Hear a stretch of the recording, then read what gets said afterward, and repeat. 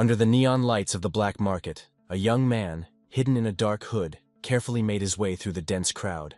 Looking around unnoticed, he entered an inconspicuous shop and calmly informed the owner of his intention to sell a kidney and a cornea.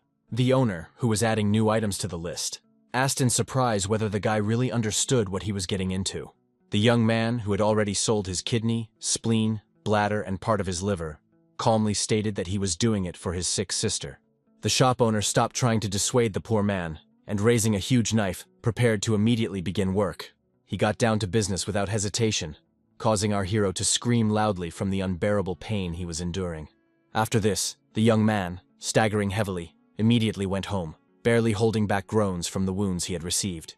His eyes were covered with a blindfold, but he took it off, looked around, and, not seeing anyone following him, the guy smiled slyly. He pulled out a wad of money from the sale of his organs, and thought that this money would be enough to pay for the ritual of changing his profession.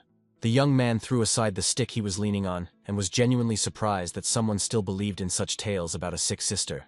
The young man's name was Yellen, and he was a time traveler who found himself in a world that was alien to him and full of dangers. The boy was an orphan, and he never had any sick sister.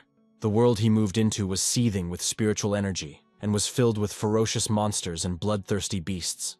Around it stretched countless dungeons, which held their own secrets, deadly traps, and enormous possibilities.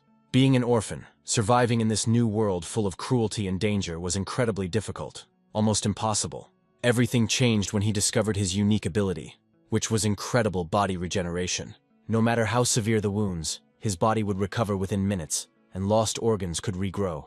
The boy regularly used this ability to repeatedly sell his organs and raise funds. He saved money to raise the necessary sum to participate in the long-awaited career change ceremony. Only by going through this ceremony, awakening his power and becoming a pro, will he be able to become much stronger and significantly increase his chances of survival. Only in this way will Yellen be able to survive in this cruel world and reliably protect those dear to him. And today, this important day of the ceremony has arrived. Arriving at the ceremony, Yellen encountered 3 people who, knowing him as a poor student, were clearly suspicious and tried to understand where he had come from with such large sums of money. The guy squeezed the girl's hand and immediately began talking in a very plaintive tone about how he had to take out a large loan to participate in the ritual. Of course, this was a lie, but his friends were very scared, because they would have to spend the rest of their lives in debt if the profession turned out to be useless. The girl wished him good luck and immediately advised him to quickly head to the arena to participate in the ceremony. A few minutes later, all the students participating in the ritual gathered in the majestic arena located in the center. The man standing on the high pedestal loudly gave the command to the next participant in the ceremony to come forward. The guy turned out to be a 5th grader, and right behind his back, the students started whispering, discussing that he too was from a poor family. When the boy climbed onto the platform, the man told him to put his hand on the golden ball and relax completely. A minute later, the man announced that he had received a Class A poultry farmer's profession, and the students began to whisper that he would now have to breed birds for the rest of his life. However, the man reassured the boy that there are no useless professions. There are only useless people who are unable to realize their potential. The next person to be called was a charming girl with an incredibly beautiful figure in a red tight dress and high-heeled leather boots. It was Jagani. Everyone around admired the girl and loudly encouraged her, expressing their support and enthusiasm. Having reached the pedestal, the girl thanked the presenter and immediately placed her hand on the golden ball to receive the profession. At that moment, a brightly shining wave of energy appeared above the ball, turning into a huge phoenix with outstretched wings. The man was surprised that Jagani had received the rank of SSS Fire Mage, and he believed that the academy could finally be proud of its graduates. All the surrounding students were impressed. One of the guys quietly says that now this girl is simply out of reach for him. Yellen is also impressed by this, because one fire mage of this level is a force equal to an entire army on the battlefield. After the class was handed over, the leader informed the girl that he would later discuss the curriculum with her, since her class was a significant event for the school. Then the girl came downstairs, Yellen's name was announced, and on the way he heard everyone discussing him as if he had taken out a loan to participate in the ritual. Yellen glanced at the girl and promised himself that he wouldn't become a foil for some high-ranking girl. The boy placed his hands on the golden ball. He waited for this moment and wondered whether he would continue to live a miserable life or challenge fate. Yellen was very excited as he waited for the name of his new profession to finally be announced. Suddenly, a brightly shining, powerful azure dragon appeared before him, instantly astonishing him with its appearance. Yellen was amazed as the energy dragon began to rapidly approach the guy at enormous speed. A blue glow instantly flared around his body, enveloping him in a powerful light in the center of the arena. The students couldn't believe that the student who took out a loan for the ritual had received such a powerful and rare class. The director felt joy mixed with shock, as he considered this another inexplicable anomaly. Yellen asked the director about his class, and he announced that the boy received the combat class Forbidden Curse Caster. The director was shocked and could not believe the unfortunate fate of the poor student who received such a dangerous class. The other students laughed loudly when they heard this news, for no master of forbidden curses had ever lived to be 25 years old. This profession consumed the owner's life and left no hope for a long life. The girl stepped aside, disappointed in the class that Yellen received. Many believed that the guy had taken out a loan for such a profession in vain, and his fate seemed tragic to everyone. Yellen, like a true master of deception, immediately pretended to be depressed, and his performance was so convincing that the old man sincerely felt sorry for him. He wished him luck, and when asked about the fact that curse masters don't live to be 25, the director replied that it was better to burn brightly than to live an empty life. Yellen wasn't worried, because his immortality made this drawback completely unimportant. After the class change ritual, all participants began to slowly return home. Yellen was walking to his room. He was very tired and dreamed of a good long sleep. However, suddenly he heard someone calling his name loudly, and the young man turned around abruptly. It was Jagani, the girl who suggested that they join forces, believing that the more the Master of Curses fought alone, the sooner he would die. However, Yellen immediately refused this offer, to which the girl said that she just wanted to help him. After all, they were classmates. Jagani didn't insist, she just walked away, only thinking to herself that this guy was an idiot walking towards his imminent death. Yellen ignored the girl's remark and continued on his way. The guy thought that she was still somehow very strange. Suddenly, a group of students blocked his way, telling him that he should not think that he rose above everyone else because of his profession. These were classmates. Outraged that Jagani had previously suggested that they join forces, the boy irritably told them that he was just going home. These idiots were clearly looking for a reason to start a conflict. The guys laughed loudly at Yellen, mocking his small room and standard of living. They believed that the boy's destiny was to work as a security guard, and with his meager salary, he would only buy incense for his deceased family. The young people continued to mock him, reminding him that he was still an orphan and did not deserve to have a family. Yellen, filled with sudden anger, stopped and looked at them intently with a very serious, unkind expression on his face. His eyes flashed with a bright blue-red aura, activating forbidden abilities that were strictly forbidden. The powers emanating from him made the fools freeze in horror. The young man understood that every time he used his skills, he lost part of his own life. Yellen angrily states that they can insult him, but they cannot insult his deceased relatives without consequences. A powerful energy discharge struck the young people, scattering them in different directions from the force of the explosion of magical energy. His classmates, gripped by fear, wondered if the young man had really gone mad, and whether it was worth using the forbidden spell for that. Yellen is extremely determined and aggressive. He invites the young people to fight and come to him right now. However, his classmates do not accept his offer and start running away in fear, not daring to confront the guy in such a state. Deactivating his forbidden magic abilities, the boy sighs heavily and calls these people worthless, whom he scared away with just one move. Suddenly, the young man felt a severe pain in his duodenum, because using forbidden magic always comes at a high price. Jagani watched this brawl. She didn't understand why the guy was willing to lose his health and die because of insults, just to get revenge. With such a character and the profession of a caster of forbidden spells, the guy would not last very long. This was obvious to her. When the young man finally reached his home, it was already very late at night. Entering his apartment, Yellen slowly lowered his bag to the floor and thought that he had finally made it home. He discovered that sacrificing a piece of the duodenum could summon ordinary lightning, while sacrificing the bladder would summon powerful yin water lightning. The boy understood that calling upon the most powerful force of destruction could cost him his life, and he lay down on the sofa, feeling very dizzy from regeneration. Yellen looked up at the lamp directly above him and caught himself thinking that he was unbearably sleepy. At this time, in a fashionable penthouse, a young man asked his father to avenge him, demanding that he kill this bastard.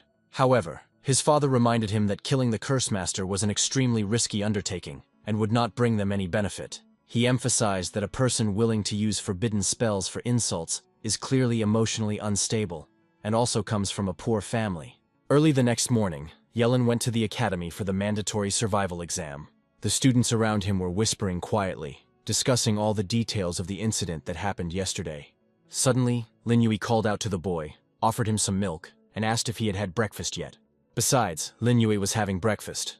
Yellen first thought that the guy wanted to poison him for not being able to defeat him in the fight yesterday. However, Lin Yui immediately assured the young man that he would not dare to do such a thing, and stated that it was just a way to express his gratitude.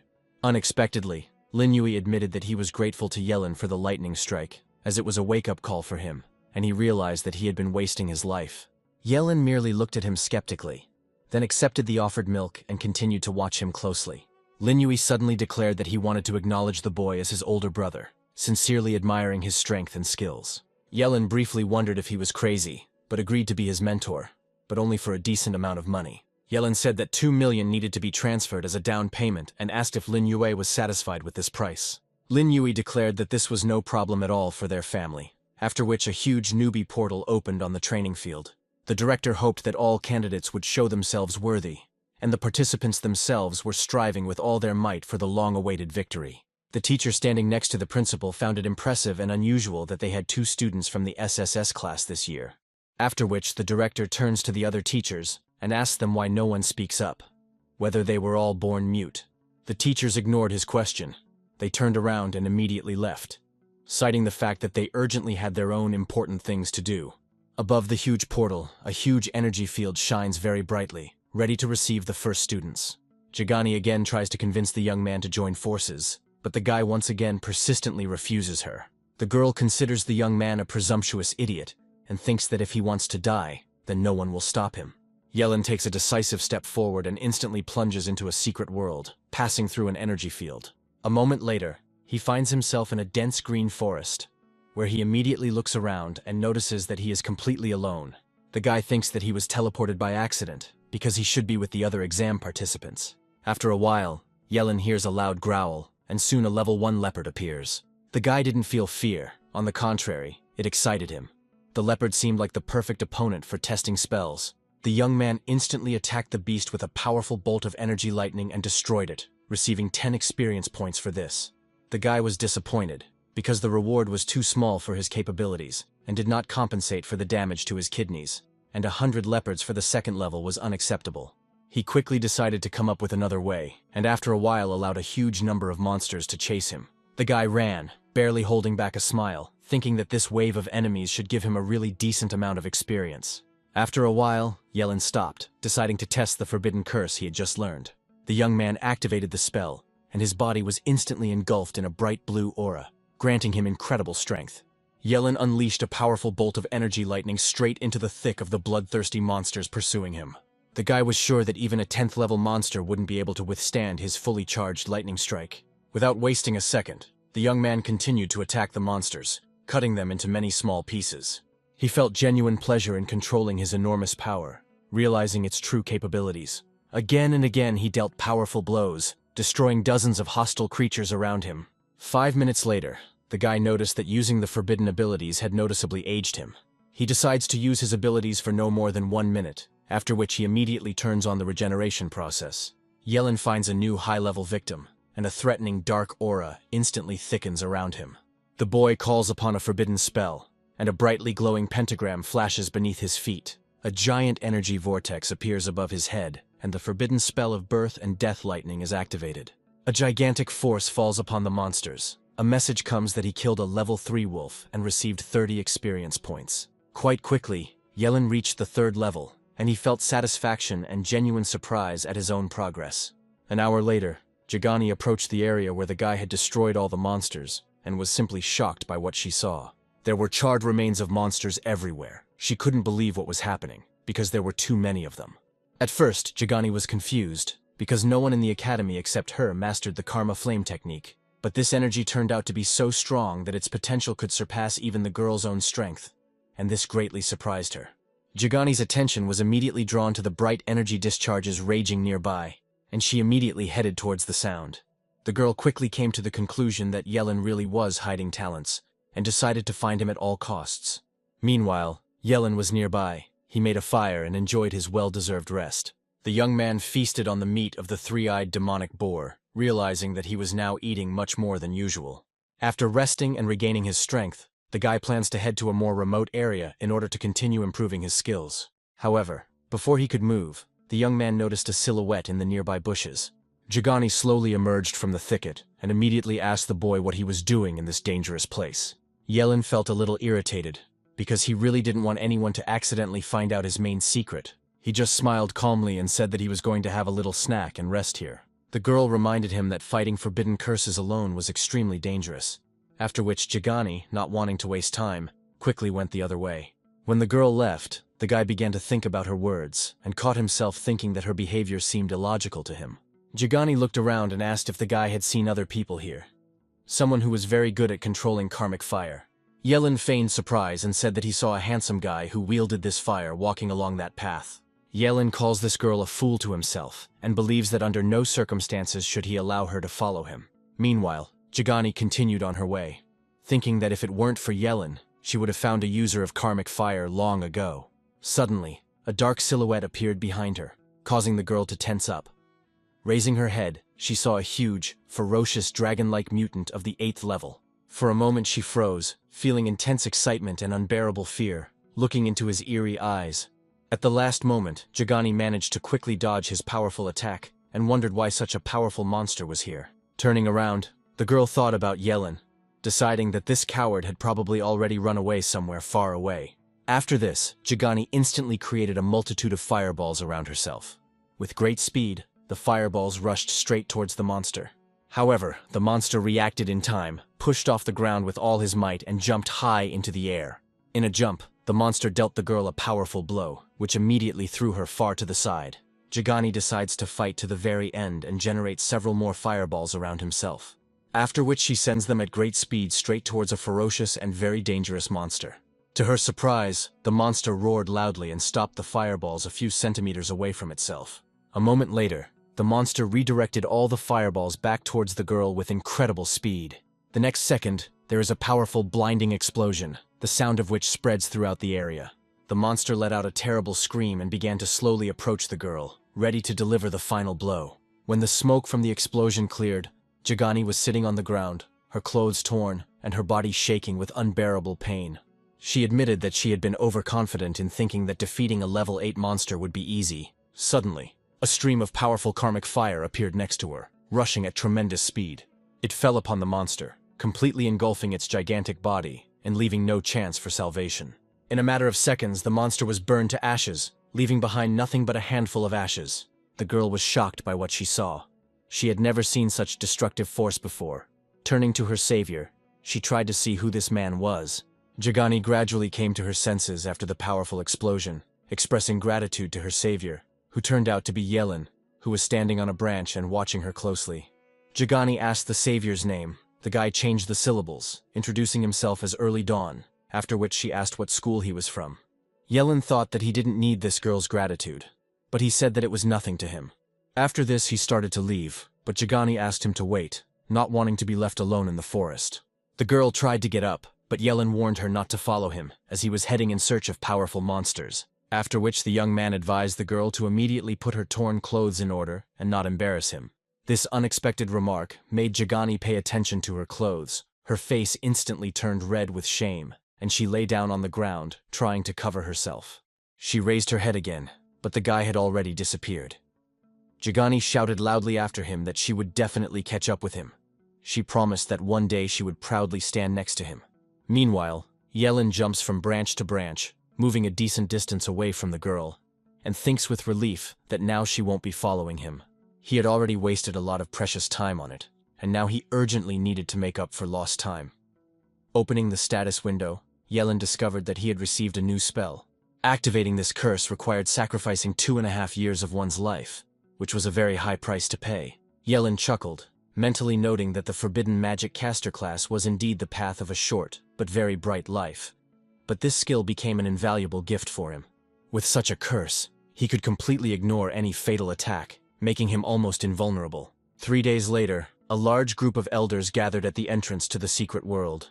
They waited patiently, watching the huge portal and discussing the results of the exam and the real potential of the students who would soon be returning. The director greeted his old acquaintances with his usual arrogance. One of the men immediately asked him what he was bragging about so much today.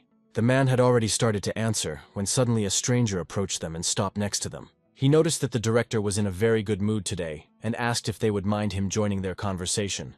The man turned out to be the city's best astrologer, named Qianxin, and the men immediately began to say that they were very glad to see such an honored guest here. After exchanging glances with the director, Qianxin asked if his daughter would cause them any trouble. At that moment, everyone present noticed that the entrance to the portal suddenly activated, and the energy field began to glow. The test time had not yet expired, but someone left the secret area through the portal, and the director immediately decided that this student was seriously injured.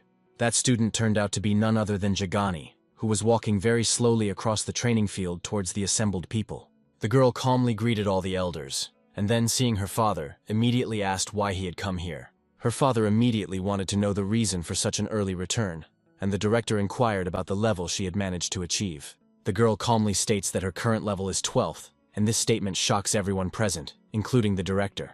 The father reproachfully replies that the girl is too willful, because if she had stayed in the dungeon, she would have been able to rise to the 13th level. Jagani explained that the dungeon had become unbearably boring, and that finding level 10 monsters was taking forever. But the real reason was the search for the mysterious stranger. Meanwhile, Yelin, who was in the training world, sneezed violently, as if he had caught a terrible cold. He found this extremely strange, since it wasn't cold here, and he caught himself wondering if someone was scolding him right now. The guy thinks that he may have fought too hard, since there are no more level 10 monsters left in the entire territory. It seems it's time to expand the search radius. The guy raises his hand and decides to try a new, powerful, forbidden spell. He activates a curse called the Dance of the Moment, which requires the young man to sacrifice his kidney. In return, he receives incredible agility and maximum speed. Without wasting a second, the guy pushes off the ground and rushes upward with the speed of a rocket. The feeling of flying was simply amazing. Even a level 50 assassin could hardly possess such incredible speed. The creepy flying creatures notice his approach, but they sense the boy's presence and approach too late. At high speed, Yelin continues to rapidly approach the 3 dangerous storm mantises. By sacrificing his bladder, Yelin summons a new, incredibly powerful spell to deal with the monsters. A giant bolt of lightning with enormous destructive power falls upon the flying monsters, leaving them no chance of escape. A spell called Apocalypse Thunder instantly incinerates monsters, turning them into flaming ash. Meanwhile, a large number of students appear near the portal, many rejoicing at the completion of the test, while others are pleased that they have saved their lives.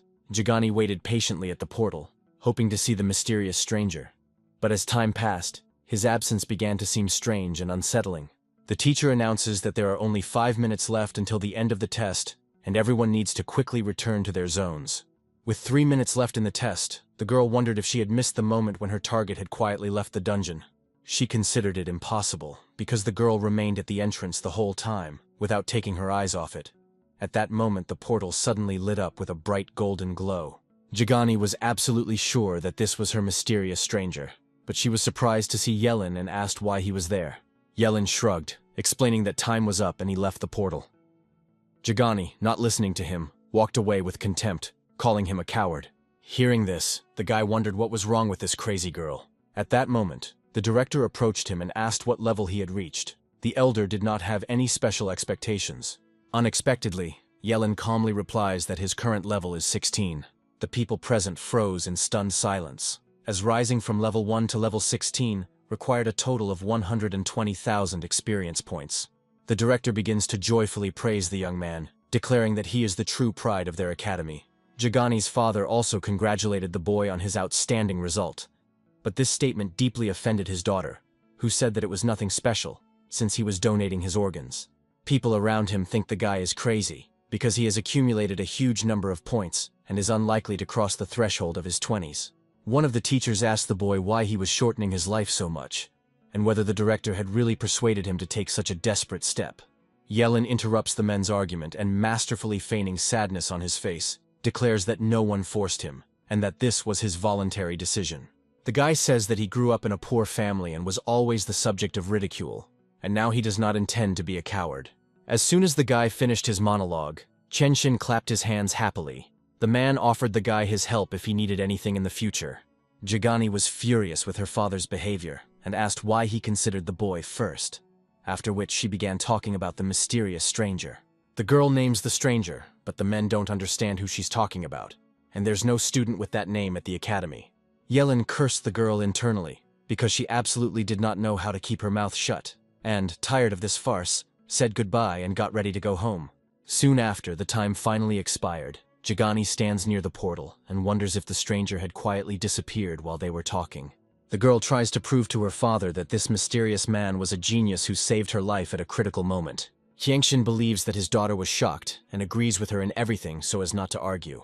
Although her father was greatly disturbed by his daughter's early exit from the dungeon, the girl herself continued to claim that it was connected with the search for the mysterious stranger. In this story, the father noticed something strange, and again returned to the thought of Yellen's first place, who at that moment, returning home, sneezed loudly. He begins to think irritably that someone is talking about him behind his back again, and it must be that stupid Jagani girl again. At that moment, a knock on the door caught his attention, and immediately distracted him from these annoying thoughts. Yellen asked who was there, and the moment he opened the door, he stared in surprise at the fat businessman in front of him.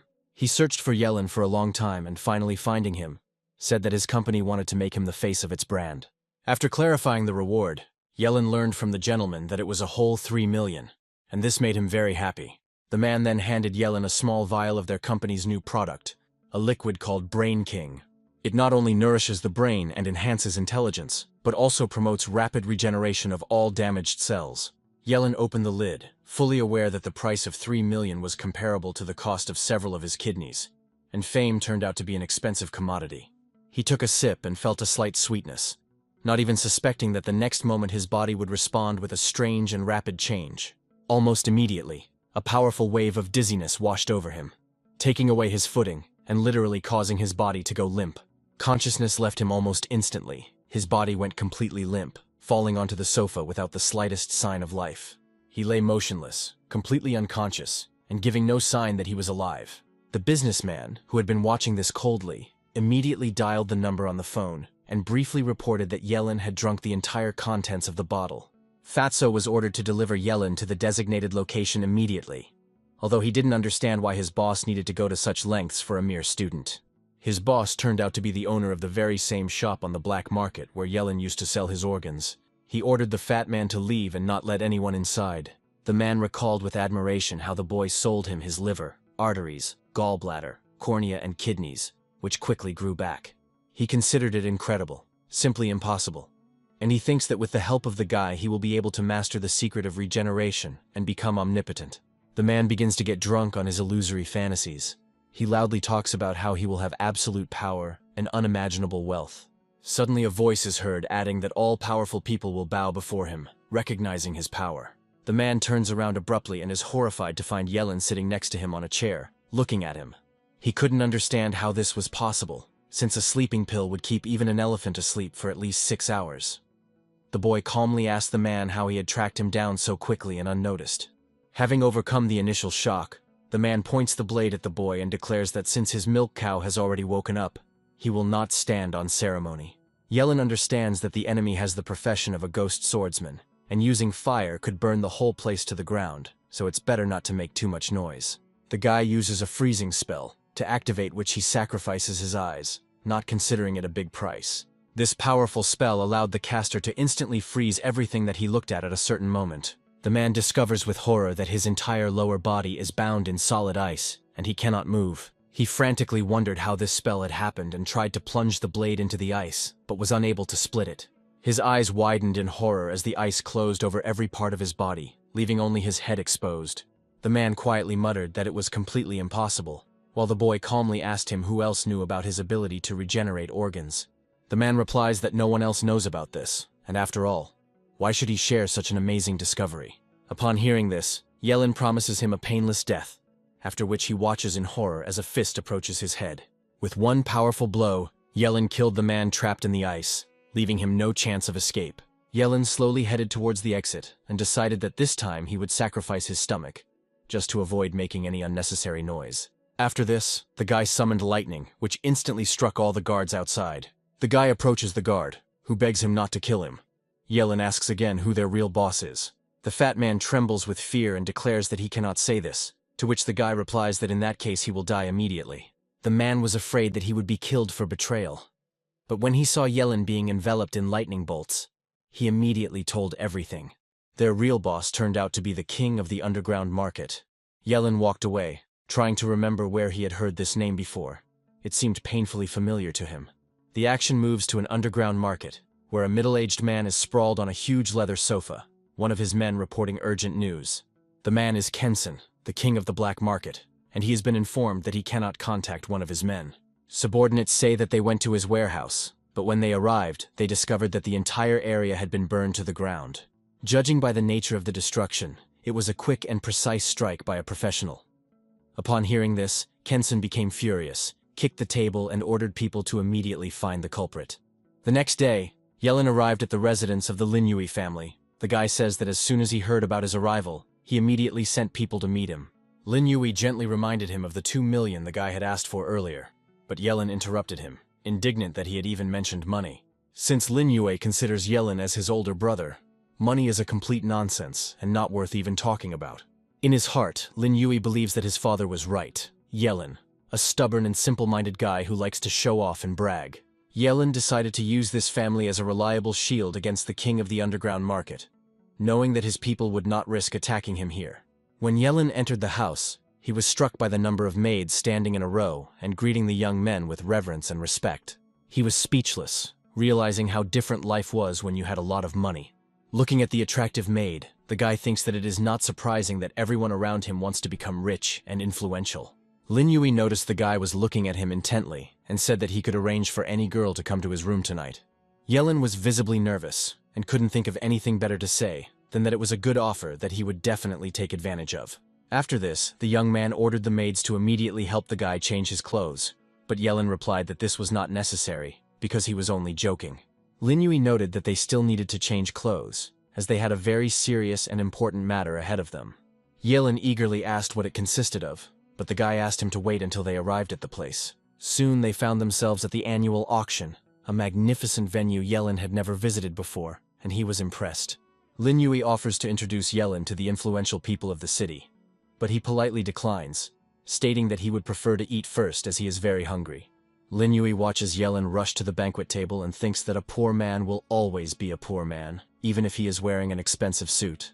Yellen pounced on the food with gusto, remembering the sleepless night and feeling an unbearable hunger after sacrificing his own stomach. Suddenly a voice nearby asks what he is doing here, and this distracts him from his food. The guy turns around abruptly and notices Jagani and her friend standing next to him, looking at him very carefully. The girl's appearance caused Yellen great irritation. He was very surprised why this annoying person always crossed his path. The friend asks if this is the young man with the fire element whom Jagani admired so much, but the girl coldly replies that before them is only a coward who abandoned her to the death of a monster. Yellen just smiled, imagining the girl's face if she found out that he was the very stranger she admired so much. At that moment, Lin Yui and his friends approach him, and he proudly introduces the guy as his older brother, much to the surprise of those gathered.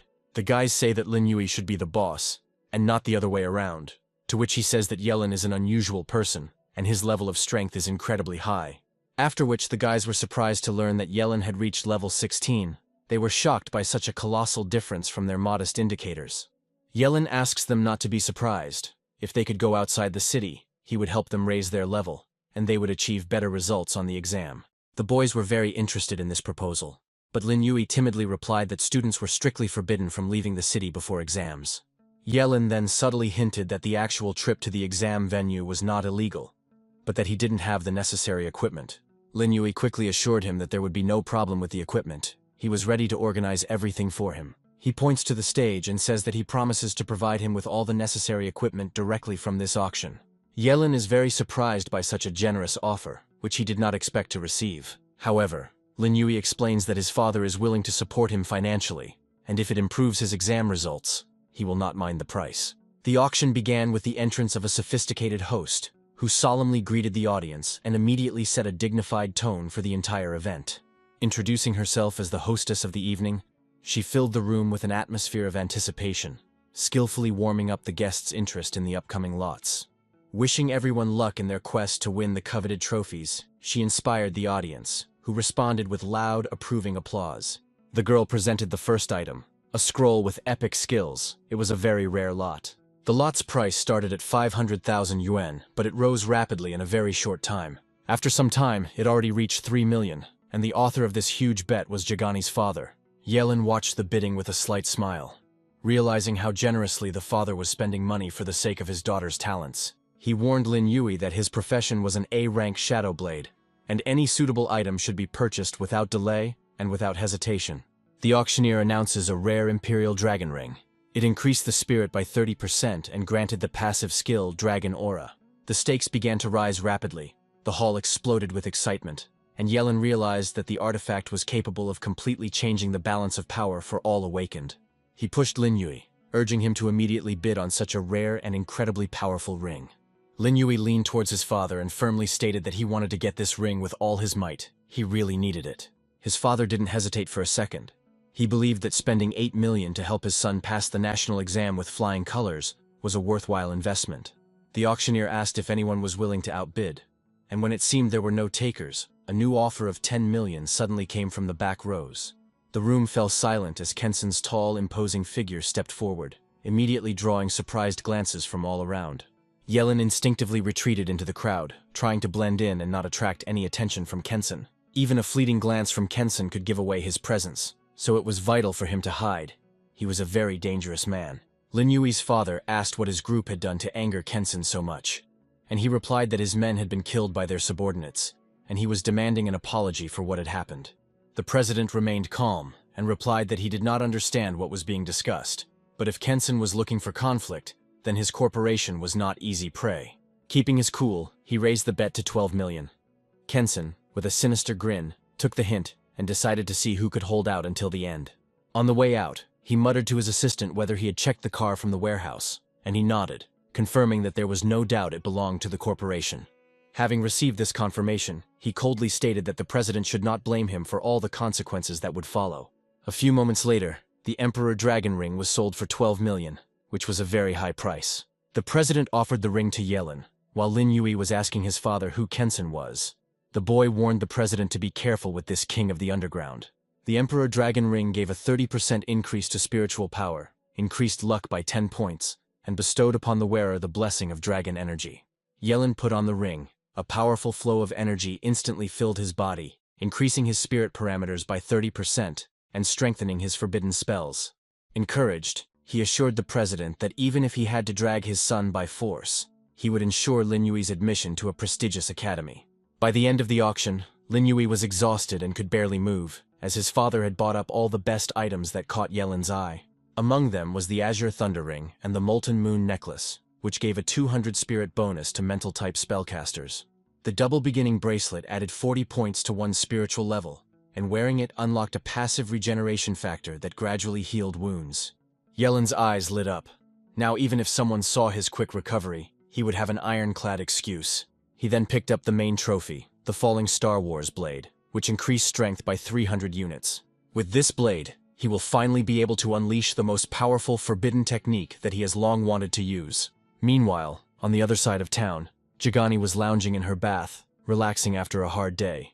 Irritated, she couldn't understand why the Lin Yui family was so attracted to this coward Yelin, on whom they had spent a fortune, and began to suspect hidden intentions. At that moment, the maid reported to the girl that the man she was looking for had arrived, and this made her very happy. Jagani thought that there was fresh news about the mysterious stranger, and asked that the guests wait for her in the living room for now. Having gone downstairs, the girl immediately asked her friend if there was any news about the mysterious stranger who interested her so much. The girl introduced her to an investigator who had information. The man confirmed this, but said that his news was very bad. Jagani's heart sank and she immediately demanded an explanation, wanting to know all the details of what had happened.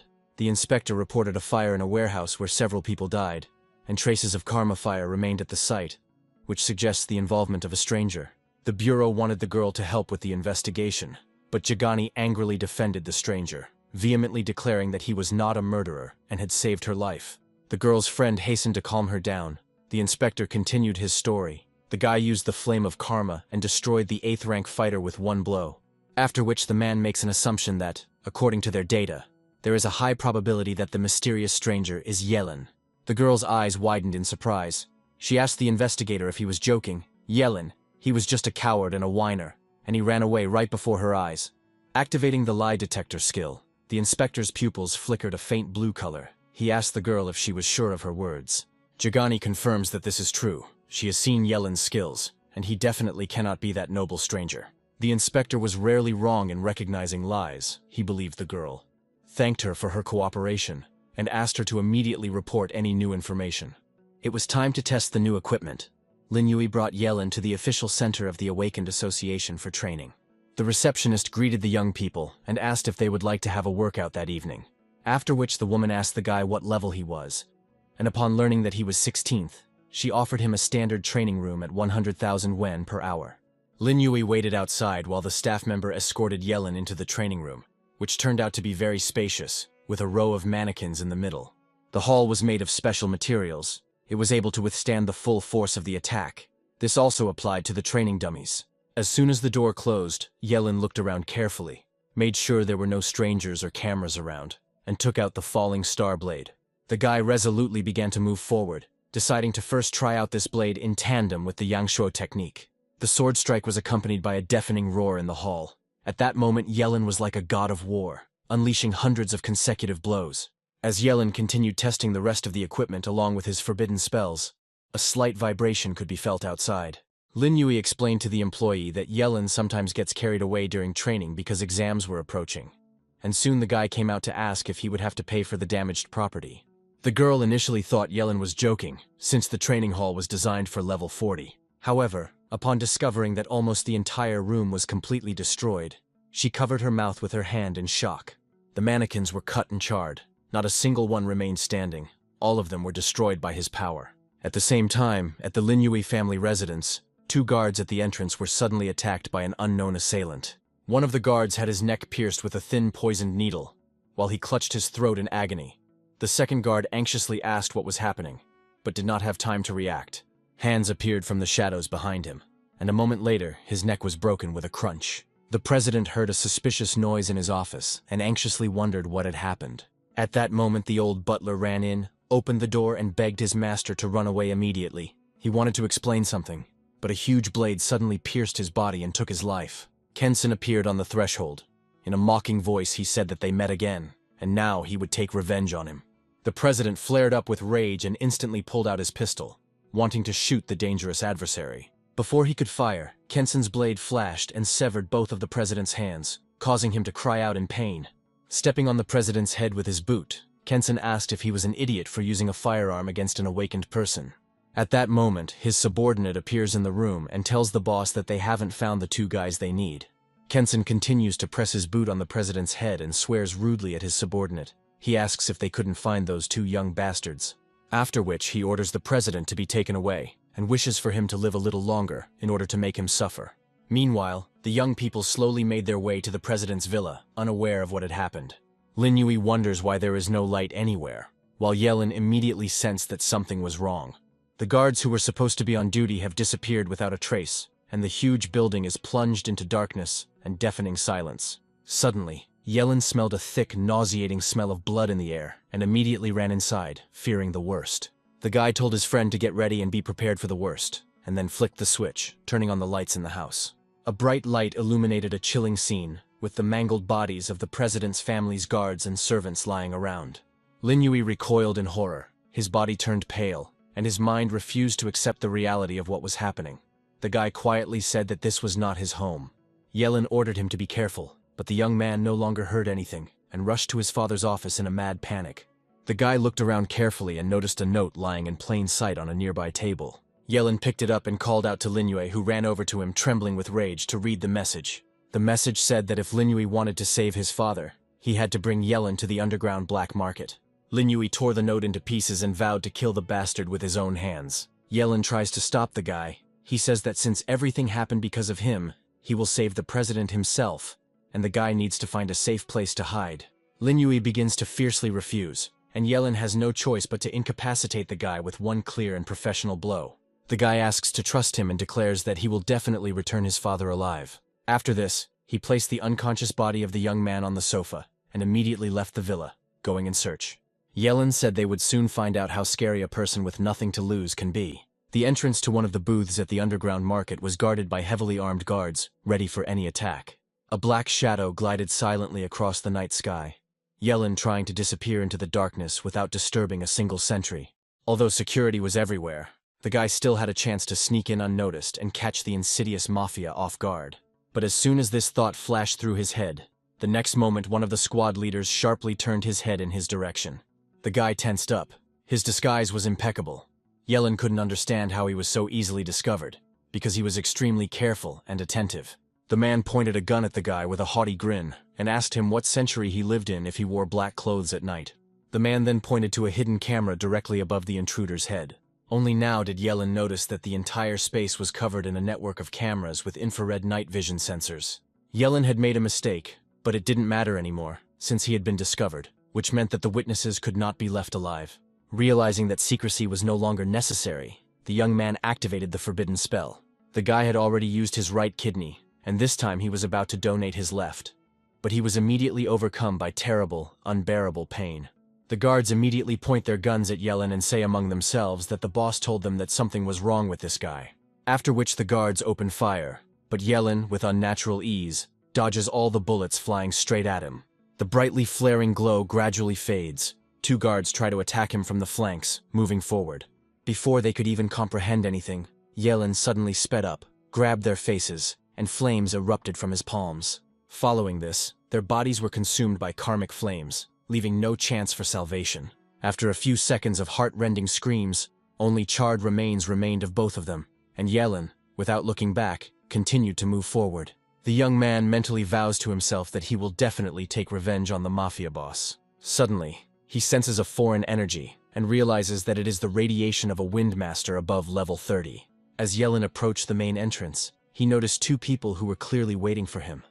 The man smirkingly called him an insolent bastard who dared to come here alone. In response, Yellen drew his blade and coldly said that they were out of luck. Now they would have to deal with his weapon. The moment the blade left the sheath, the boy activated a new, powerful curse that gave him strength. Awakening the wind magic, the enemy rushed forward, vowing to wipe that arrogant smile from Yellen's face. With great difficulty, Yellen parried the first blow and jumped to the side. At that moment, a second opponent appeared behind him, and his situation immediately became very critical. Fortunately, the magic dance technique allowed Yellen not only to dodge, but also to counterattack with his blade. Although the boy's speed was impressive, his counterpunches were still too weak, and both opponents began to mock his skill. However, Yellen asked his opponents not to rejoice and to be patient, because they would see his true art very soon. The enemy managed to block the next blow again. Bright flashes of energy flew in all directions, illuminating the street. When Yellen made his fourth swing, which the opponents parried together, they noticed something strange. His attacks were becoming more powerful with each blow. The fifth blow was followed by a sixth, and the enemy's sword shattered into pieces, unable to withstand its colossal force.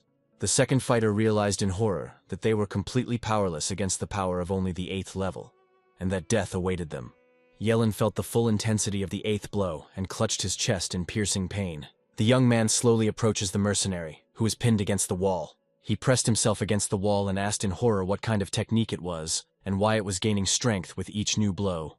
Yellen gives his opponent a determined look and boldly declares that he will never know about this. The sound of a sharp blade cutting through flesh is heard, and the mercenary's blood gushed out like a fountain in all directions. His partner let out a heart-rending scream. The man tells the guy that he is not a man, but a real demon. Yellen didn't say a word and activated the blazing rebirth curse, which quickly incinerated the enemy's body. The guy looks closely at his defeated enemy and confirms his earlier ominous promise: no one will leave here alive.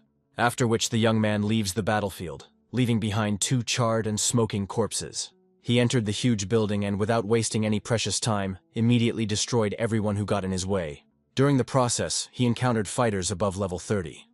But they proved powerless in the face of the master of forbidden spells. His skills made it much easier to eliminate high-level opponents, giving him a huge advantage in combat. For every victory, Yellen paid a high price. His body was destroyed. His internal organs suffered severe damage that would have killed any ordinary person.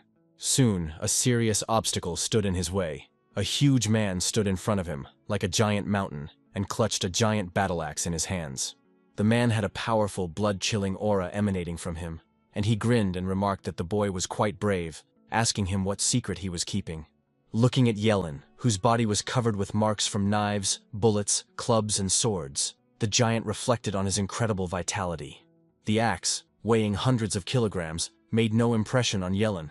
The giant ignored his request to put the weapon away and, rushing forward, delivered a crushing blow.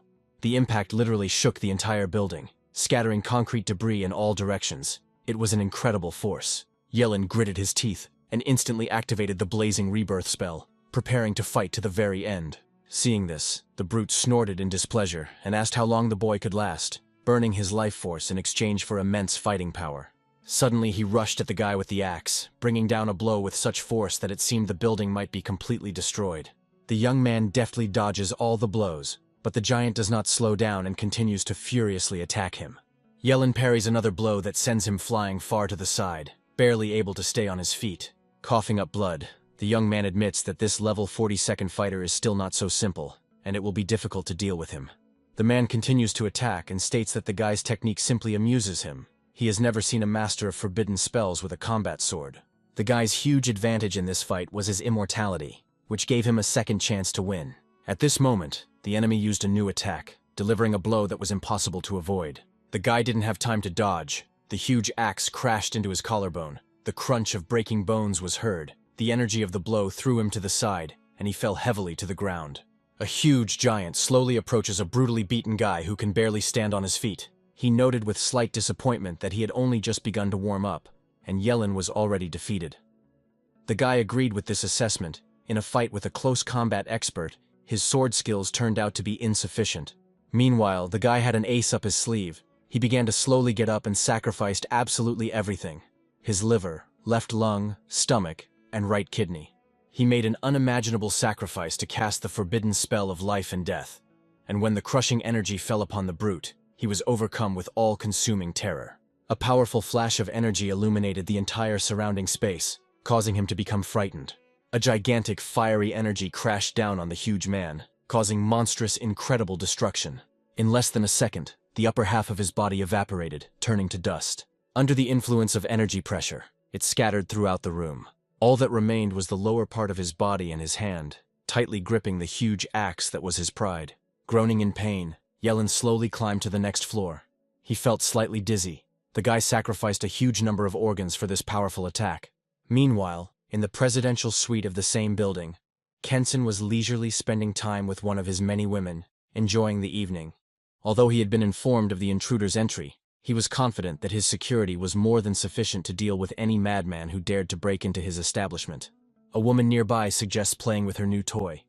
But before they can begin their fun, a huge impact knocks the front doors off their hinges. The young man bursts into the suite like an enraged bull, and immediately from the doorway he asks Kenson where the association president is. The man is extremely angry and doesn't understand how this puppy managed to get to him through all the building's security. The boy declares that all his men are dead, after which he draws his sword and leaps high into the air to deliver the killing blow. Kenson just laughed in response to the brat's insolence and declared that almost everyone in the city was afraid of him. After which the man suddenly moves forward and grabs the young man by the throat with an iron grip. The man continues to squeeze the guy's throat and loudly declares that he should learn one important lesson: never mess with him again. Annoyed at having to waste his time on such a worthless person, the man casually tosses Yellen's lifeless body onto the floor by the wall. However, to his surprise, this little bastard was not dead, but even found the strength to get back on his feet. Kenson, amazed that all the wounds on the boy's body have mysteriously healed, quietly asks himself how this is possible, because he was sure that he had inflicted fatal injuries on the young man. Again and again the man repeated in surprise that this could not be, because the boy had died before his eyes from strangulation. Yellen just chuckled at Kenson's hysteria, wondering why he had to be dead if he hadn't even had time to really have fun yet. The next second, Yellen sacrificed his left eye and activated the curse of the Eye of Eternal Freeze. Kenson realized with horror that he couldn't move. His feet seemed to be rooted to the floor. He looks at his feet and notices with horror how quickly the ice binds his entire body, preventing him from moving. The young man demands to know immediately where the president is. He does not intend to wait any longer. Kenson ignores his question, and Yellen states that he will bitterly regret this, after which he activates the blazing rebirth spell. The man's hands are instantly engulfed in a bright energy flame, and he begins to scream loudly in pain. At that moment, a loud sound is heard behind the guy. The president is on his knees, and the girl holds a loaded pistol to his head. She demanded that Yellen immediately release Kenson, otherwise she would kill him. Her words sounded decisive. A girl's loud voice is heard. She declares that she will now kill the hostage. Yellen notices that this girl has character. He put out the flames and offered to exchange hostages. The guy began to slowly approach, but the girl screamed at him not to come closer, otherwise she would shoot. The arrogant Kensen said he didn't need the woman's help and ordered her to leave. But at that very moment she pulled the trigger and 3 bullets hit Yelin in the stomach, chest and shoulder, instantly knocking him to the ground. The woman rushed to Kensen, but he called her a fool for not leaving and claimed that the puppy she shot was not dead. Shocked by this unexpected discovery, she didn't even have time to come to her senses before Yelin had already stood up and was resolutely heading towards the president. Then, as if it were a casual matter, he used an external freezing spell to incapacitate her without harming her. Instantly, both of the woman's hands are cuffed along with the gun, her false bravado gone, replaced by immense shock. Suddenly, Kensen began to beg the guy, demanding that he leave the woman alone, and stated that she had absolutely nothing to do with this matter. However, he doesn't have time to finish his sentence, as the guy suddenly swings his blade, and Kensen's head flies off to the side. The girl starts screaming loudly, but Yelin completely ignores her and says in a quiet voice that the dead man was making too much noise. The guy continues to ignore the woman's hysteria and heads straight to the president, wanting to free him. At this moment, the woman, realizing her complete powerlessness, desperately asks the question, "Is the young man really going to kill her?" In response, Yelin sighs heavily and tells her that he never kills women, and he does not intend to do so now. Having hoisted the unconscious body of the president onto his shoulder, the guy heads for the exit, ordering the woman to get out of here immediately. The girl continued to stand motionless in place, completely stunned by what she had heard, and lost the power of speech. It remains unknown whether she obeyed Yelin's order and left the building or not, but after the cleanup, the entire building erupted in hellish flames. The next day, there was relief at the Lin Yu family residence as the president finally woke up after emergency treatment. He tried to calm his son and assured him that as long as he was alive, their family was in no danger. After which he cast a curious glance at Yelin, since he himself did not remember anything due to the coma.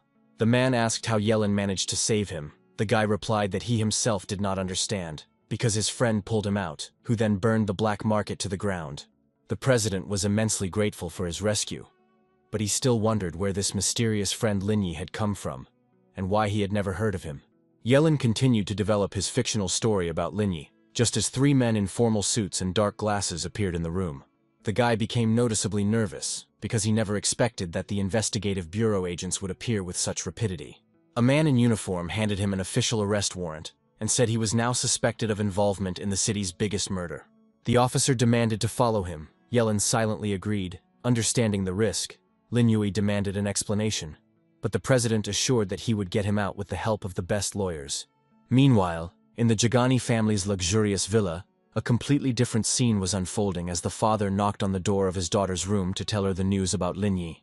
Hearing this name, the girl was overwhelmed with delight, as if she had received the best gift in her life, because she was literally obsessed with this mysterious stranger.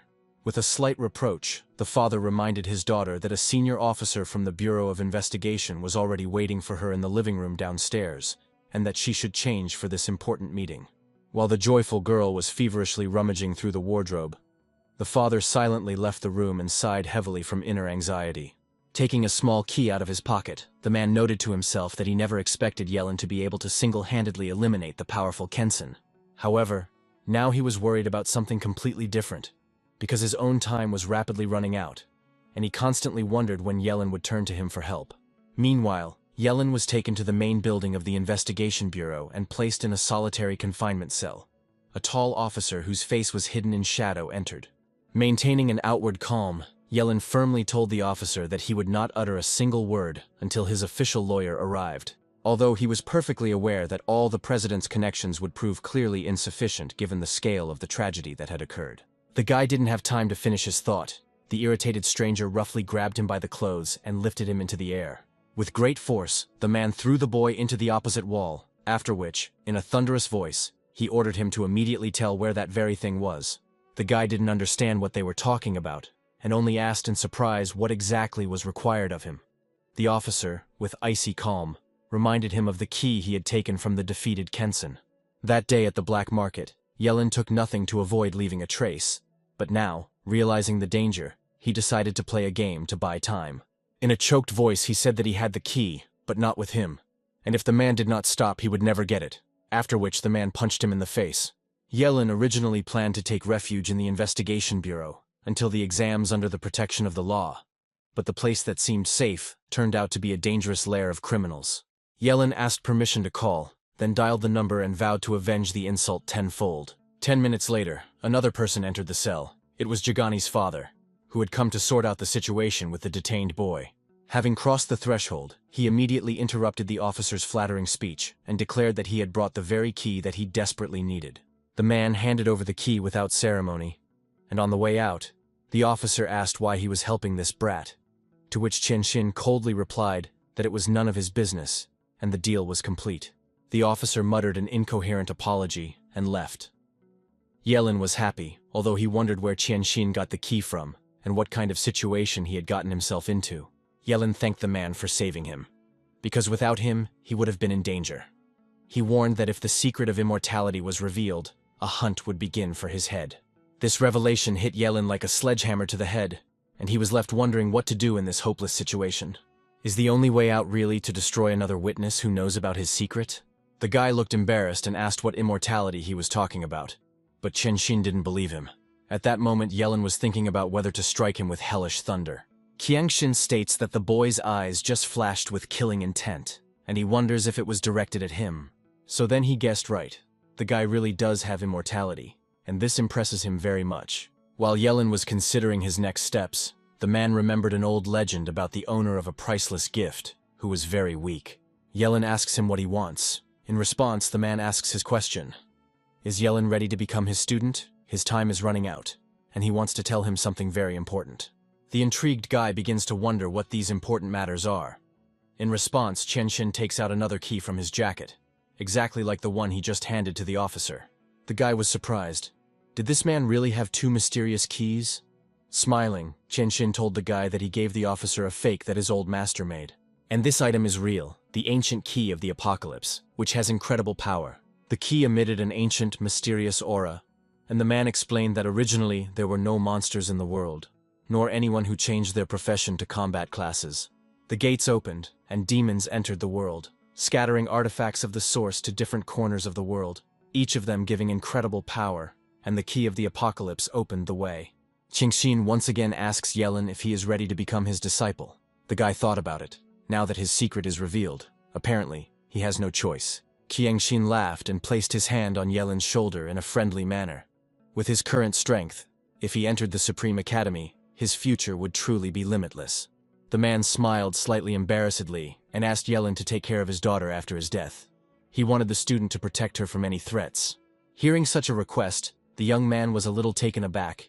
He could not even imagine who would dare to offend his daughter, whom he silently called a small tyrannosaurus. Scratching the back of his head, the boy hastened to assure his new mentor that he would certainly live a long time and probably overcome the 100-year life barrier. Qianxin only chuckled in response to these words and walked out of the cell. The guy silently followed him down the bureau corridor. Perhaps the young man himself did not suspect that Qianxin was much older than he looked. The action moves to the Qianxin ancestral villa. Jagani loudly and dumbfoundedly declared that she did not expect that her father would ever take such a coward and scoundrel as a disciple. She demanded that Yellen leave her house immediately, but he didn't care, and he calmly crossed his arms over his chest, suggesting that he ask his father everything. Hearing the noise, the father came downstairs, wondering why his little princess was making such a scene. Jagani immediately asks what this coward is doing in their house and why his father allowed him in here at all. To the girl's surprise, Qianxin confirmed that he had indeed accepted Yellen as a disciple, so her classmate was telling the truth. Before he could explain the reasons for his decision, the irritated girl interrupted him sharply and loudly asked if her father had gone crazy.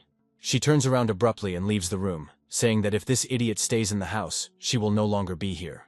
Yellen asked if he needed to accompany the girl. The man smiled and replied that she was not in any danger in the city. He also asked the young man not to take her harsh words to heart, as she was simply very emotional, after which he apologized on behalf of his daughter. The man handed a small wooden box to the young man. It was very simple and inconspicuous. Upon closer inspection of the object, goosebumps ran across the young man's skin. It was the illusion mask, which, when worn, could completely change one's appearance. She could change her voice and even her energy radiation. And now the student, having donned this priceless mask, would be able to act covertly and at full strength, without the risk of being recognized. Early the next morning, before the exam began, Yelin went into the academy grounds and headed to the assembly area. As soon as he saw him, Lin Yui rushed to meet him and was relieved that his elder brother had arrived in time. The guy said that he knew important news. Yelin became Chen Xin's disciple and helped solve problems with the Shadow King of the Black Market. Jigani, who was nearby, snorted loudly and gave Yelin an icy look. She was sure that her father had simply fallen for the bait of this vile scoundrel. For her, he is still a vile scoundrel. The girl assures him that she will find the real Lin Yi during the trials, and does not believe his words. At this moment, transport begins to arrive at the gates of the academy to pick up the students. The director greeted everyone gathered and congratulated them on their change of status. After finishing his speech, he received thunderous applause. The students poured onto the buses, and after half an hour's journey they arrived at their destination, with the colossal city wall looming before them. Buses from other high schools pulled up to the gathering place one after another, and 10 minutes later, all the graduates from the various institutions got off the transport and gathered near the gate. As he left the bus, Yelin reminded Lin Yue one last time to stick to the original plan and always be by his side. The instructor announced that once the gates opened, all candidates would have to cross about 10 kilometers of uninhabited wasteland to reach the entry point. If someone encounters a ferocious monster, they will only be able to survive by relying on their own strength.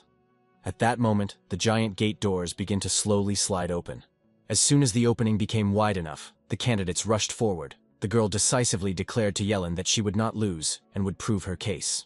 Many mentors watched the proceedings from the top of the wall, one of whom offered a bet on how many students from their province would be admitted to the academy. The director noted that there were 5 of them last year, and assumed that now there would be at least 7. Meanwhile, in the open field beyond the wall, the candidates sensed the fetid air, saturated with the smell of dead monsters. The stench was so foul that many of the examinees could not hold back their urge to vomit, at which moment the roar of a monster was heard nearby. A giant lizard, over 3 meters tall and covered in armored skin, appeared before them. Most of the candidates panicked and scattered, but the lizard was incredibly fast and covered tens of meters in one leap, catching up with them. The mentors on the wall remained calm, and some were disappointed that their students were only afraid of the 11th level demon lizard. At that moment, Yelin rushed towards the bloodthirsty lizard, ordering everyone to step aside so as not to interfere with his fight. The demonic creature, which had caused everyone to run away in fear, instantly lost its limbs and turned into a writhing monster. The guy did not let up the pressure and continued his chopping attacks, which greatly surprised the observers. The mentors were dumbfounded when they saw such a formidable blade in the boy's hands, because it was a weapon of a rare level.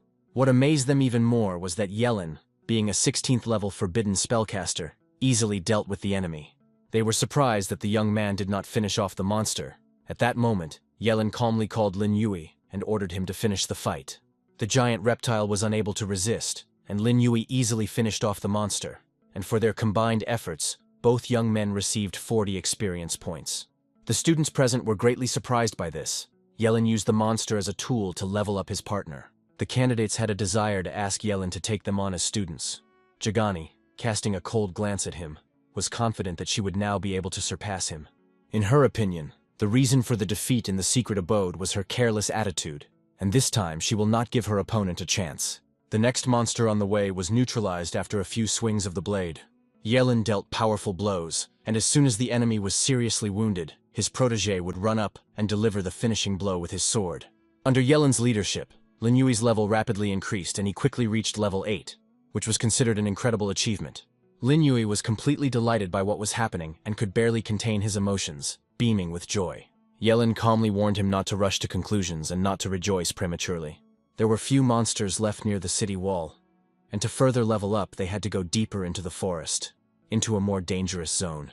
Hearing this, Lin Yui asked if there weren't any level 20 or 30 monsters waiting for them in the depths. The guy replied that he could deal with such monsters without any difficulty, and they shouldn't be afraid of them. The young people moved further and further into the forest, their main goal being the Supreme Academy. Meanwhile, on the city wall, the director was very nervous. The young cultivator's decision to go deep into the wasteland with Lin Yui did not meet with his approval. In his opinion, Yelin had acted recklessly, but given his current level, his admission to the academy was practically a foregone conclusion. Soon, 2 level 20 monsters appeared in front of the young people. Yelin warned his partner to be extremely careful, as either of the two could take their lives, and the guy promised to keep a safe distance. Yelin leaps into the air and sacrifices one of his organs to summon Hell Lightning, a spell so powerful that its force can crush monsters. Suddenly, The young man realizes that such technology is incredibly energy-consuming and requires enormous expenditure, so he understands that it is impossible to use it constantly. Instantly, the monsters are struck by a gigantic bolt of lightning, turning their bodies into torn and charred remains that no longer pose a threat. Lin Yui is impressed by the guy. He is amazed that he managed to destroy 2 level 20 monsters with just one blow. Yellen replies that the most interesting things are ahead of them. At this moment, an examiner appears in front of them and states that they are not allowed to leave the perimeter of the examination area without permission. Hearing this, Yellen frowned, but he did not dispute the examiner's prohibition, understanding his motives. Suddenly, the young man froze in place and began to stare intently at something that was located directly behind the observer. A huge shadow began to cover the young people. Yellen asked the observer to immediately look back, sensing danger. However, the examiner merely disdainfully ignored his request, deciding that the boy was trying to distract him and escape with his partner into the restricted area.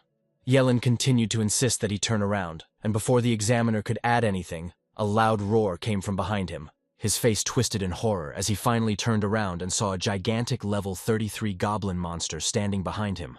The goblin held a huge club in his hands, and he brought the weapon down with fury on the examiner, who managed to react at the very last moment and avoid the fatal blow. A giant wave threw the young people in different directions. Yellen began to loudly curse at the examiner, calling him a stupid ass.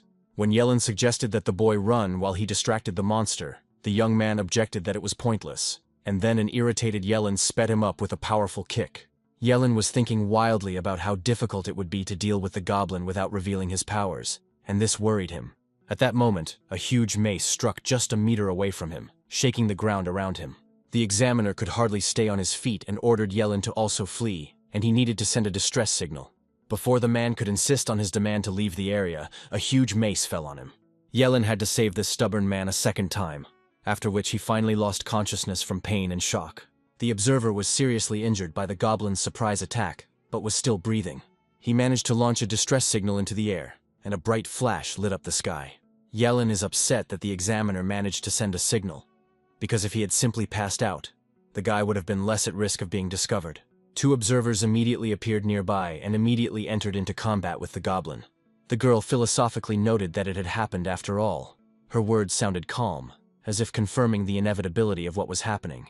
Her partner ordered all the participants of the exam to stay away to avoid accidental injuries and not to interfere with them in the final fight. Yellen replies that he understands the orders and promises to take care of the wounded examiner, who needs to be urgently evacuated from the danger zone. Meanwhile, the observers continue their fierce battle with the huge monster. Yellen pulled the unconscious examiner aside, and a daring idea suddenly popped into his head.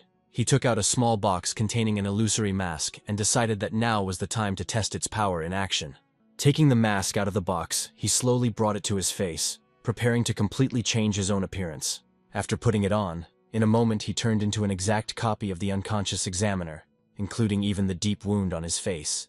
The observer girl informs her comrade that the monster must be destroyed as quickly as possible in order not to interfere with the exam. Meanwhile, the goblin desperately tried to break free and fight off her colleague. The observer is indignant that this impudent creature can disrupt a very important exam. At that moment, when the observer was about to deliver the decisive blow, Yellen, disguised as his colleague, offered his assistance. Having clashed with a level 33 goblin, Yellen did not hold back. He activated the forbidden spell Eternal Flame of Existence. The bright energy formed a huge sphere, after which the boy brought it down on the monster, causing a powerful destructive explosion. For killing a level 33 goblin, the team received 220 experience points, and also dropped an item called the Talisman of Symbiosis. Yellen looks closely at the artifact, fascinated by its sparkling appearance. The guy was surprised. The chance of an item dropping after defeating a monster was extremely low, and he was incredibly lucky. The 2 observers were unhappy that Yellen intervened and killed the monster. They were outraged that the guy suddenly burst in and stole the victory from them. The man demanded to know which department Yellen was from and what his name was, but the guy calmly replied that his good deed did not require publicity and asked to simply call him a good guy. The man was still seething with indignation, but his partner tried to calm him down and suggested that they first clean up the area and then deal with the inspector. Of course, the young man was not at all worried. He understood that once he took off his mask, it would be impossible to find him. The current location on the map showed that Yellen was still deep in the uninhabited wasteland, and that suited him. Returning to the unconscious examiner, He returned the clothes and badge to the unconscious man, after which he continued to admire how good the mask was. The dropped item proved incredibly useful when used correctly. Its power could change the course of events. The symbiosis talisman could only be used on 2 transfers with a difference of no more than 10 units. At that moment, the young man heard desperate cries for help coming from the depths of the forest. It was Lin Yui who was being chased by a level 13 Anubis, his life hanging by a thread. The huge monster was rapidly approaching the guy and raising its massive scythe to strike. But before the long curved blade could reach the young man, he was suddenly pulled aside, saved from certain death. The scythe cut through the air with a whistle and flew very close to Lin Yui, almost touching his body. Seeing Yellen, the young man was delighted and said with relief that he was okay. After which the guy asked what happened to the goblin. Yellen replied that there was no need to worry, since 2 other observers had already finished him off. Then Yellen extended his hand with the symbiosis talisman and told the guy not to move his hand under any circumstances. Their fingers connected in a strong lock. A deep blush appeared on Lin Yui's face, and he began to speculate about why Yellen didn't like the maids in his villa. Meanwhile, Yellen pulled his hand away, cursed loudly, and asked irritably what he was even thinking about at such a critical moment. Even Anubis seemed to be stunned by this statement, but the next moment a sharp blade cut him into pieces. Under the influence of the talisman, the young people received 130 experience points. All that remained of the huge, 3-meter-tall, furious monster were thin stripes of dark fog. Amazed by the power of the artifact, Lin Yui asked Yellen where he got such a treasure, because such things cannot be bought even for a lot of money. The talisman worked, and Yellen sent the boy out to hunt alone, because he certainly wasn't going to fight someone with such vile thoughts in their head. Lin Yui tried to make excuses, but Yellen told him to leave and go away, saying that he did not intend to waste his precious time on him anymore. Yellen states that you should level up on your own to make the most of the experience-sharing effect. Meanwhile, nearby, a group of students surrounded a huge 10th-level werewolf. Suddenly, a giant shadow rushed past them at great speed, and they didn't even have time to understand what happened.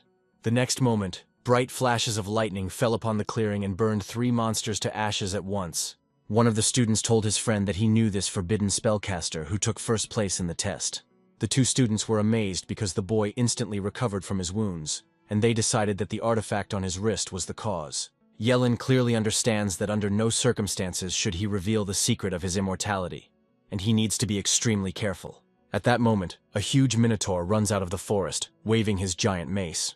Yellen continued to destroy the monsters while the rest of the students ran in terror, saving their lives. Participants are deeply afraid of the level 21st monster, who is no joke, as he can kill with 1 blow.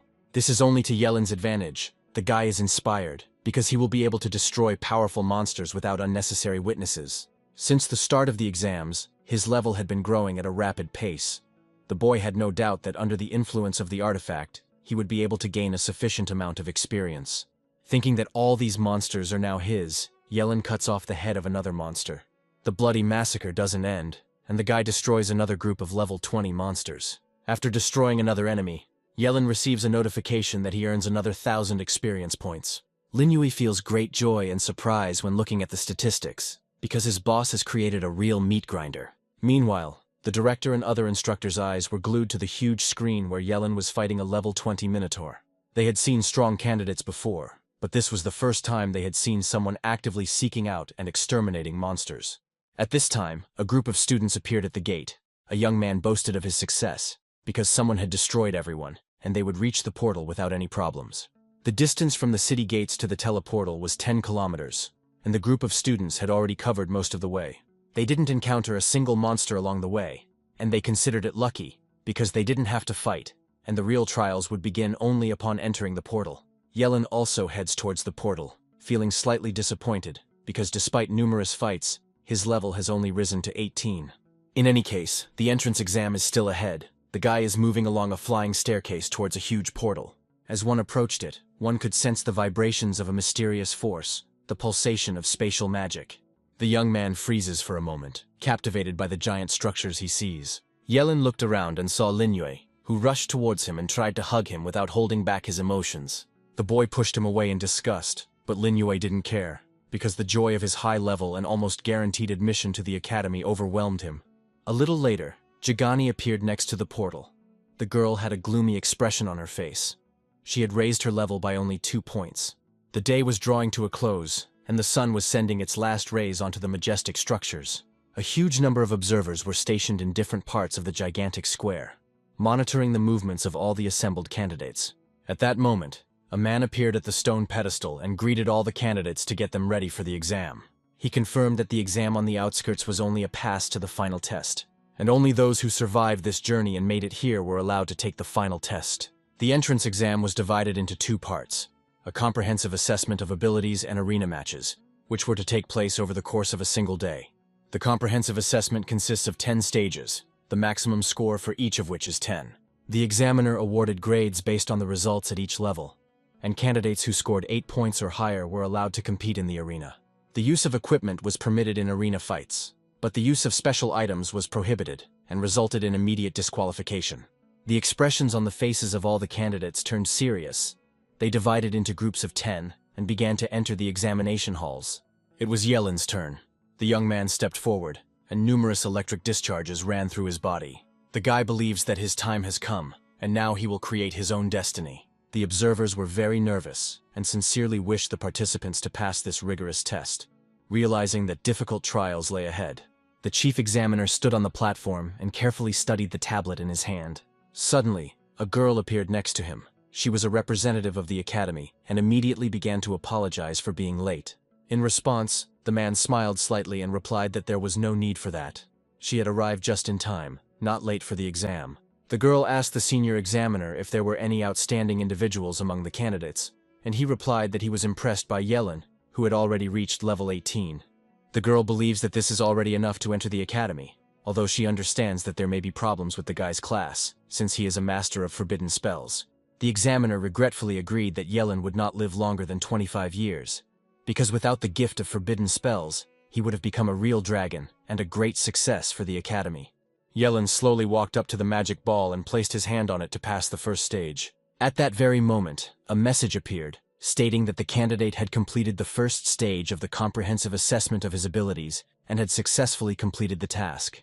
The two men discussed Yelin's potential, wondering how he could have 480 points of strength, and came to the conclusion that he achieved it thanks to the forbidden equipment. The third stage of the comprehensive ability assessment was the attack assessment, and candidates were told to use their strongest attack skill.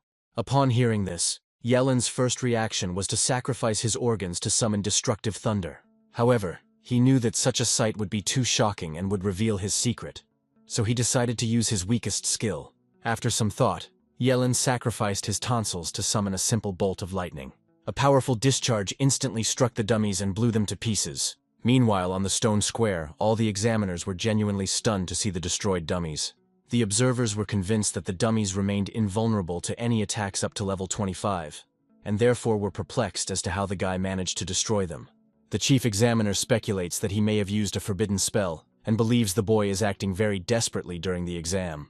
After completing the test, there were stages of assessing agility and the ability to dodge blows, which were very easy for him. Yelin then went through the instantaneous explosion force test, for which he received the maximum 10 points. The damage duration and energy concentration tests also earned the young man 10 points each. None of the stage tasks could stop Yelin. The guy quickly completed all the stages with the highest scores. The chief examiner continued to watch Yelin with regret. The boy used forbidden spells as if they were worthless. The chief examiner doubted that the boy would live to be 20, calling it a medical miracle, at which point a colleague suggested increasing the difficulty of the test. In this case, a young person can score the highest possible score and outpace all competitors for admission to the academy. The chief examiner regretfully says that this is not required. His argument is very simple and logical. A caster's power is fueled by the cost of their life, and the academy doesn't want to waste its resources on a person who will soon die.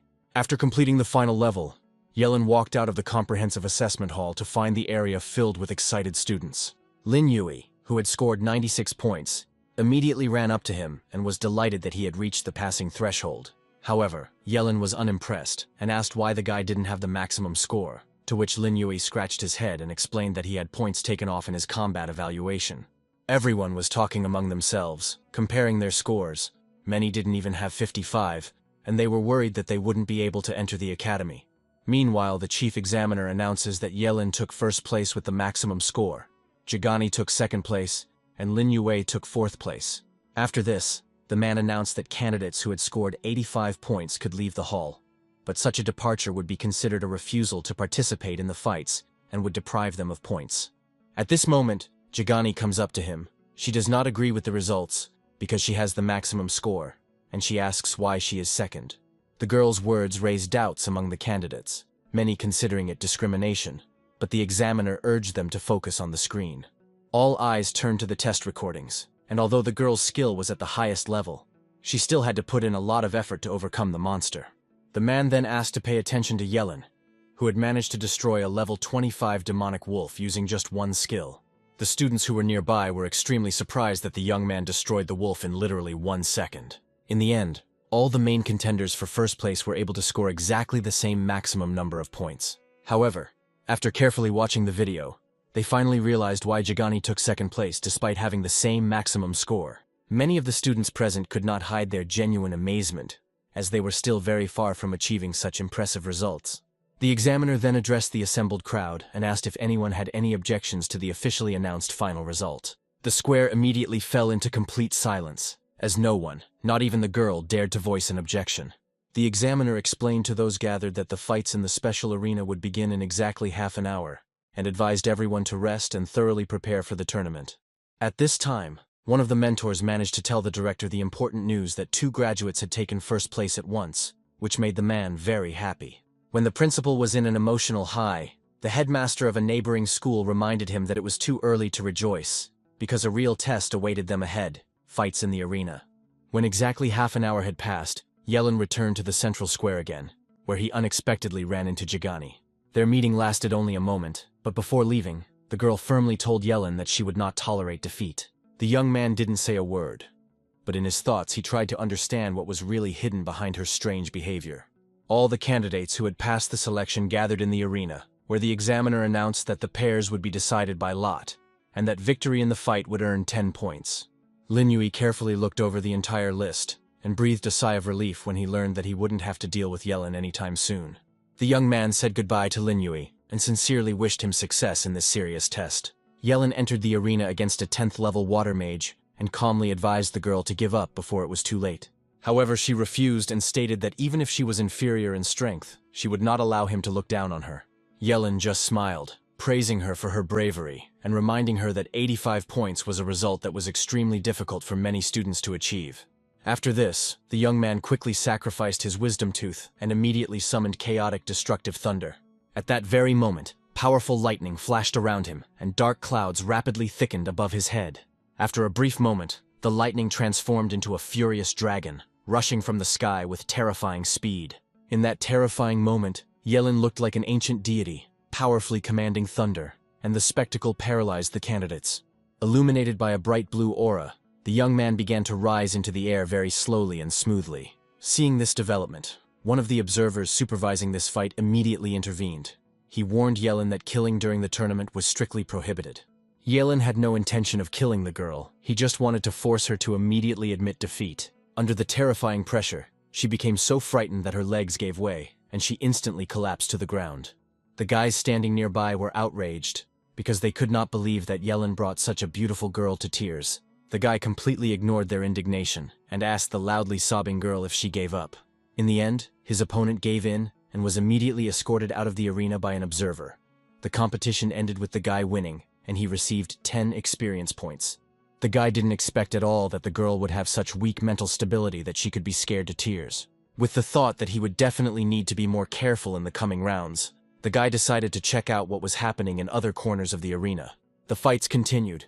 One of the participants was determined to win, masterfully using his sharp weapon. Lin Yui swung his long sword confidently, and with his level, he didn't feel any pressure from the 8th rank opponent. Soon, observers announced the official results of the first round, and after a short 10-minute break, the second part of the fights began.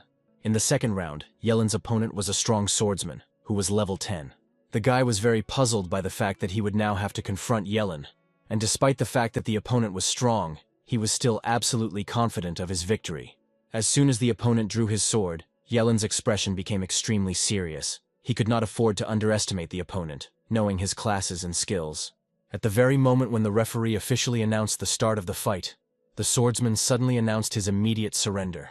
Yellen was completely stunned and demanded an immediate explanation, because the young man had just spoken of his complete confidence in a quick victory.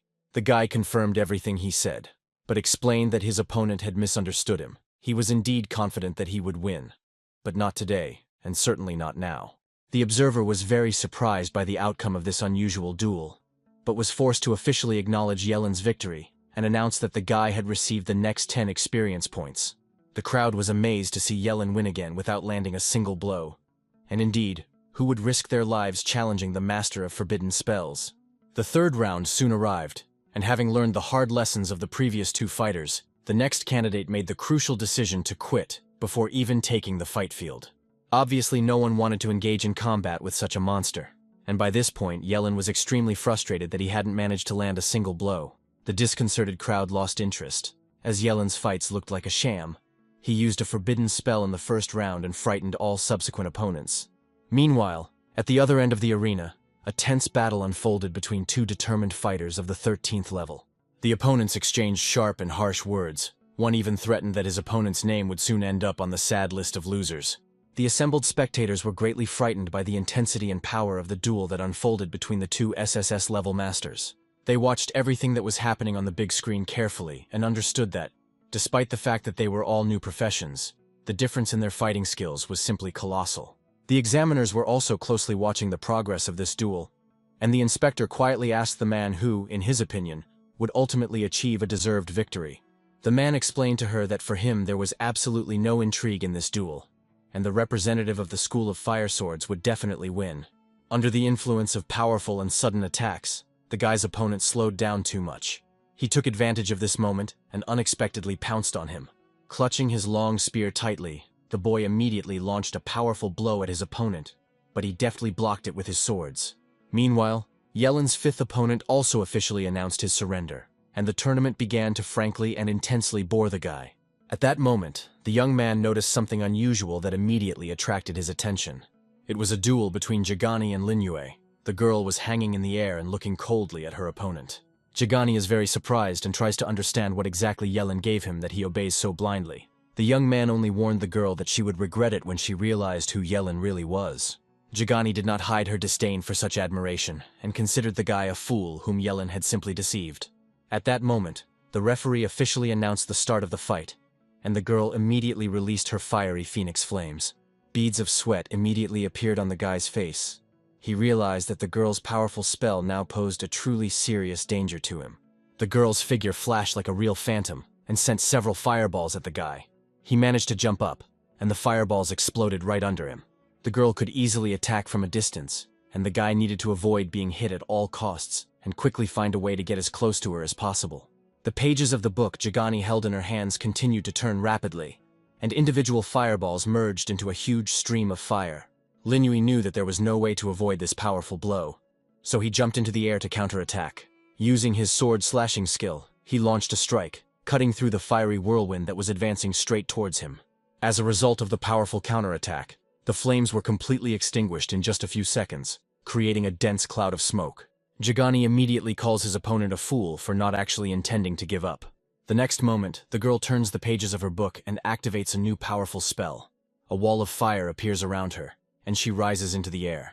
Linyue immediately assumed a fighting stance and instantly felt a terrifying wave of unbearable heat approaching him. The young man loudly declares to the girl that those who constantly underestimate him will later pay very dearly. Jigani only smiled slyly at the guy in response to his words and asked him not to overestimate himself.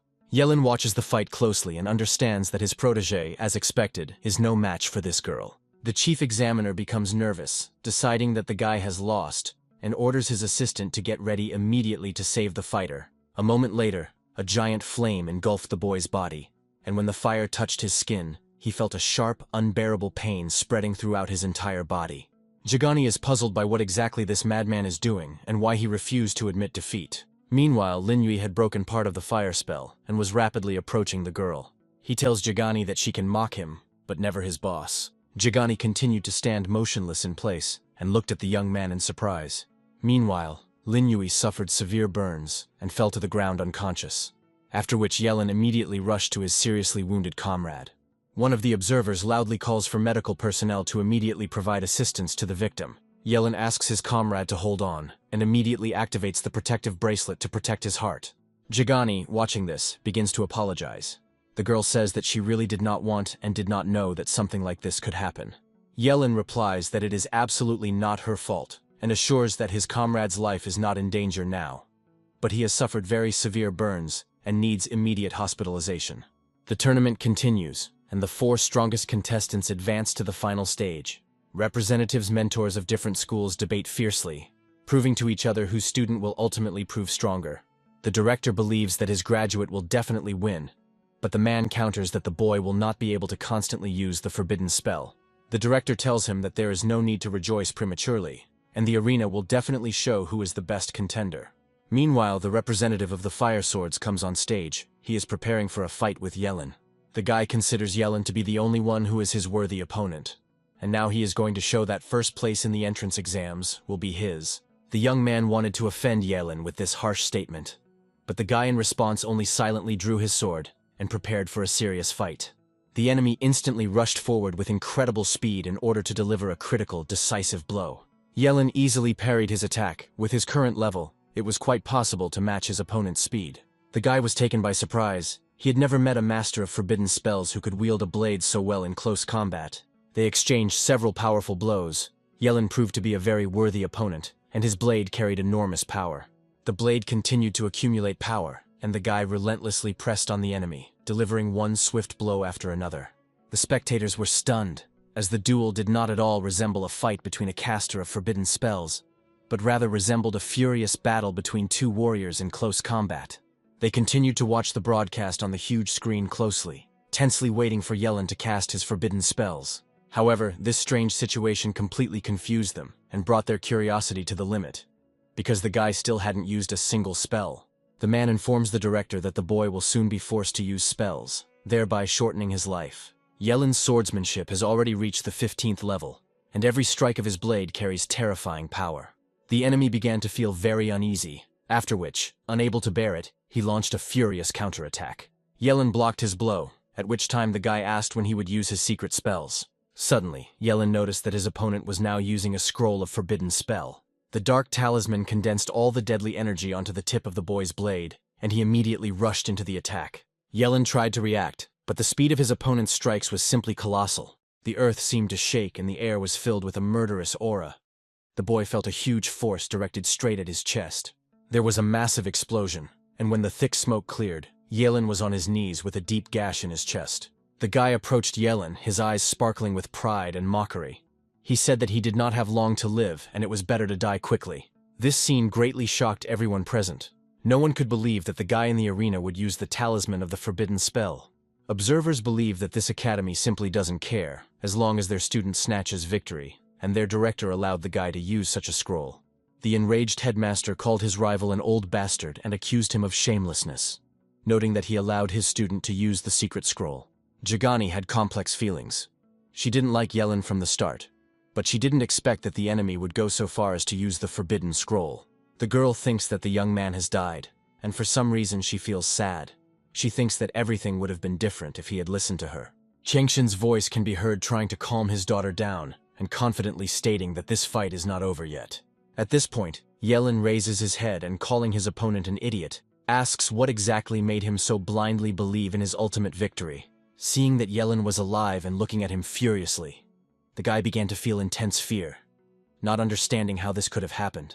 The young man suddenly rose to his feet and with a confident movement pulled the spear out of his pierced chest, right before the eyes of the spectators.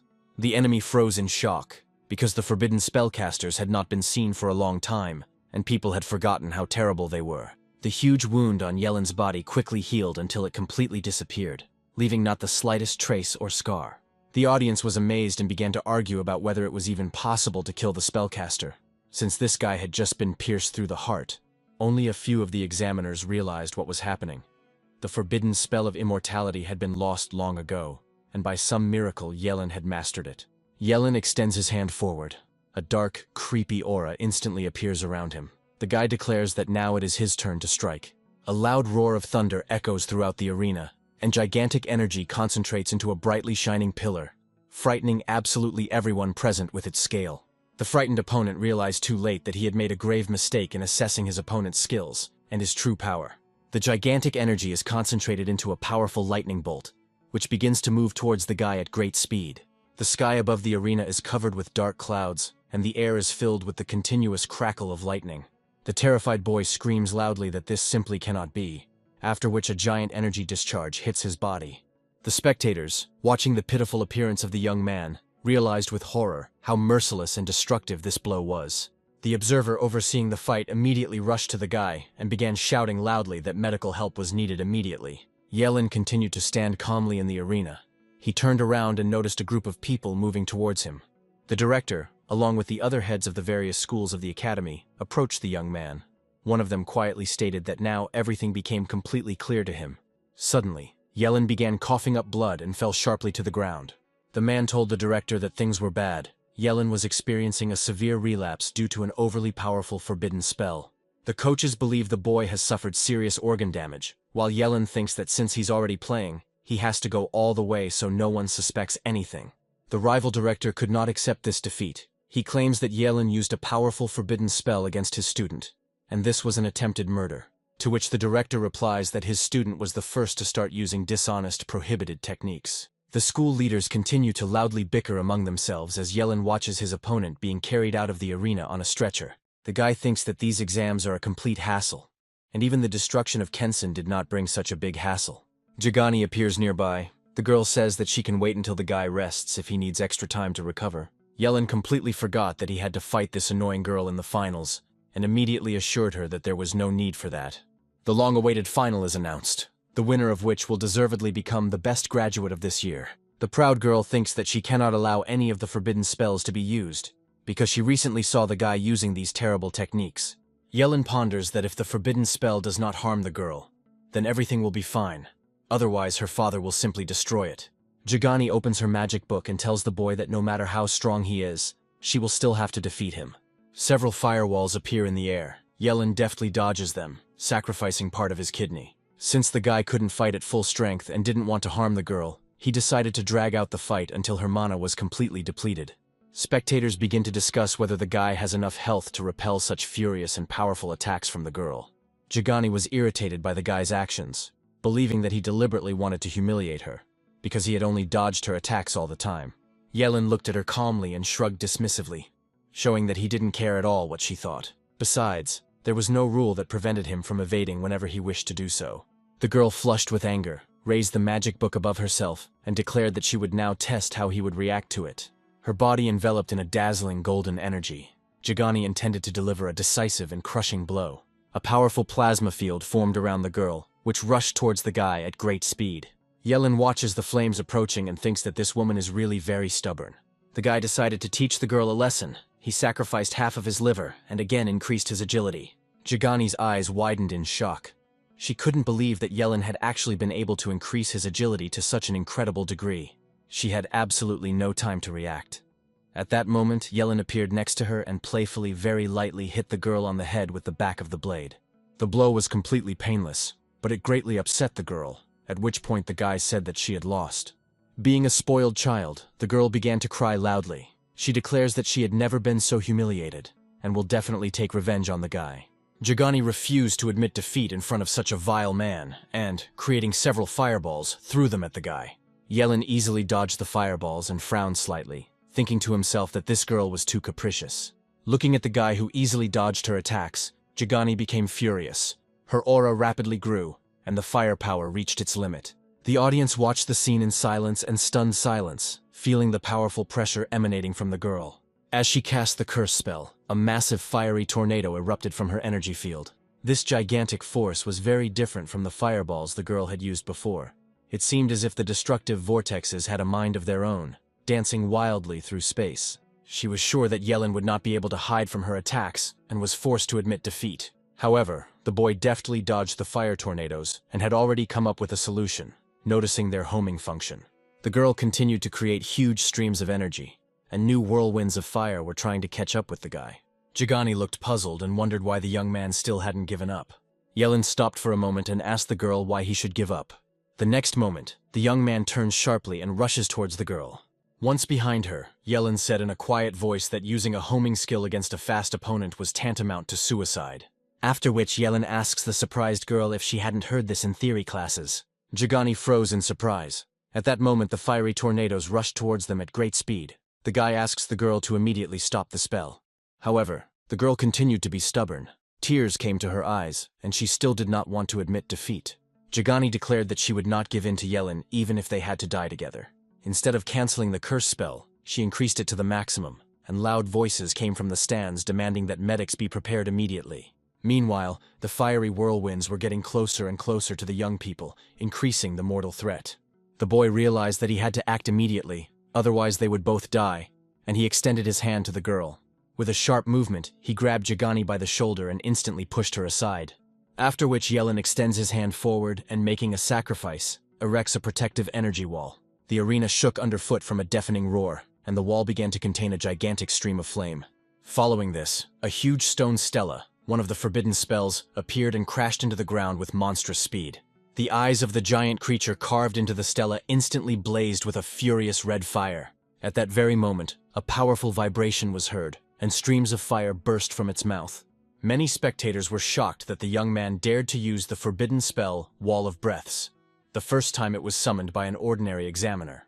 At that moment, Yellen noted to himself that he had erected the wall in time, otherwise he really couldn't imagine how he could have gotten out of the situation.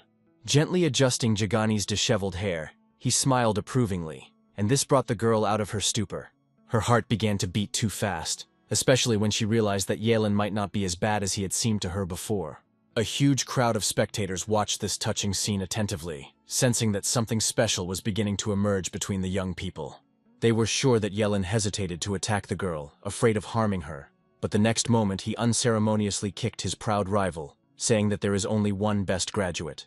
Jagani, who was clearly not prepared for this, flew forward and fell to the ground with a crash. The speechless crowd, including the girl's father, watched in silence and stunned silence.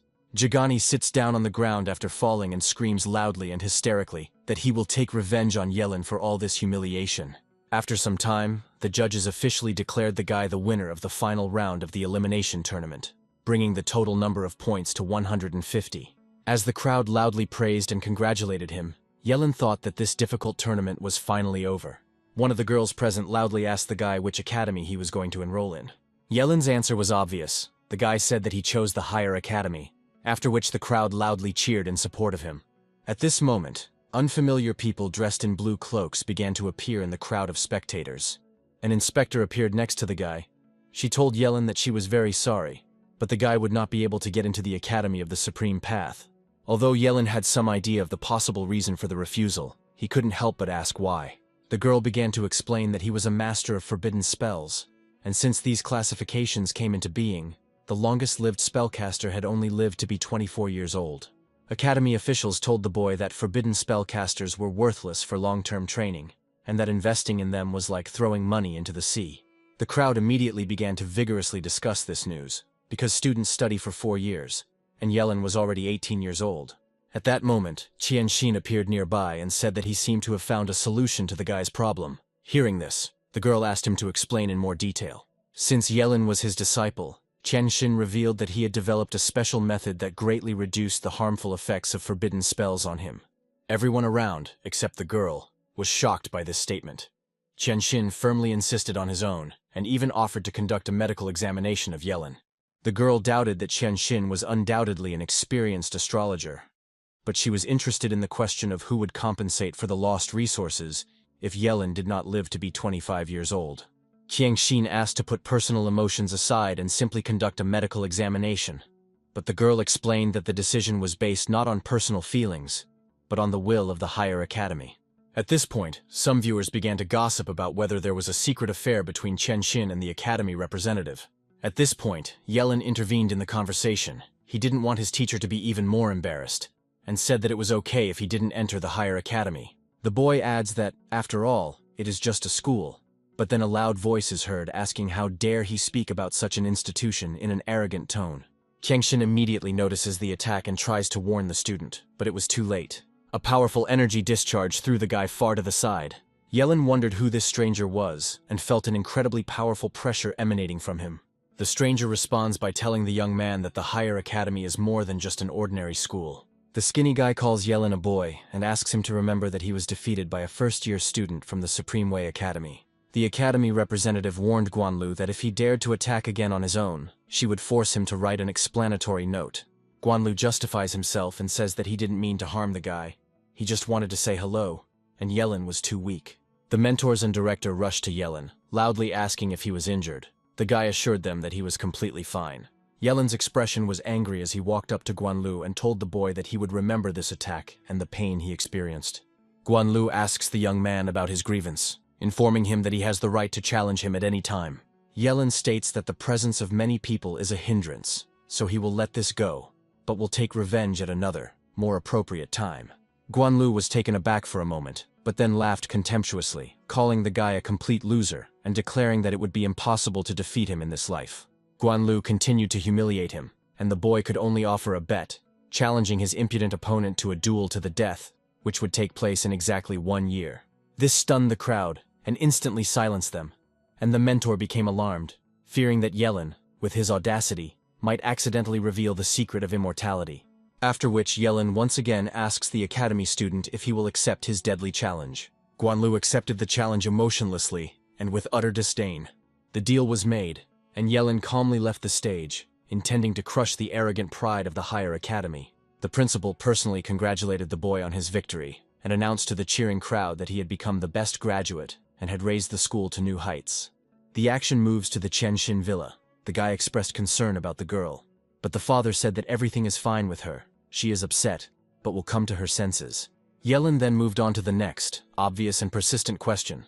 He became curious about the relationship between Chen and the representative of the higher academy. Xiangxin did not expect such a direct question and was caught off guard. He confessed that this woman was his first love. Coincidentally, Jagani was walking down the stairs and upon hearing her father's confession, was completely stunned by the news. The fact that they had ever had a romantic relationship seemed surprisingly strange and unexpected to everyone. Qiangxin sighed and explained that it was a long story. When he was still young and entered the academy, he fell in love with a girl and started dating her. Over time, they broke up due to different personalities. But 5 years later, they met again, and the girl admitted that she could not forget him and wanted to renew the relationship. The young people were eager to know what happened next, but the father fell silent and said that he already had a daughter at that time.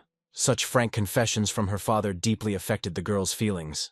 Yellen, like a sensible guy, came to terms with the situation, although he was ashamed. Qiangxin admitted that he did not expect his personal life to influence his student's fate, after which he turned the conversation to his daughter, noting her high chances of entering the academy. But with the guy, things turned out differently, so the man suggests that he enroll in the Dashi Academy. The guy replies that this is also a good alternative. After everything was completely settled, the man told the young people to rest, since tomorrow was a difficult day, and they would have to deal with admissions committees. The next morning, the entire academy was buzzing with excitement. 2 new incredible geniuses were soon to appear within their walls. There are many representatives of the press in the room, and the director continues to boast to them about his talented students. A representative of the Supreme Academy congratulates the girl and says that she can officially become their student. Jagani feels great joy as she holds the official proposal from the Supreme Academy in her hands, thinking that she has finally won against Yellen. At this moment, the director pats Yellen on the shoulder, announcing that the boy received a special prize from the mayor, the amount of which is 5 million yuan. Hearing about such a colossal sum, the guy felt a real shock and immediately rushed to shake the mayor's hand. At this point, the press greedily pounced on them, starting to record every frame without stopping. Yellen, hungry for big money, couldn't resist asking the mayor when he would get his 5 million, since he had lived in the slums for a long time. However, to his great surprise, the 5 million yuan turned out to be only one of several significant rewards prepared for him. In fact, the mayor had prepared for the young hero not only the promised monetary reward, but also a valuable epic-class scroll. The reporters, without wasting precious time, immediately rushed to photograph the winner and the magnificent, expensive prizes. After all, the hero has been given a truly rare opportunity. He will be admitted into a classified secret area intended only for the best graduates. Yellen couldn't believe his incredible luck. Even though the scroll was useless, being admitted to the graduate area was like winning the jackpot. This area was special because it gave the one who entered complete immunity to all damage, allowing them to focus only on killing monsters. Upon hearing the news, the director immediately informed the boy that the rumors about the Kingdom of Graduates were clearly exaggerated, and the number of monsters was limited. The mayor, in turn, immediately declared that he had great hopes for the young man and that he should bring the academy the title of the nation's best graduate. Yellen didn't know such a title actually existed, but the director confirmed that by reaching the highest level, he would become the nation's top graduate. Excited and incredibly confident in his own abilities, the guy immediately declared that he would definitely become the best graduate. The director fully supported the boys' fighting spirit and asked them to take a photo to forever immortalize this important moment. Reporters immediately rushed to fulfill the director's sudden wish. After the meeting, the guy continued the conversation with his mentor, who reminded him of one detail: skills that consume life force cannot be used in space. To the mentor's surprise, Yellen himself had guessed this. The secret area provides immunity to physical damage, but it is not capable of stopping aging. The mentor informed him that he had urgent matters to attend to, so the boy should be extremely careful and act completely independently from now on.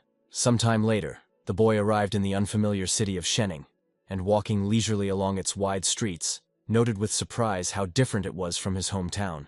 Yellen headed to the main administration building to check in, and immediately at the entrance he met a female administrator.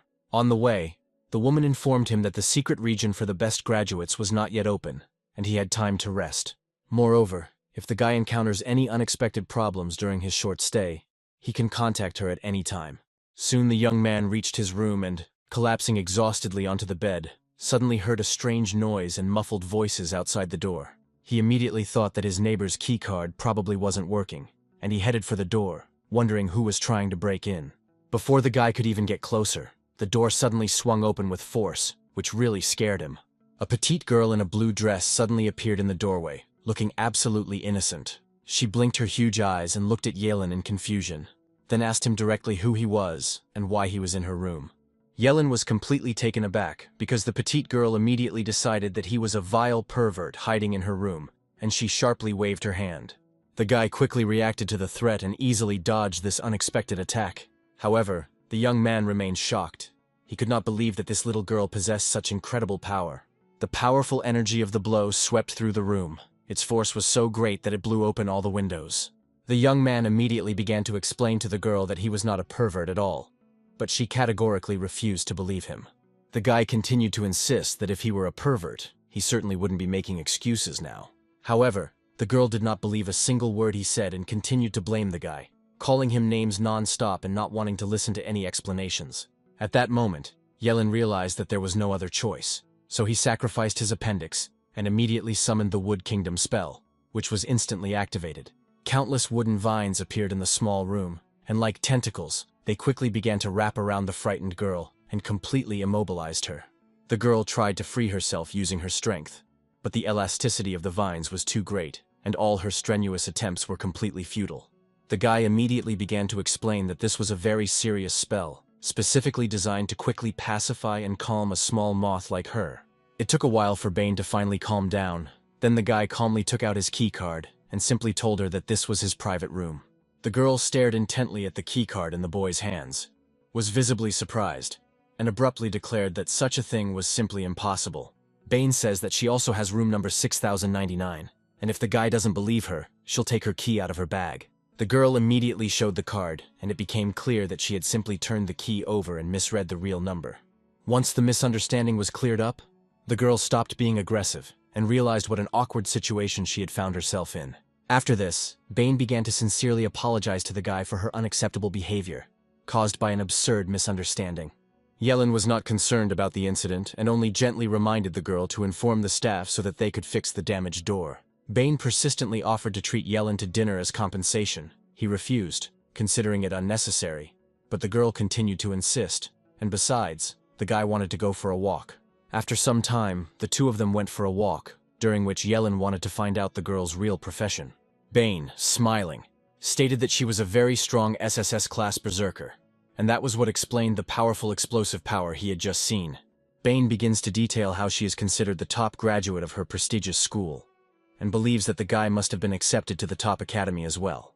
Upon hearing the mention of the higher academy, Yellen calmly explained to her that he had originally planned to apply there, but unfortunately, he had been denied admission. Bane couldn't understand why such a guy was rejected, since he had just demonstrated enormous strength. But later she learned that the guy was a caster of forbidden spells. Upon hearing this news, The girl decided to cheer up the upset young man. She pulls him by the hand and asks him to forget about sad things and just enjoy a good dinner. After some time, the young people found themselves in the best restaurant in the city. The guy immediately agreed that it was a truly reputable establishment with a stunning view. The place was great, and just before they were about to find a table, someone called out to Bane and asked how the crazy woman had managed to find a guy to eat with. Bane's face instantly contorted with intense rage, and she turned sharply towards the stranger to look at her. In front of her stood a tall girl in a black dress and high heels, who was telling her boyfriend that Bane had grown up and her hormones were starting to play up.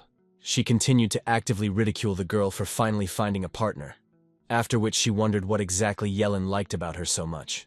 After which the stranger told Yellen that if he immediately went with her, she would help him meet some of her very beautiful friends. Suddenly Yellen asks the annoying girl to move away, and rather rudely tells her that she has very bad breath. Hearing this, Bane could hardly contain her laughter, while the girl tried to comprehend the information she had just heard. The stranger began to boil with intense rage. She could not forgive such impudence and such public humiliation. Pushing the girl aside, Yellen immediately suggested that they eat somewhere else that wasn't as smelly as the one they were currently in. But before they could continue on their way, the young man called out to them and asked who had given them permission to leave just like that. He demanded that Yellen immediately apologize to his woman, adding that he sincerely hates such small-town lowlifes. Inen was clearly pleased with the ongoing scandal and actively egged on her man to teach these two impudent people a lesson. Bane becomes very nervous as the guy in front of them is a powerful level 22 Holy Knight Angel and says that they can hardly handle him. Yellen shrugs it off and claims that, coincidentally, he also has a strong dislike for rich, smug brats.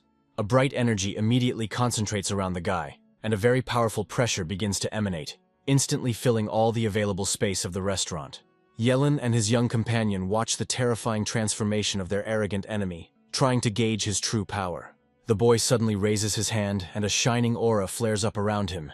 He is eager to test the strength of the 22nd level Angel Knight. The hall is suddenly filled with the roar of powerful discharges, and a huge crowd of curious spectators immediately flocks to the young people. One of the visitors loudly reminds that those who have changed their profession are prohibited from fighting in the city. Violators face a fine of 30,000 and 30 days of detention. Bane insistently convinces the young man that a secret space will soon open, and that this fight is completely inappropriate now. Yellen supported the girl, but the knight rudely declared that in the secret space, a fate far worse than death itself awaited them. Inen, leaving, casts a contemptuous glance at the young people and smiles smugly, enjoying his imaginary victory. As they leave the room, Bane sighs heavily and sincerely apologizes to Yellen for the trouble that arose in the restaurant. The young man asks the girl who they are and why their conflict is so obvious and open. Bane admits that this girl is her half-sister, and their feud has lasted since early childhood.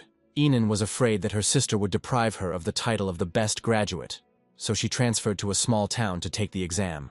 Bane continues to worry, because she wanted to invite the guy to eat and apologize, but only added new problems for him, to which the guy assured that everything is completely fine. Early the next morning, all the best graduates from all over the province gathered in the city's huge central square. A multitude of drones hovered over the vast arena, recording every event and movement taking place within its vastness. The man greeted the top graduates and immediately announced that the long-awaited secret space would soon open. Then he commanded in an authoritative voice that all present should immediately prepare for the coming journey. Yellen checked his backpack and saw that it was completely filled with food. The girl explained that they would be there for several days and it would be better to take more. The young man looked carefully at the mountains of canned goods and snacks, and decided that this was quite reasonable for a long test. Zheng said that before opening the secret space, he was required to explain several important safety rules. All those taking the test will be immune to damage. However, the effect will only be available within the space. If someone receives fatal damage, they must not leave the location. They prepared several level 50 healers to wait at the entrance and help anyone who was unlucky during the test. The second rule is that if a participant's arm or leg is severed in the secret space, they must take their limbs with them when they exit. Upon returning, the priest will sew them back on, otherwise there will be a huge problem with the regeneration of the limb, and it may not recover properly. Thirdly, the participants must not under any circumstances allow the monsters to eat them, otherwise their body will be digested, and this is not the most pleasant feeling in the world. Yellen concluded that their bodies would be immune to all damage, but that did not mean that the monsters' attacks would not cause damage and pain. Finally, the presenter wished all participants to successfully complete the tests and return with good grades worthy of admission. The teleportation gate has been activated, and now the participants have 10 minutes to find suitable allies to play together. Bane offers Yellen to form a team, the guy agreed, but on the condition that she will carry his backpack with provisions. The girl agreed, because she had no problem with this condition. After all, such a light load was nothing for the berserker. A guy nearby saw this scene and accused Yellen of ungentlemanly behavior. He did not understand how he could force such a sweet girl to carry such a heavy burden for him. After which the guy proposed to the girl to form an alliance with him. He declared that he would definitely not allow her to do something like that, and would protect her from exploitation. Suddenly, Bane shows the guy her fist and orders him to get out before she beats him half to death. The guy was very surprised by this reaction, and at the last moment dodged the girl's fist, barely avoiding a punch to the face. Meanwhile, Enon appeared nearby with her boyfriend. She loudly offered to join their team, but they only take those who have reached the 20th level of strength. They soon noticed Yellen and the girl, and slowly approached them with their allies, expressing clear superiority. The young man calls Yellen by name and asks if it is really him, the guy from the backwoods. The guy knows that Yellen grew up in the boondocks, and reaching level 18 in such conditions is already a victory worthy of respect. He thinks that a redneck will always remain a redneck, but he starts talking about how he is giving the guy one last chance to improve. He states that Yellen must kneel and bow to him 3 times, to which the guy calls him an idiot who is not worthy of respect. The young man is about to start a fight and rushes at Yellen with his fists. Suddenly, Zung stops the guy and warns him that such behavior could disqualify him from taking the exam. He reminds him that he is not at home, where he can do whatever he wants. Zung loudly orders all the examinees to enter the secret space one by one. If anyone breaks the rules, they will lose the right to participate. Sho leaves with an angry look. He swears that he will very soon settle the score with Yellen and take full revenge for this humiliation. The students slowly move towards the huge portal. The girl warns Yellen about Xiao's recklessness and that he needs to be careful with him, to which the guy assures that there is no need to worry about it. Soon it was their turn. The young people began to pass through the spatial portal. In a moment, they find themselves in an endless forest, where majestic trees rise to the sky, and the space is filled with the living sounds of wild nature. The girl is in the secret space for the first time, and is delighted by its beauty. But Yellen replies that there is a threat lurking behind her, and at that very moment, they are attacked by a level 20 gargoyle. Yellen decided to use the forbidden spell, but Bane suddenly rushed forward and told the boy to save his strength for more serious threats. The giant monster lets out a terrible roar, at which point the girl attacks him, not giving him a chance to strike the first blow. A moment later, stone fragments fly everywhere. The guy watches what is happening and is very surprised. This sweet girl fights very harshly and mercilessly. It was obviously only a matter of time before the gargoyle was killed, but it was too slow for Yellen, so he intervened to speed up the process of finishing the fight. A powerful explosion blew the monster into pieces. Bane was shocked, because only a professional of level 25 or higher could instantly destroy it. The girl wonders why the guy's magic is so strong, to which Yellen reasonably replies that he is a caster of forbidden spells. The guy is in severe pain and is very glad that there is immunity to damage in this space, otherwise his kidneys would definitely not be able to withstand such a load. Bane looks closely at the guy and says that his profession through sacrifice is a very tough occupation, requiring incredible endurance. The guy suggests going deeper into the secret kingdom, which makes Bane worried. But the guy assures her that there is no need to worry about possible dangers. On the way, the girl says that she is very sorry that the higher academy refused to accept the guy for training. Yellen remained unperturbed and calmly stated that it was his fate to die young because of his profession. He states that if you do what you want in a short life, that is already not bad, and you can consider your life lived with dignity. Suddenly the young man stops as he feels a strong gust of wind, which carries a threat and warns of danger ahead. The young people had not gone far when they were suddenly attacked by a giant monster covered in armored shell. His huge shadow covered the young people, and a terrible scream echoed throughout the area, causing the air to shake. A giant level 25 poisonous centipede appeared before them, posing a deadly threat. The girl froze in horror and quietly said words about how huge she was. The next moment, the monster dealt a crushing blow with its massive paw. The monster continued its furious attacks, spitting out caustic, poisonous saliva, trying to dissolve them alive. Yellen grabbed the girl and, using organ sacrifice, quickly jumped to the side, escaping the attack. The centipede stopped and looked closely at the young people. Yellen asked the girl to stay away and leave this monster to him. Part of his head, lower abdomen, and left arm and leg were eaten away by the poisonous saliva, at which point the young man sacrificed his remaining organs to cast a forbidden spell of maximum power. A brightly shining energy field flares up around him, and he directs a destructive thunder of the apocalypse at the monster, tearing the air. Under the protection of a powerful field, young people rush forward. The giant centipede was instantly destroyed and burned to ashes, but then a level 22 poisonous scorpion attacked them. Yellen sacrifices more organs and summons a new forbidden spell, continuing his merciless slaughter of monsters. Having dealt with the poisonous scorpion, Yellen switches to a level 25 skeleton. Bane is amazed to see the young man destroy powerful monsters in an instant, and asks him to conserve his strength. A brightly flashing bolt of lightning strikes the next monster and incinerates it in a second, turning it into a pile of charred bones. Bane watches in amazement as the young man performs instant kills with seemingly no effort. The boy tells the girl to follow him, but suddenly a hand appears from under the ground, grabbing his leg with an iron grip. Before them appears the terrifying face of a 28th level abyssal rat man, bursting out of an underground tunnel. Yellen quickly frees himself, raises his hand and calls upon a forbidden spell called Water Lightning. A powerful blast of energy instantly strikes the monster, tearing its body into many small pieces. The young man is delighted because he has finally managed to raise his combat level to 20. The girl realizes that it is here that the caster of forbidden spells is able to reveal the full power of his spells. However, the young man was slightly puzzled, and asked the girl if this obvious thought had only just occurred to her. A holographic screen appears in front of him, because after reaching the 20th level of power, the second talent of the class is unlocked. This new talent allows all previously learned skills to automatically upgrade to the level of forbidden spells. The guy asks Bane to give him a dropped scroll of a skill called Fireball. Although the scroll was just an ordinary spell, Yellen intended to immediately test the new function. At that very moment, his class's new talent, called Absolute Destruction, was automatically activated. A brightly shining fire sphere appears in the palm of the young man's hand, which he wants to experience as soon as possible. The sphere slowly rises upward, rapidly increasing in size, and its powerful energy wave covers the entire area. It seems that the entire surrounding air instantly ignites with this energy.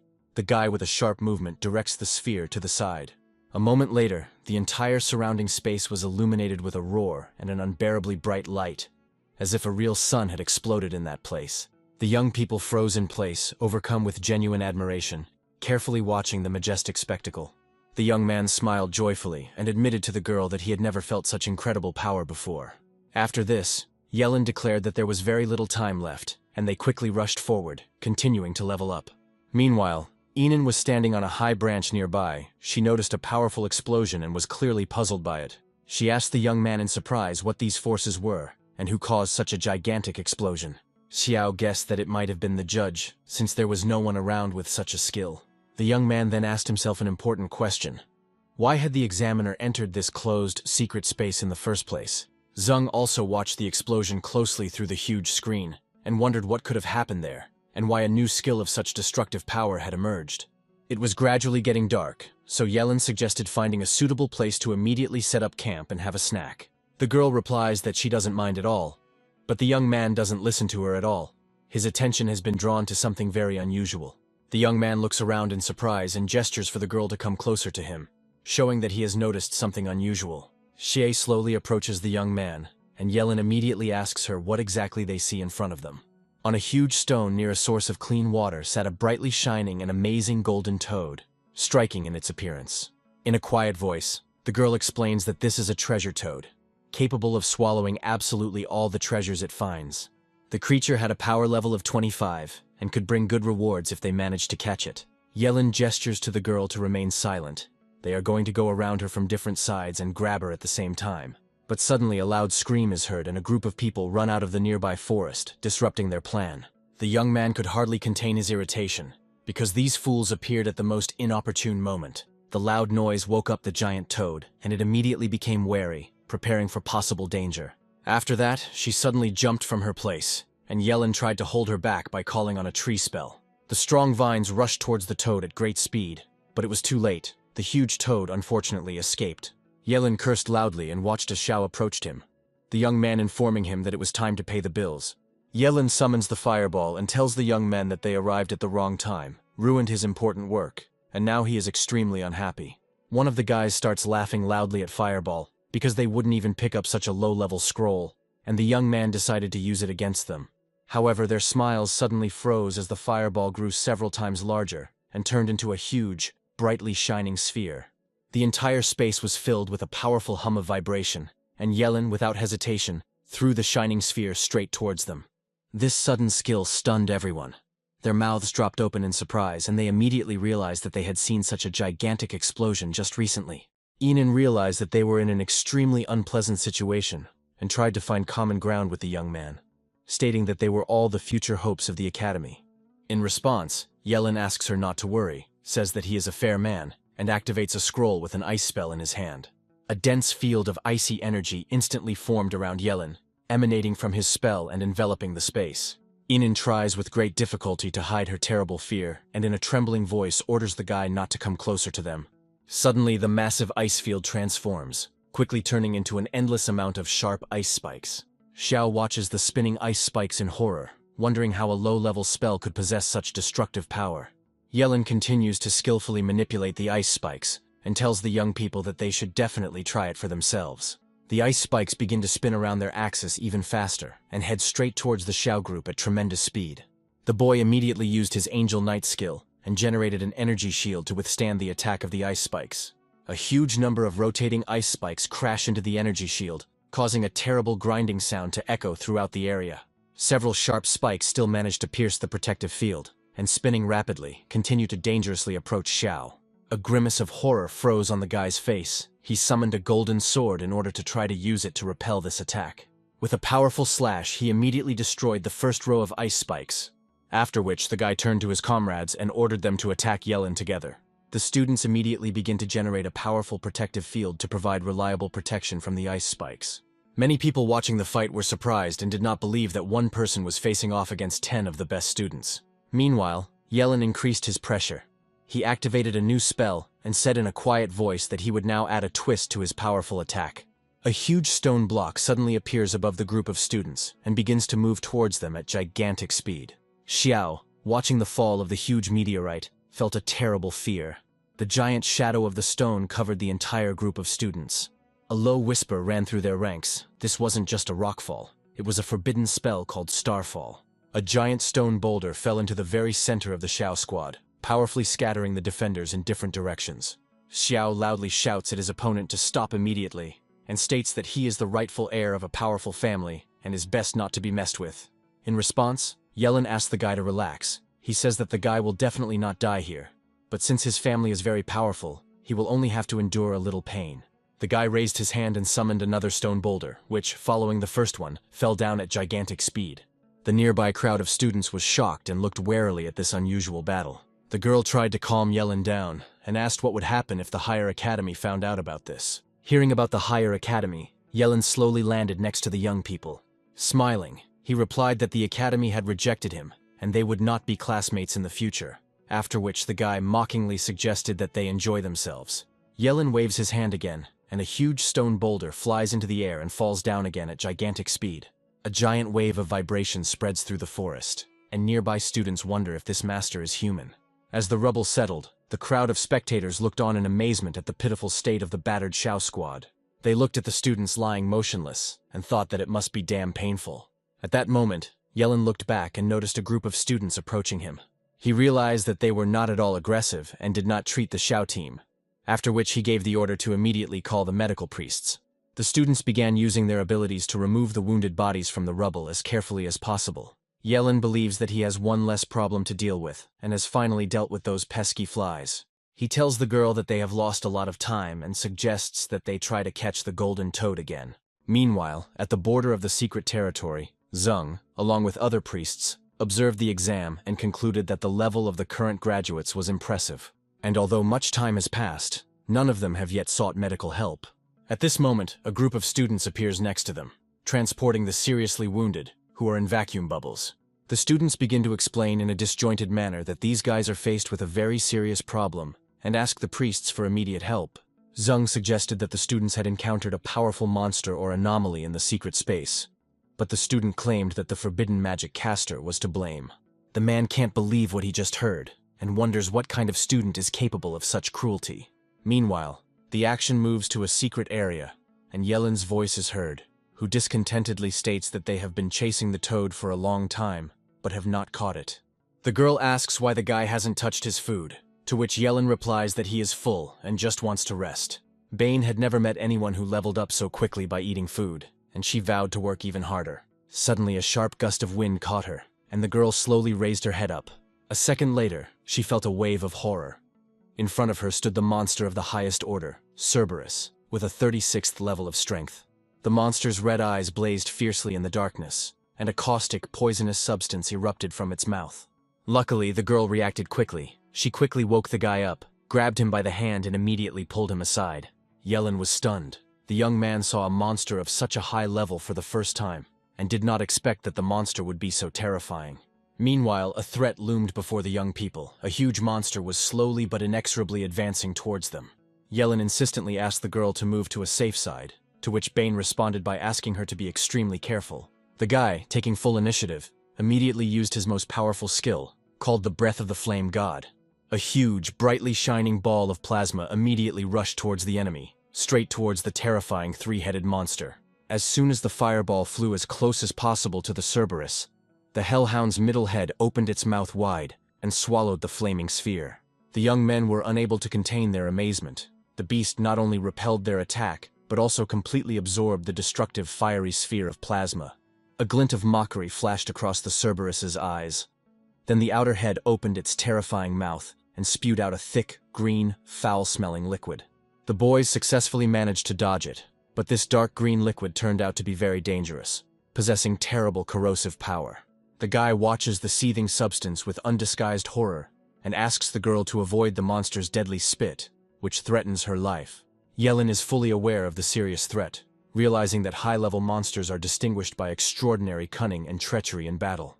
Suddenly, Yellen felt an attack from behind and quickly jumped to the side, instantly activating a new spell. He gathered several pieces of golden light right in his palms and transformed them into a dazzling golden spear.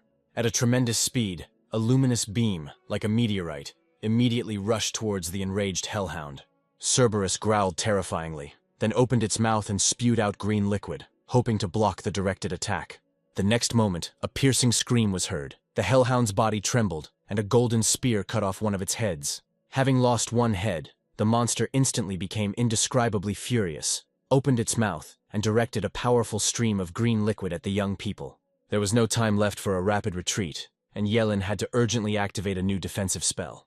The guy raised his hand and quickly summoned a wailing wall, trying to block the powerful flow of deadly liquid. After that, he jumped into the air and instantly counterattacked the monster with another blinding energy spear. Left with only one head, the enraged beast let out a terrible demonic roar that made the earth tremble. Yellen sacrificed his right lung to cast the devastating spell Apocalypse Thunder. His body immediately plunged into a special energy cocoon, which began to slowly rise into the air. Bane watches in amazement as the Cerberus is suddenly struck by a bolt of lightning with a deafening roar. The girl looks closely at the transforming monster and immediately understands that something is wrong with him. The guy, in an alarmed voice, loudly orders her to run immediately, because the Cerberus is going to self-destruct with an explosion.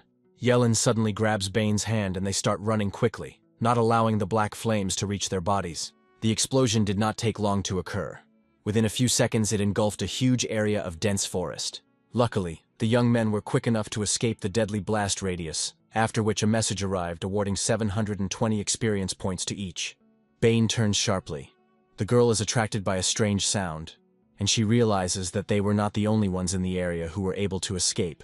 Right next to them was the sacred toad they had been chasing all day, and unlike last time, they were not going to let this treasure escape a second time. The young men quickly caught the toad, and the first item it spat out was a dragon scale, an extremely rare material for epic equipment. Holding the huge toad tightly, the boy ordered it to spit out the next valuable artifact. The toad reluctantly spat out the blue stone. Bane examined it closely and declared that it appeared to be just a simple mineral. Yellen got a little angry. He hit the tied toad on the head with the hilt of his sword, and ordered him to spit out only valuable materials. Priests emerge from the medical tent and report that the complex operation was successful. The exam supervisor learns that Xiao and the rest of his squad have been almost completely restored. At this point, Xiao leans on crutches and leaves the tent. Zheng asks the guy to stay put, because his body has not yet fully recovered. However, Xiao had no intention of doing so. Gritting his teeth, he cursed loudly, filled with rage. The young man was filled with uncontrollable anger and frustration, and he vowed to avenge the humiliation and deal Yellen a blow from which he would never be able to recover. Meanwhile, the young people tied the golden toad to a tree it still did not want to give up the valuables voluntarily. Since the toad was stubborn and did not want to cooperate, the boy planned to destroy it. Hearing this, the huge toad became very frightened and began to squeal in fear, realizing the seriousness of the intentions. The guy says he has good news. The creature's torment is over, but the bad news is that her life will end with it. Yellen extends his hand towards her, causing energy to flare in his palm. The toad continued to squeal in fear and spat out a staff that sparkled with a golden glow. It was decorated with exquisite patterns, and every detail hid a secret. The young people never expected that the golden toad could hold such a rare and epic item. The boy carefully studied the properties of the staff. It increased psychic power by half, and made fire spells significantly less expensive. Yellen's attitude towards the toad changed. He asked why she hadn't done this before, since it would have helped her avoid suffering. Yellen waved his staff with a slight smile, from which a bright flame burst out. He was going to immediately test its power in action. A destructive flame erupted from the blade, mercilessly destroying everything in its path. The aftermath of the destruction was horrific.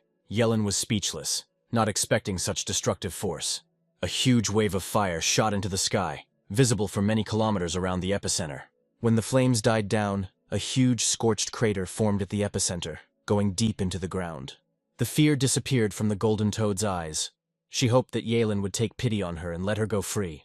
Bane, watching the huge crater burned out by the fire, was unable to contain her emotions at such a destructive force. When the young people calmed down, Yellen praised the toad for becoming so accommodating and allowed her to leave. After which the guys rushed forward. They had to use the remaining time and continue hunting monsters. As they approached the end of the forest, the young people did not encounter a single monster, and were very surprised why there were no more of them left. Bane answered bluntly that too many monsters had been killed in the last few days, and it seemed there were none left in this sector. Yellen suggested heading towards the exit of the secret area, and the young people quickly moved forward. Meanwhile, a large number of participants had gathered at the entrance, each of them facing the same problem. 2 days remained, and there were no monsters left to hunt. At this time, someone remembered Xiao and his group. They think that the guys will appear soon and maybe understand what is going on. Suddenly, the participants noticed Yellen approaching. Everyone avoided this guy, and were absolutely sure that they needed to stay away from him. Zheng asked the boy if he was sure he wanted to leave the secret area, as there were still 48 hours left before the end of the test. Yellen answered without hesitation that he was sure of it. But before leaving, the examiner asked to scan his level. An assistant approached him, holding a holographic tablet in her hand in order to perform a power level scan. Yellen proudly showed off his level and profession, which rose to level 25 during the trial. This news was mind-blowing. No one had ever increased their level by 7 points in just a few days of being here. In this situation, it didn't take a genius to figure out who was responsible for killing all the monsters inside the secret area. Yellen ignored this and asked the man if he could leave now, but the examiner refused, saying that he would be the best graduate in the country and was obliged to receive the award. At this point, the conversation was interrupted by Xiao's loud voice. The guy discontentedly declared that all this was a cheap show for the public. With great dissatisfaction, Xiao states that he spent a lot of effort to catch the golden toad, but there was nothing valuable inside its belly. One of his comrades immediately informed the guy that all the monsters inside the secret area were destroyed by Yellen, and he rose to level 25. Xiao's face instantly distorted with fierce anger. Gritting his teeth, he called Yellen a vile freak who stole his chance. Seeing this reaction, the girl sarcastically stated that Xiao entered the secret area at level 22, and now he is leaving it at the same level. Xiao chuckled and said that Yellen stole all the monsters from them. His girlfriend adds that it will not do the guy any good, because spellcasters do not live to be 25 years old. Bane was furious at this statement. She believes that young people lack the skills to kill high-level monsters, and all they can do is talk. Suddenly the sky turned dark, as if all light had been swallowed up by the darkness that had covered the secret area. The heart of every participant sank with inexplicable fear, and a deafening roar echoed throughout the secret area, as if something was awakening underground. The earthquake continued, and the participants were overcome with terror when the exit from the secret area was closed by an invisible force. Then a huge funnel appeared in the sky, from which a bright red stream of energy burst forth and rushed downwards. Huge, eerie figures began to appear dimly within this energy column. The participants looked closely and realized that these were enormous monsters of various shapes. Yellen asks the examiner what happened, and realizes that the man is struggling to maintain his composure. His pupils narrowed sharply and his voice trembled slightly. The examiner reported that this was an invasion of demons into human lands. After which, filled with rage, Zheng rose into the air and in a loud voice asked the demons how they dared to invade human lands. After a while, an eerie sound was heard, and a dark purple portal appeared in the sky, emitting ominous energy. A human figure appeared from the portal, and in a creepy voice the alien said that people were nothing more than food to them. The pale-skinned creature with the eerie gaze was outraged that humans not only dared to keep its kind in captivity as slaves, but also to hunt them for fun. The creature's eerie pupils narrowed, after which, in a terrible voice, it announced that people deserved death for their crimes. The sharp, cold tone of the demon leader pressed fear into everyone present, and the students subconsciously began to bow their heads and kneel. Zheng loudly ordered everyone to rise, urging them not to panic, as the disruption in space had already been noticed in the city, and rescue teams were rushing to their aid.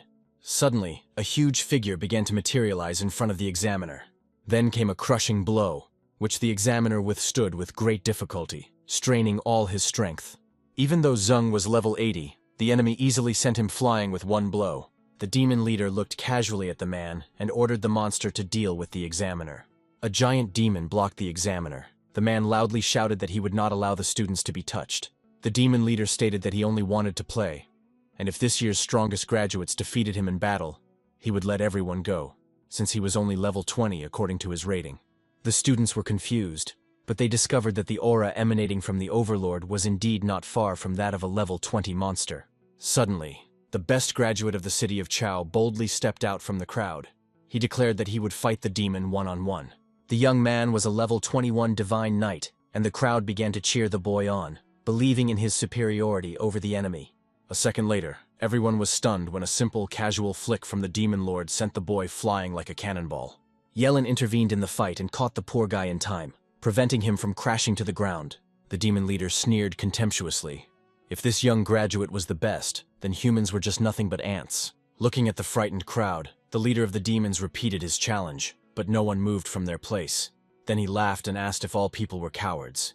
At this moment, Xiao had an idea. He turned towards Yellen and called out loudly to the guy, saying that with great power comes great responsibility. The attention of all the students immediately turned to Yellen. Everyone began to say that he had high combat power, and he finished off most of the monsters in the sector. Bane becomes furious, and begins to loudly curse the crowd, all of whom had just ridiculed Yellen, and were now trying to pressure him into risking his life to save them. Xiao objected, saying that the guy had killed all the monsters, and they hadn't had time to level up, to which Yellen agreed, but immediately offered payment, one high-level item per team. Xiao didn't accept the idea, saying that Yellen was asking too much, but the boy responded by asking if risking his life was too small a price to pay for saving them. Cornered, Xiao agreed, and they gave their high-level equipment to Yellen as payment. The leader of the demons was genuinely amused by the fact that people whom he considered nothing more than food managed to cause internal strife even in the face of death. Yellen replied that in human society there will always be a rotten apple that sows discord among its own. The opponents fell silent and frozen, directed their gazes at each other. Yellen's gaze remained calm and almost icy, expressing no emotion. On the face of the leader of the demons, on the contrary, there was an arrogant smile, full of confidence in victory. The pause dragged on, and soon Yellen raised his staff and, concentrating his mental energy, created a small fireball. The crowd of spectators immediately gasped in amazement and disappointment. People were perplexed why the guy was using a simple low-level fireball instead of powerful forbidden magic. The demon leader laughed, dismissing Yellen's attack as a ridiculous whim. Yellen's reflexes worked flawlessly, the shooting star blade masking the boy's hidden attack. The demon leader continued to laugh and wonder if this worm really intended to deal with him with a fireball. With a slight movement, he blocked the blow with his blade and told the guy that this was the height of arrogance on his part. But suddenly the grin on Yellen's face made the monster wary. He realized that he had missed something important in the enemy's attack. The demon leader turned around abruptly and froze. The tiny, seemingly useless light suddenly began to expand rapidly in the air. In the blink of an eye, it turned into a giant bright sphere, rushing straight towards him at incredible speed. There was a deafening roar, the temperature rose to its limit, and the blazing sphere completely engulfed the demon leader in tongues of flame.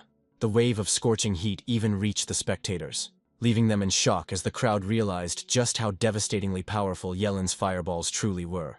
The faces of the Xiao group members remained gloomy, but the rest of the crowd began to rejoice, believing in Yellen's unconditional victory. But the joy turned out to be premature. The raging giant flame disappeared without a trace, as if it had been instantly swallowed by a black hole. The demon leader looked slightly irritated, but remained completely unharmed by the devastating attack. The monster, with an arrogant grin, declared that Yellen stood out among the rabble, but remained too weak for combat, and added that it would be a great honor for the boy to be his watchdog. Yellen countered with a counteroffer, saying that since the demon was so delighted, he should become his son, and promised to grant him the title of Crown Prince of Toadies when he ascended the throne. Realizing that talking was pointless, the demon decided to finish off this impudent fellow once and for all. The young man tried to cast a spell, but the enemy instantly appeared nearby and interrupted his cast with a blow. Yellen had to make a painful sacrifice, and using several organs, engage in the dance of the moment to escape the blow.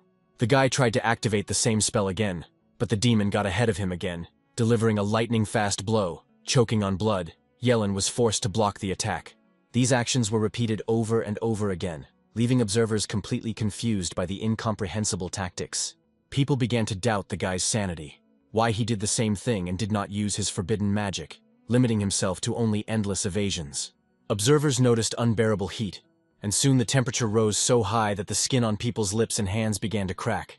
Meanwhile, the demon continued to mock his opponent, confident in his superiority. He believed that as long as he broke the spell, the guy would remain just a pathetic, cornered rat. Yellen breathed heavily and gestured for the arrogant demon lord to look around. The monster looked around and was dumbfounded, because the entire space around him was filled with countless spell spheres, and the air turned into a continuous deadly minefield. The demon leader turned his head in panic, trying to figure out what this secret technique was. Yellen didn't give the enemy time to think and immediately activated the detonation. This spell is usually considered a simple trick of fire magic, producing only a tiny, harmless flame. But now these sparks gave birth to a real hell. The air around the demon ignited, and a furious fiery whirlwind closed in on its victim. More and more streams of fire were directed towards the leader of the demons, increasing the destructive power of the attack. However, before he was caught off guard, his instincts worked flawlessly, and he managed to erect a giant shield created by dark magic. The clash of fire and darkness created a monstrous wave, and when the storm subsided, the monster's face once again took on a contemptuous grimace, and he began to ridicule the man's failed attempt. At that moment, a dazzling golden spear cut through the air at gigantic speed, heading straight towards the demon. Yellen, filled with rage, shouted loudly for the demon to immediately go back to his world. At a tremendous speed, a brightly glowing golden spear pierced the defense and pierced the monster's chest, piercing it completely. For a moment the demon lord froze, and an ominous silence fell around him, foreshadowing something terrible. A moment later he began to move and slowly began to reach for the shaft of the spear stuck in his chest. The demon, overcome with rage, screamed piercingly, mocking and asking if the boy really thought that a pathetic man was capable of killing him. Like a maddened beast, the monster launched a decisive attack. A dense wave of dark energy crashed down on the guy, who barely managed to protect himself from the fatal blow with his staff. And although the weapon held, the inertia from the impact was crushing. Yellen was thrown away, and he crashed into a massive rock with a roar. Looking at the defeated enemy, the demon smiled contentedly. He was already mentally imagining how he would cut off the guy's head as a trophy. Yellen was trapped in the rubble and took a desperate step, sacrificing more organs. He activated the forbidden technique of maximum power. The Circle of Blazing Rebirth spell increased fire magic by 50%, and also activated the Blazing Karma status. The guy loudly asks the demon if he can withstand his next blow. Yellen cast the spell again, and once again a countless swarm of small flaming spheres appeared in the air, gathering together. They slowly gathered into a huge fiery funnel, and for the first time genuine fear flashed in the demon's eyes. The enormous force of fire tore down the protective barrier, and the next moment, an explosion of terrifying power occurred, driving the demon into the ground with the force of a falling meteorite. The crowd froze in deathly silence. The spectators were shocked to the core. They wondered if Yellen had really defeated the demon. The monster remained lying in the burnt-out crater and apparently could no longer find the strength to rise from the ground. On the brink of consciousness, the demon leader realized his defeat at the hands of a mere human, and could not understand how a mere 25th-level creature could possess such power. Meanwhile, the huge demon, seeing the pitiful state of his master, fell into a furious rage and thirst for revenge. He left his exhausted opponent and rushed at Yellen with curses. Zheng shouted a warning, but the guy already saw the rushing monster. The boy instantly assessed the threat. This enemy was above level 100, and he had little chance against such a monster. However, fortunately, an unexpected force intervened, appearing as if out of nowhere at the critical moment. The people around watched in amazement as an unknown force cut through the air and right in flight, cut the huge demon in half with just one crushing blow. The crowd spotted the savior, the representative of Shanning City, and now everyone was saved from certain death. Yunfen was one of the city's high lords and was rightfully considered the strongest fighter in the entire province. The audacity of the demons invading human territory turned into a death sentence for them. The man raised his hand, and blinding rays of light burst from his fingers. Like laser volleys, they rained down a deadly meteorite shower on the horde of monsters. This display of overwhelming force completely stunned the spectators, revealing the true might of the city lord. At that moment, the demon leader's arrogance finally disappeared. One of his subordinates helped him get up from the ground. Already knowing the name of his offender, the demon swore one last time that he would one day wash away this humiliation with blood and take the boy's head as a trophy. With this threat, he rushed towards the shimmering portal leading to the demon world. The guy just silently watched him go. But the Lord wasn't going to let the enemy go so easily. He released a massive golden beam, which began to approach the fleeing monsters at great speed. The demon leader heard his comrade's warning cry and realized with horror that there was no more time to evade. In utter despair, the leader of the demons called upon the dark forces, begging the higher beings to grant him protection. Suddenly, a huge hand appeared in space, intercepting the energy attack and saving the demons from certain death. A terrible voice was heard, which advised the city lord not to be too proud of himself and his strength. A powerful explosion thundered, and the shockwave raised a thick cloud of dust and smoke, which became the perfect cover for the demons' retreat. The dust and smoke from the explosion slowly cleared, revealing an empty space. With a creepy voice, the demonic creature challenged the lord, saying that if he was so strong, then let him come to the demon world if he had the courage.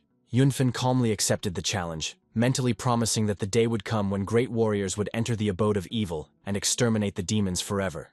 After which the demonic portal slammed shut and the Lord slowly landed on the ground. When the invasion was finally over, the Lord offered a sincere apology to everyone present, especially the leaders of the rankings. Addressing the participants, the Lord announced that the portal had already been restored, and the final test results would be announced later. Once safe, Yellen breathed a sigh of relief. Finally, this crazy nightmare was over, and he could rest. After which the participants teleported to the city, where they settled into a huge hotel. Lying on the bed, Yellen replayed the details of the brutal battle in his head, and realized that the secret area turned out to be truly dangerous. His thoughts were interrupted by an insistent knock. The guy's first thought was that Bane had mixed up the rooms again. However, when the guy opened the door, he froze in surprise. Lord Yunfen stood on the threshold. The Lord cited a formal reason. Supposedly he wanted to personally inquire about the boy's well-being, but he was deeply concerned about the question of how the young sorcerer had single-handedly defeated a royal-level demon. The guy replied that he was just lucky. Such restraint only increased the man's respect, and he asked if the young man would like to serve his city. The young man was taken aback. He knew perfectly well that no one would invest resources in the development of his class, but the Lord was ready to take on its development. Although the offer was incredibly tempting, Yellen could not make a decision without his teacher's approval. The Lord took this with understanding and personally prepared to go to the boy's city to talk to his mentor and come to an agreement. At this moment, the conversation was suddenly interrupted by another knock on the door, distracting the participants from their important and tense conversation. After which the young man loudly said that the door was not locked and that one could come in. A waitress in a playful suit appeared at the door, holding a tray of fruit. The girl said that this was a special hotel treat for the best participants of the tournament, and the guy asked to put the tray on the table. Yellen intuitively felt alarm as soon as the tray touched the table. The guy decided to go for a trick and loudly announced a sharp, pungent smell. His trick worked instantly. Realizing that she had been exposed, the girl's face changed, revealing her intentions. The Lord noticed the approaching deadly threat and shouted a loud warning, desperately trying to prevent a surprise attack. Meanwhile, the maid pulled out a dagger with a sharp movement and instantly rushed towards the guy. Yunfen instantly rushes to the rescue and manages to intercept the assassin's dagger with a lightning-fast movement. The level 50 assassin turned pale in horror as she realized the city lord stood before her. Yunfen sternly demanded to know the name of the client, but the girl remained silent, not wanting to reveal the employers. With a sharp movement, the lord pushed the girl aside. She understood her situation perfectly well. If she fell into Yunfen's hands, she would either die or face a fate worse than death. Coping with severe pain, the girl glances at the dagger lying nearby on the floor. Without wasting a second, she makes a sharp movement and grabs the dagger with her hand. Thinking that she cannot give away the customers, The hired killer stabs himself in the stomach with a sharp dagger. The deadly poison on the blade worked flawlessly, and a moment later, her lifeless body collapsed onto the floor of the room. The Lord's gaze became heavy. He understood that serious people were behind this assassination attempt, and he immediately expressed suspicion that all the threads led to the Wu family. The man hastened to reassure the young man, promising that he would personally conduct a thorough investigation and force the family to make a public apology. Yellen understood that formal apologies would not stop the enemies. If he remained in the city, he risked not living even a month. The Lord, seeing the guy's reaction, left the room in a rage. Yellen understood that the man was very angry, because such insolence had thwarted his plans to recruit a talented caster of forbidden spells. As soon as the door closed behind the Lord, a loud cry was heard in the room, attracting the guy's attention. Bane appeared at the door, beaming with delight. The girl burst into the room with amazing news. The results had been published, and Yellen had become the best in the entire country. Bane started to say that the boy had brought great honor to his family, but quickly became embarrassed, remembering that he was an orphan. To smooth over the awkwardness and capture the moment, she suggested taking a joint photo as a keepsake. While looking for the best angle, the girl noticed a lifeless body in a maid's costume behind the guy. Bane recoiled in horror, demanding an explanation. The guy interrupted her flight of fancy and calmly explained that the dead girl was a hired killer. Upon hearing the client's name, the girl's fear instantly turned to anger. Now she herself was burning with the desire to teach the spoiled rich man a lesson. Meanwhile, Xiao, having received news of the operation's failure, was rushing around his room in a rage. He cursed the performers, unable to understand how a professional assassin of level 50 could not destroy a pathetic newbie. The guy continued to swear loudly. His tirade of insults was interrupted by the appearance of a man in the doorway of the room. Upon seeing his father, Xiao instantly fell silent, his face turning ashen gray. The father scolded the boy. He was angry not at the fact of the assassination attempt on Yellen, but at the blatant stupidity of the plan's execution. Xiao, sensing something was wrong, tried to justify himself, but his father was not impressed by his pathetic excuses. And although the punishment was formal, a humiliating visit to the Lord with apologies became inevitable. Deep down in his soul, hatred for Yellen flared up with renewed vigor, and he vowed to take revenge in the future. The next day, a formal ceremony took place, and the Lord, according to tradition, presented the boy as the champion of the national exam, with 2 awards of legendary rank. And although the young man secretly hoped for a cash prize, the artifacts he received turned out to be much more valuable than money. They were second in value and power only to the divine equipment available to the chosen few. The next reward greatly surprised Yellen. It turned out to be the Great Ring of Twilight, an ancient artifact shrouded in mystery and power. This artifact not only doubled the owner's mental strength, but also had the unique ability to absorb enemy energy attacks. The second property was a built-in spatial storage, the volume of which directly depended on the strength of the owner mage. Yellen was extremely pleased now. Even when under pressure from several mages, he could turn their power against them. Combined with his immortal body, the ring makes the guy invulnerable. The more furious the enemy's blows, the more his power increases. Finally, the Lord reminded them of his offer of cooperation, and promising to discuss the details later, sent Yellen home via teleport. A giant portal trembled faintly across the vast square of Yellen's hometown, heralding its imminent activation. A bright, sparkling energy spiral flared up in its depths, and in its glow the silhouette of a man gradually began to emerge. As soon as Yellen stepped out of the portal into the square of his hometown, the air was torn apart by deafening screams and applause from the crowd. The director and his mentor beamed with pride as they welcomed the city's first ever national champion. The young man began to quietly answer something, but his modest answer was drowned out by the roar of the crowd of those greeting him.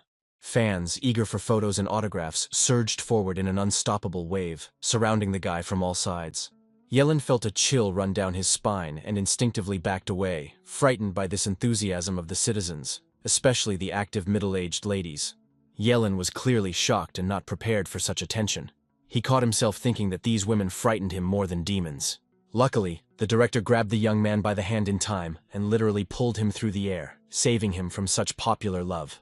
Chengxin calmly brewed tea and looked at his disheveled and out-of-breath student with a warm smile. The teacher strongly advised the boy to rest, as recuperating was critically important now, as Yellen faced far more serious challenges ahead.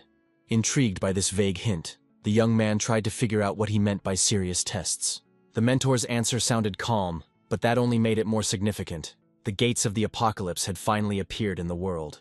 Yelin's memory instantly flashed to fragments of ancient knowledge that these dimensions once housed 7 great ancient artifacts of origin. Realizing the enormous possibilities, Yelin asked if he should go to the gates of the apocalypse alone. In response, the teacher stated his intention to accompany the student personally. The young man agreed, but asked to first stop by the guild to sell some equipment before the journey. In fact, Yelin did not fully trust his mentor. The astrologer's motives remained a mystery to him. As soon as the young man disappeared from sight, the mask of calm fell from the astrologer's face, and a violent coughing fit began to choke him. Blood gushed from his mouth, seeping through his fingers. He knew perfectly well that the student did not trust anyone, but there was practically no time left, and he had to act riskily. Meanwhile, Yelin reached the guild, and at the entrance explained that he wanted to exchange his equipment and skill scrolls. The administrator politely invited the young man to go to the appropriate section where the transaction could be made. He was clearly aware that too many people knew him now, and he prudently hid his true appearance under a mask of illusion. On the way, Yelin unexpectedly met a familiar silhouette. He recognized the girl in this tight dress. It was Jagani. The guy was glad that he put on a mask, hoping that the girl would not recognize him and he would pass by unnoticed. Suddenly, Jagani turned around sharply and began to peer intently at the back of the departing stranger. His figure turned out to be painfully familiar to her. The girl instantly rushed after the young man, thinking that this was the stranger she had been desperately looking for. The silhouette of a noble stranger appeared in the girl's memory, and an inexplicable, frightening intuition told her that this man was Lin Yi. Unable to contain her impulse, the girl rushed towards the guy, grabbed his hand, and apologizing for her insolence, tried to find out his name. Yelin maintained an outward calm, but inwardly he shuddered from the girl's frightening insight. The guy wondered if, despite the mask, she had recognized him. Jagani began to tell the guy that he was the spitting image of the man who had once saved her from certain death. The guy coldly declared that she was mistaken, but this gesture only strengthened Jagani's confidence. This was exactly the kind of indifference the stranger had shown during their first meeting. The girl insisted on her own, and aggressively began asking the guy why he didn't confess, since he was the one in the secret space. Yelin decided that there was no point in continuing the argument, so he approached the administration and asked how often the guild allowed clients to stage such scenes. The embarrassed employee called the girl to order, and threatened that otherwise she would have to leave the establishment immediately. This scene attracted the attention of the visitors. They were perplexed. No one understood why the dazzling beauty was humiliating herself in front of a guy of ordinary appearance. The crowd decided that the stranger must be fabulously rich, since the girl was so persistently chasing him. Yelin decided not to hold back and show his true capabilities. The guy began unloading his loot from the ring, more than a dozen high-quality artifacts, as well as mid- and low-ranking trophies. The people watching were dumbfounded. The objects, carelessly thrown together in a heap like cheap trash, were in fact worth millions. The young people are very surprised, and wonder how many monsters had to be killed in order to obtain such a number of artifacts. After coming to her senses, the employee asked if the client wanted to receive the gold, but Yelin chose barter for the exchange. The girl agreed, and handed him the tablet so that he could mark the necessary items from the catalog. Yelin chooses the Ring of Radiance, which increases spiritual powers by 50%, and has the ability to be upgraded in the future. However, after the counting, it turned out that the value of the surrendered trophies was not enough. An additional 3 million in gold had to be paid. The guy wasn't at all bothered by this, and said that he would easily add the required amount to complete the deal. A moment later, Yelin pulled out another item from the vault, a brightly shining golden stone. It was dragon ore, one of the most valuable materials in the world. Gold ore wasn't just a rare stone. It was used to forge epic grade gear, and it's no wonder the crowd's reaction was so violent. Jagani's eyes lit up, and she now had no doubt that the man standing before her was the very Lin Yi she had been looking for. Suddenly, the general hum was interrupted by a calm, commanding voice. The vice president of the guild appeared in the room, attracting everyone's attention. Yelin was surprised by the appearance of this man. According to rumors, his strength was approaching level 60. From the very beginning, he scolded the girl for her loss of professionalism, stating that it was a valuable artifact, but there was no need to go crazy over it. The vice president asked about the price, but Yelin replied that he didn't need money, but needed stones to reforge the equipment. Dragon ore allowed one to improve the characteristics of epic artifacts. The man offered the young man 800 stones. Yelin firmly raised the bid to 1,000. The vice president saw the young man as a promising partner and agreed to the deal without hesitation. Seeing the concession as a gesture of goodwill, they shook hands, and the deal was concluded to mutual satisfaction. The satisfied vice president ordered the stones to be released from the warehouse. while reminding the employee not to spread this information to anyone. Before he could finish speaking, the man heard Yellen calmly say that he had one more item to exchange with the guild. A scroll of legendary skill appeared on the counter, and the vice president's composure instantly disappeared in front of such a treasure. The entire room was illuminated by a bright wave of energy. People looked at the scroll in fascination, not believing their own eyes. Jagani stood as if struck by lightning. Such scrolls had never been seen in the city, and this finally convinced her of Yellen's exceptional nature. An unfamiliar old man immediately responded to the loud cry. It was the guild president, who appeared as if out of nowhere. A mysterious aura emanated from his figure, which made everyone fall silent. After a while, the old man asked what the young man wanted to receive in exchange for such a valuable artifact. Yellen voiced his conditions. He was ready to exchange the legendary item for all the regular skill scrolls available in the guild. Those around him were surprised, looking at the young man as if he were a madman, devoid of common sense and not understanding the true value of things. However, for Yellen, the legendary scrolls were useless. While 1,000 simple ones gave forbidden spells, Jagani intervened, trying to dissuade the guy from his mistake. She began to loudly explain that ordinary scrolls could be bought for money, and they were worth mere pennies compared to what he was giving. The girl even offered her financial assistance, but Yellen, without hesitation, rejected her offer and confirmed the deal with the guild. Upon hearing the firm agreement, the president immediately abandoned all decency and barked at the staff to immediately remove absolutely all ordinary scrolls from the warehouse. As a bonus, the guy was given a top-level card, giving a 30% discount on any purchases in the guild. As Yellen left the building, the men politely said goodbye to him and suggested that he come back more often for new deals. After which, the vice president offered to organize security for the guy, since he had such a huge number of items and could become a target for robbers. The wise president rejected this idea. He believed that the person who possessed the dragon gold ore was clearly not as simple as he seemed. Jagani wasn't going to give up so easily. She ambushed Yellen at the exit and pursued him to the crossroads, where she blocked his path again. She was completely sure that the guy was Linyi and offered to go to her house, saying that some swindler had gained her father's trust and was posing as him. Yellen continued to insist on his own and once again told the girl that she had made a mistake and mistook him for someone else. Jagani insisted fiercely, thinking that she would not forget this silhouette, because the guy had dragon ore and a legendary scroll that revealed the noble stranger. The girl stated her intention to involve the Bureau of Investigation. Yellen, seeing her stubbornness and threat, reluctantly agreed to go with her to resolve the situation. Beaming with excitement, the girl loudly introduced the disguised Yellen to her father as the real Linyi and menacingly promised to expose the fraudster. The situation was starting to take a comical turn. The girl explains that she had been saying for a long time that Yellen and Linyi could not be the same person. She points to the boy, whose true form is hidden behind a mask of illusions, and declares that this hero is much better than his new cowardly student. The father silently watched his daughter's fiery speech and intended to explain the true state of affairs, but decided to wait. Meanwhile, the girl did not calm down. She suggested to her father that they expel Yellen and instead take the noble stranger standing before them as an apprentice. Adjusting his glasses, the father continued this performance and expressed a desire to talk with the outstanding young man alone without his daughter's presence. Delighted with this turn of events, the girl hastened to leave the men and decided to change into her most luxurious dress in order to completely captivate the guest with her beauty.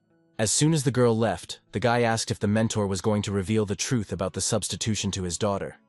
But the man saw an unexpected benefit in this farce. The man wants Yellen to enter the gates of the apocalypse under the guise of Linyi, maintaining an incognito identity from others. This will allow the guy's true identity to be hidden, and will give him the opportunity to act at full strength without fear of consequences for the real Yellen's reputation. Outwardly, the young man remained calm, but was a little worried. Despite this, he liked the idea. His disappearance would not raise any unnecessary questions from those around him. The boy fell into deep thought and began to wonder what exactly his teacher had in mind. Having received consent, the astrologer promised to settle all issues with his daughter, and they would be able to set out for the gate in a few days.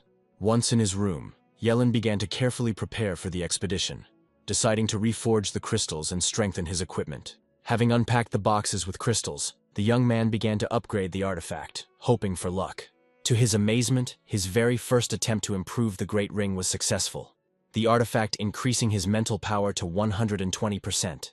The guy was amazed. Just one manipulation turned the ring into an analog of advanced high-ranking equipment. Inspired by his success, Yellen continued the process. But fortune suddenly turned against him, and each new attempt invariably ended in failure.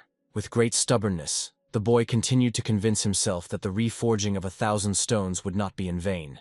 After a while, Yellen decided that there was no need to worry, since he still had a huge amount of minerals left to try. The fewer stones there were left, the more it seemed to the guy that he was starting to go crazy. Was such fatal bad luck really possible? Yellen believes that such a thing is simply impossible, since out of almost 1,000 stones, he only managed to successfully reforge one. Yellen was about to give up and count his losses, but the ring suddenly glowed with a bright light. The improvement ended in triumph, and the purification level reached 3 stars. The bonus was an increase in mental strength to 180%, which exceeded all the guy's expectations. The next morning, as soon as it was light, Yellen decided to visit his old friend to check how he was doing after the operation.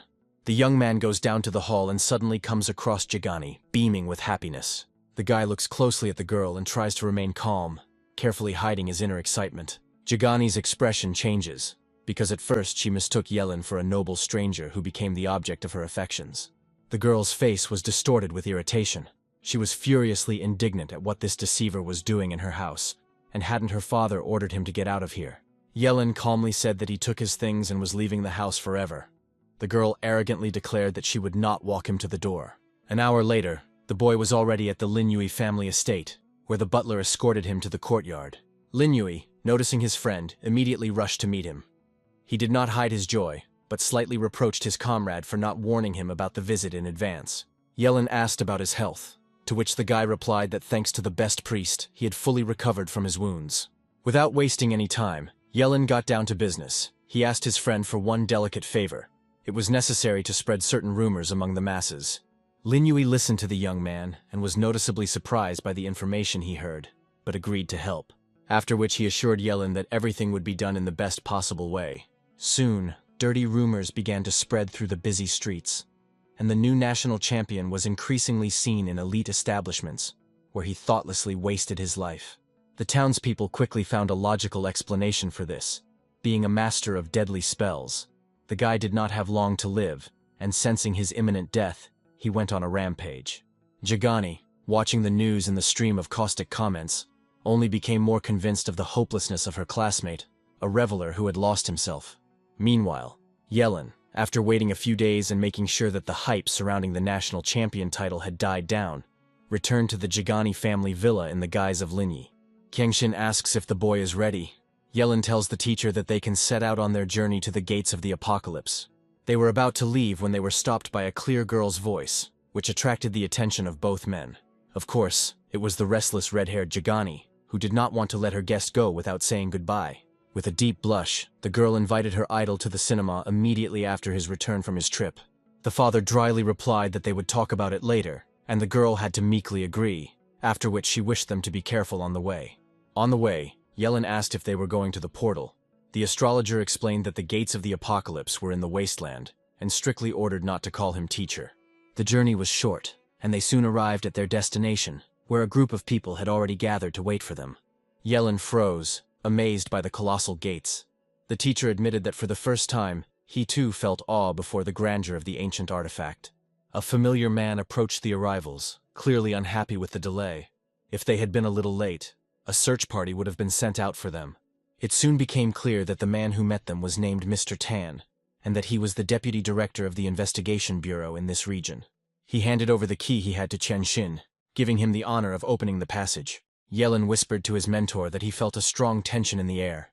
Chen Xin replied that it was a fake key, because these people were just waiting for the moment to get rid of them. Yellen asked if he should get the real key, but the mentor told him to just go closer to the gate. Xiangxin pretended to manipulate the fake, while Yellen, who held the true key, felt a powerful connection with the ancient portal. The next minute, following his mentor's instructions, he placed his hand on the portal, activating the ancient mechanism. The gates of the apocalypse responded instantly to the presence of the genuine artifact. There was no earthquake, no blinding flashes, only a low, drawn-out hum. Tan's eyes lit up with surprise and greed. He demanded the key back. The astrologer obediently handed over the fake, confirming that the relic belonged to its owner. Tan was surprised to notice that the gate had been right under their noses the whole time. Suddenly, an uninvited guest appeared, none other than the guild president, who arrived with his squad.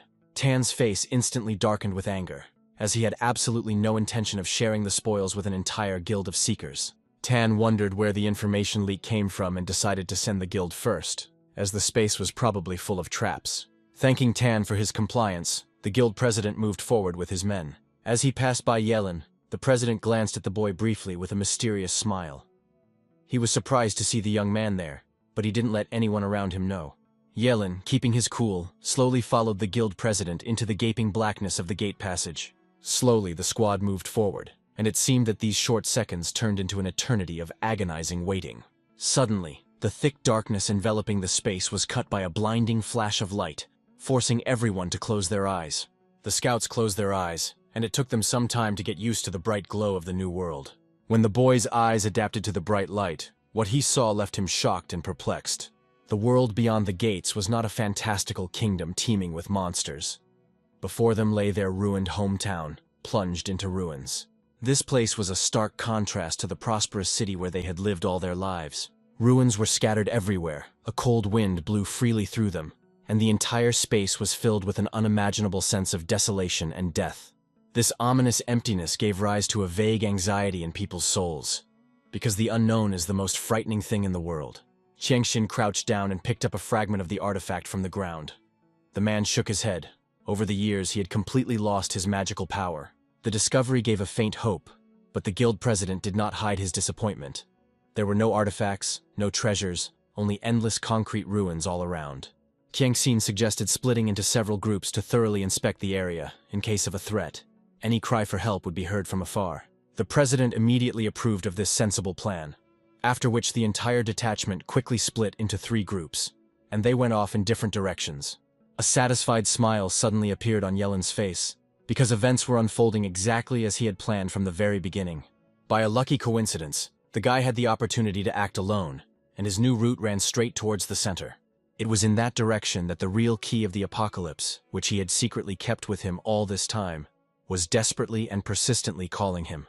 At this time, the guild president and her people continued to examine the old ruins, loudly grumbling that there was nothing valuable here. The key literally pulsed and pointed the right way. But Yellen didn't trust anyone, so he needed to figure out a way to follow the trail without prying eyes. Yellen decides to use the Earth Shelter technique, which involves the mage manipulating the Earth's elements with spiritual power, allowing him to move freely underground within a 50-meter radius. By sacrificing his organs, the boy invoked a forbidden spell called Spatial Jump to make a short-term transition through space. A bright energy began to pulse strongly around the guy, gradually and smoothly dissolving his physical body into many small particles. Having transformed into a barely noticeable energy funnel, Yellen sank into the ground very quickly and silently. Just a few seconds later, the young man found himself in a completely different area, where his body immediately began to materialize. The young man saw a dilapidated, ruined building and was overcome with deep anxiety, as he realized that the key had led him to an old apartment. Suddenly, the guy noticed with horror that the energy had changed. The space began to glow brightly, and eerie tentacles began to reach out to him. From the dark depths of the room, a low and ominous voice suddenly rang out, loudly greeting the young man who had entered. Turning towards the sound, Yellen saw something truly shocking, as right in front of him a giant ball of living flesh was pulsating vilely. This terrifying shapeless mass resembled a gigantic brain. The monster introduced itself as the guardian of an ancient artifact, and declared that it had been waiting for Yellen for many years. The boy still hadn't recovered from the severe shock, since the huge substance not only had a clear mind, but also knew his name perfectly well. Yellen tried to find out the reasons for the wait, but the creature mysteriously replied that with the appearance of the guest, the eternal scales should return to the owner. Suddenly, the living sphere began to pulsate violently. Several tentacles abruptly plunged deep into the flesh, and with visible effort pulled out the ancient object. The guy looks at the artifact he found with obvious surprise, and involuntarily wonders whether this strange object really does rightfully belong to him. Suddenly, Yellen's anxious thoughts were interrupted by a painfully familiar voice, saying that the guy had finally found this place hidden from prying eyes. His combat reflexes kicked in almost instantly. Yellen quickly closed the distance and turned around, noticing that the astrologer was standing right in front of him. The teacher's face was completely devoid of any emotion, and he coldly demanded that this artifact of unknown origin be immediately put back in its place. It was the first time Yellen had seen his mentor in such a state. The puzzle in his head finally came together, as the man had only used him to find the artifact.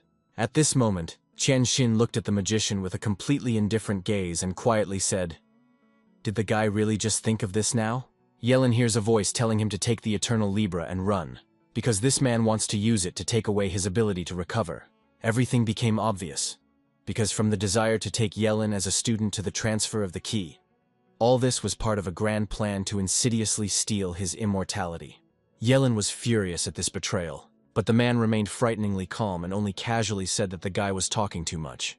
The creature attempted to attack the astrologer, but the air was filled with hundreds of beams of intense energy that instantly and mercilessly fell upon the terrifying monster.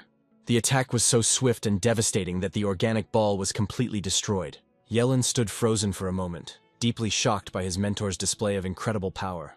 The guy panicked and tried to figure out what to do to survive the fight with such a powerful opponent. Meanwhile, the teacher slowly approached, and a terrifying, oppressive aura emanated from him.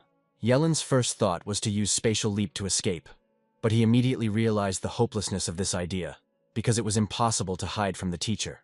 Realizing the hopelessness of the situation, the cornered Yellen raised his staff and immediately summoned a powerful fireball spell. However, the astrologer remained completely unperturbed, since to him the efforts of a 25th level mage, even one with immortality, seemed pitiful. Qianxin advised the disciple to stop his senseless resistance, and clenching his fist, he easily neutralized the huge fireball. A moment later, the compressed ball began to spin very quickly around its axis, after which a powerful explosion occurred. Yellen was greatly surprised by such a combat skill, because the astrologer very easily and effortlessly neutralized his most powerful forbidden spell. But the boy was not about to give up, so with reckless persistence he called upon another spell, hoping to somehow delay the enemy. The air in the room instantly became extremely hot, and a huge energy funnel completely engulfed the man. Radiating a terrifying aura, Chengxin moved forward and asked the boy if he still hadn't realized that in the face of great power, any resistance was pointless. The giant vortex of energy, which seemed deadly, began to slowly and completely dissipate into the air, without causing any harm to the mage. The boy tried to cast another spell, but Qianxin touched his staff, after which the boy froze, feeling an invisible force pressing him to the ground. Chengxin asks the guy if he really underestimates him that much, and then states that he should thank the guy for finding the artifact. Thanks to him, the astrologer found the artifact, but spent too much energy on star predictions, and further use of the power of the stars meant accelerating his own death. The man grips the magical scales tightly and begins the sacred ritual. A piercing scream erupted from the boy's chest. An invisible hand slowly and painfully tore his soul apart. It was more terrible than any physical torture. Yellen felt how a monstrous force was sucking the life out of him and depriving him of the ability to regenerate. At the moment when the pain reached its limit, a dim light burst out from Yellen's body, illuminating the space around him. It turned out to be the second half of the scale, which resonated perfectly with the artifact in the astrologer's hand, completing the mystical connection. Legends claimed that the eternal scales consisted of a light and a dark half, and when they were tilted, the power of one side increased infinitely. Due to its immortality and invulnerability, the eternal scales were considered the most powerful ancient artifact. Yellen tried to understand where the mentor was leading this whole conversation, but Chengxin didn't answer. His thoughts were occupied with something else. The astrologer, shaken by coughing fits, continued his manipulations, and the dark half of the scale began to emit a mysterious glow. At that moment, the young man was pierced by unbearable pain, accompanied by a blinding flash. The boy screamed loudly and begged the teacher to stop. But what happened next defied all logic. Instead of using the restored scales, the man threw the artifact with a sharp movement directly at the student. Yellen's consciousness was consumed by darkness, but when he woke up, he realized that he was still alive. Moreover, the familiar strength had returned, and now his immortal body felt even more powerful than before. The young man looked at the teacher, who collapsed to the ground, and his breathing became barely noticeable. Shining brightly, he slowly rose into the air, and wondered why the teacher had not taken away his immortality. Yellen wondered if there was anyone in this world who could resist the temptation of true immortality. The boy slowly approached the teacher and asked a question, because he was trying to take away his eternal life. Qianxin, coughing up blood and grinning, asked what he had done to deserve such disrespect, since Yellen had never called him teacher before. Seeing the man trying to joke on the brink of death, the young man experienced a complex range of emotions, realizing that he did not know this man at all. Continuing to cough up blood, the astrologer calmly revealed his cards, admitting that he had been plotting against Yellen. But the goal was not immortality, but the future of humanity. This confession from his mentor came as a real shock to the guy. Qiangxin continued to say that he had tried to predict his daughter's fate many times and had seen millions of possibilities. But in all of these versions, she invariably died at the same moment in time, and even if he took Yelin's immortality and gave it to his daughter, everything remained the same. A million deaths at one point in time could not be a coincidence. The only explanation was that at that moment, not only she was dying, but the entire human civilization. Qiangxin continued speaking, his gift allowing him to see everyone's future except Yelin. According to the ancient teachings of Tao, out of 50 laws, one remains unknown, and this is called the hidden variable. Choking on blood, the teacher told the young man that he was the variable and had the power to change the outcome. The man handed the boy a bag. In one of the fragments of the future, he saw 6 people next to him, and their signs were inside. Finally, the astrologer explained to the young man the nature of the mysterious organic ball. It was not a guardian, but one of the incarnations of the Emperor Moth, the ruler of the demons. After this, the astrologer revealed the truth. The demon wanted to lure half of the eternal scales out of Yelin. With his last strength gone, Qiangxin voiced his last request, asking the young man to take care of his daughter. His life force was leaving him, and his last word was a quiet thank you. Looking at his mentor's body, Yelin felt a wave of immeasurable gratitude, recognized him as his teacher, and thought with regret about his previous doubts. The boy vowed to protect his daughter at any cost, and said that in his memory, the master would remain a great strategist. After this, the young man sank into a mournful silence, but it was soon broken by the sounds of footsteps. Seeing the lifeless body of the astrologer, the inspector and the guild chairman began to suspect the guy of murder. Yelin bowed his head in mournful silence, as if not noticing the presence of people and paying his last respects to the mentor. Having received no answer, Tan threatened the young man with immediate reprisals and ordered his men to search the astrologer's body. The bald giant drew his sword and rushed towards the guy, demanding that he immediately move away from the body. Yelin did not react to the attack and continued to pay respects to his mentor. He suddenly turned to face his attacker, and rage flared up in his soul. The thought of his teacher sacrificing himself for the sake of such a brat was unbearable. The boy called upon a forbidden spell, the earth shook, and tree vines began to sprout from it. With great speed they rushed towards the enemy and wrapped themselves tightly around him, lifting him into the air. The victim convulsed, uttering inhuman screams as his body rapidly withered and disintegrated before the eyes of the shocked crowd. The boy loudly declared that anyone who disturbed his teacher's body would die. The inspector and the guild president froze in horror. It seemed to them that they had never seen such a terrible massacre. The system notified the guy about the absorption of a level 40 master. The scales tipped towards darkness, and the power of exchange turned into limitless absorption.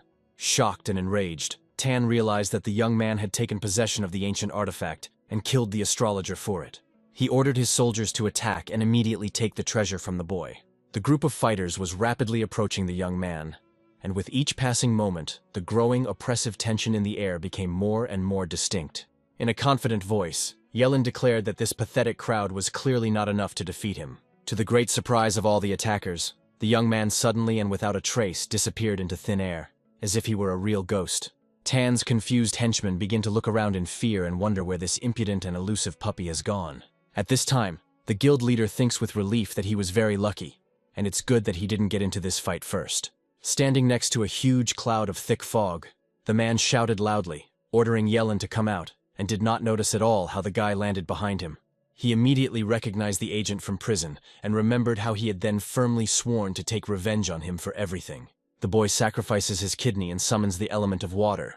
The spell Wrath of the Sea God gathers the elements and summons a ghostly trident. Concentrated water energy is directed at great speed straight towards its target. Before the enemy could even comprehend what was happening, a powerful water trident mercilessly tore his body in half. Immediately after this attack, the deadly trident obediently returned to the hands of the young man, as if it were a huge boomerang. Yelin looked with obvious irritation at all the remaining living opponents who still stood in front of him. Tan loudly curses at his subordinates, calling them useless idiots, and immediately summons his powerful energy bow. Realizing that the situation had become critical, he loudly ordered all remaining fighters to attack the enemy simultaneously. The guy didn't dodge the dangerous attack, but instead he activated the Sumeru ring, allowing the artifact to absorb all the opponent's blows. This risky tactic bore immediate fruit, as the absorbed energy was transformed and gave Yelin new mental strength. Intoxicated by the sudden surge of enormous energy, the young man suddenly raised his hand and unleashed a destructive fire spell on his enemies. With the exception of the leader, no one in the squad had time to even understand what had happened. Only screams were heard as the fire engulfed the bodies of the attackers. After some time, the bright magical fire and thick smoke began to gradually dissipate, revealing a view of the battlefield. On the smoky battlefield, only Tan remained alive, having managed to take cover behind his strong protective energy dome in time. His face showed irritation at the uselessness of his subordinates, and realizing that Yellen would destroy him in a direct confrontation, the man decided on a dirty move. Tan quickly concentrated his internal energy and immediately summoned a powerful arrow of gods and demons for a decisive attack. A bright flash of energy instantly erupted around him, and a destructive arrow flew towards the boy at great speed. Yellen quickly jumped to the side, but at the last seconds he dodged this deadly magical blow. A satisfied smile appeared on the inspector's face, and in a quiet voice he mockingly asked if the boy would be able to cope with this surprise. The energy arrow suddenly transformed into a powerful funnel, which slowly but inexorably moved straight towards the guy. A sudden, powerful blast wave threw Yellen high into the air with enormous force, depriving him of the ability to maneuver. Immediately after this, the energy beams merged together, and this deadly stream struck the guy right in the forehead with one powerful blow. Yellen instantly found himself in a strong bubble that changed his metabolism. Tan approached and proudly declared that no one had escaped his arrow of gods and demons. The magical bubble was rapidly contracting, the merciless pressure from within destroying the body of the helpless youth. A moment later, there was a deafening roar, and Yellen's body scattered in all directions in a cloud of bloody mist. Tan smiled contentedly as he looked at the bloody remains, and was absolutely confident of his unconditional victory over this strong opponent. The man looks at the scattered remains and realizes that even with the mighty weight of the scales, the man's body, torn to pieces, will never be able to recover. But he was very much mistaken, because right behind his back, the scattered fragments of Yellen's body suddenly began to stir and move actively. At first barely vibrating on the ground, these pieces of flesh began a process of frantic and furious regeneration, quickly fusing with each other. In 1 second the hand turned into an arm, in 2 the shoulder grew, and in the 3rd second the head was fully formed and connected to the body. The muscle fibers wove together at an incredible speed, and Yellen needed only 1 restored arm and head to deliver a crushing counterattack. The guy suddenly raised his hand, and without hesitation, unleashed a powerful forbidden spell on his unsuspecting enemy. The level 60 holy archer froze in place in convulsions, as a golden energy beam suddenly pierced through him from behind. By this point, the boy's body had almost completely recovered, and if it weren't for his clothes, which had turned into rags, there would be no sign of the wounds. Tan, continuously and heavily coughing up thick blood, continued to crawl very slowly along the ground, trying to get at least a little distance from the dangerous enemy. Trying to save his life, the man threatened the boy with his high status and promised Yellen dire consequences for the brazen murder of an important official. In a desperate attempt to turn the tide of the fight, the man fired another energy arrow, hoping to catch the guy off guard at the last moment. Yellen didn't lose his composure and instantly activated the infinite devouring skill. The darkness completely enveloped Tan's body, mercilessly sucking out all his life force, after which the system reported the successful absorption of a level 60 master. Having absorbed the energy of another powerful opponent, the young man instantly leapt from level 25 to level 28, which significantly increased his stats. Having dealt with the main threat, the young man loudly and authoritatively demanded that the guild chairman immediately stop hiding and come out. The man quickly left his hiding place, and with a forced smile told the boy that he had never been his enemy and had not even thought about a treacherous attack. Hearing that the boy was not going to kill him, the old man sighed with relief and immediately swore allegiance, promising that the guild would serve him faithfully. Having concluded this unspoken contract, the president suggested leaving the location as quickly as possible. The guy agreed, but stated that he needed to finish an important matter first. Temporarily sacrificing his arm, Yellen immediately invoked the forbidden ice spirit spell to create the necessary conditions to preserve the teacher's body. Immediately after the spell was completed, the young man carefully and tenderly took the body of his mentor in his arms. The president stood motionless to the side and silently watched as the boy carried his dead mentor into a solid ice coffin. Carefully placing Chen Xin's body in the ice coffin, the boy quietly told him that they were now finally returning home. For a moment, Yellen looked at his dead teacher in silence, his eyes clearly showing deep respect for the man. Easily lifting the heavy icy burden onto his shoulder, Yellen sternly ordered the guild chairman to follow him immediately. They ran quickly towards the exit. The man was afraid that the people he brought with him would hardly survive in this hell. As soon as they got a little closer to the coveted exit, a heavy and ominous aura suddenly appeared in the air. The man barely had time to shout a warning before a huge level 34 monster rushed at them with fury. The terrifying monster opened its mouth wide, and suddenly spewed a powerful and deadly stream of flame in their direction. Yellen deftly jumped aside from the fire and gestured to the frightened old man not to interfere, deciding to take on the enemy himself. The boy confidently raised his magic staff and immediately summoned a powerful forbidden spell called the Breath of the Fire God. A giant fireball instantly incinerated the aggressive creature, causing the guild leader to be stunned by the destructive force once again. After the battle, Yellen activated his absorption skill, and the monster's carcass gave him nutrients and a 30-year lifespan extension. The young man was very pleased with this generous booty, although the mysterious nature of the slain monster's blood remained a mystery to him. There was no time left for long reflections. The passage began to collapse rapidly, and people rushed into the rift without hesitation. But as soon as they stepped into the portal, a powerful unknown force picked up their bodies, instantly lifting them high into the air. The Apocalypse Key suddenly burst from Yellen's body and automatically sealed the gate, blocking the possibility of re-entry. The portal immediately disappeared into thin air, taking with it the ancient magical key and closing the passage. Now no one in the world could predict where and when this legendary passage would open again. The sensations of the return passage were strikingly different from those upon entering, but fortunately the people got out unharmed. Once safe, the companions said goodbye. Yellen stated that he had to bury the teacher first and would discuss business later. The guild president bowed deeply to the boy and declared that from now on, the entire enormous power of his organization was at Yellen's complete disposal. A girl's loud voice echoes throughout the Qianxin estate. Jagani is confronted with the terrible truth about her father's tragic death. She desperately refused to believe what was happening, and kept convincing herself that it was all just someone's evil and ridiculous joke. Yellen lowered his eyes guiltily and quietly asked the girl for forgiveness for the fact that, unfortunately, he could not protect his teacher. The girl continued to desperately cling to her last hope, convincing herself that what was happening was just someone's evil joke. She screamed loudly that her father was a great strategist who calculated everything in advance, and he simply could not die so suddenly. Exhausted by intense grief, Jagani collapsed onto the icy sarcophagus, and her tears, streaming down her cheeks, instantly froze on the lid of the coffin. Yellen remained in mournful silence, watching from the sidelines as the poor girl became increasingly consumed by this enormous and unbearable grief. When Jagani finally calmed down and asked about the cause of her father's death, Yellen told her about the divine punishment for prophecy. The boy begins to say that the teacher made a sacrifice for the sake of humanity, but a flash of anger replaced grief, and Jagani demanded that he leave. Yellen's attempt to mention the oath he had given to the teacher to protect her only made the situation worse, and Jagani angrily said that she did not want to listen. The girl again insistently tells the young man that he must leave immediately, as she does not want to see him. Understanding that Jagani simply needed solitude right now, Yellen did not insist, so he silently turned around and left the room. The next day, the city was rocked by news as the disappearance of Vice Director Tan coincided with the sudden death of the astrologer. The death of the legendary prophet caused quite a stir not only in the city, but throughout the entire vast province. The police officer orders his partner to find Yellen, but the girl replies that they have no evidence, and he may have already slipped out of the country. To provide himself with an alibi and dispel rumors about Lin Yi's identity, Yellen has spent the past 2 days practically constantly in elite clubs. It was in one of these entertainment establishments that investigators from the local security bureau finally caught up with him. The officer was eager to know where the young man had been for the past week, but Yellen began skillfully playing the role of a frivolous reveler.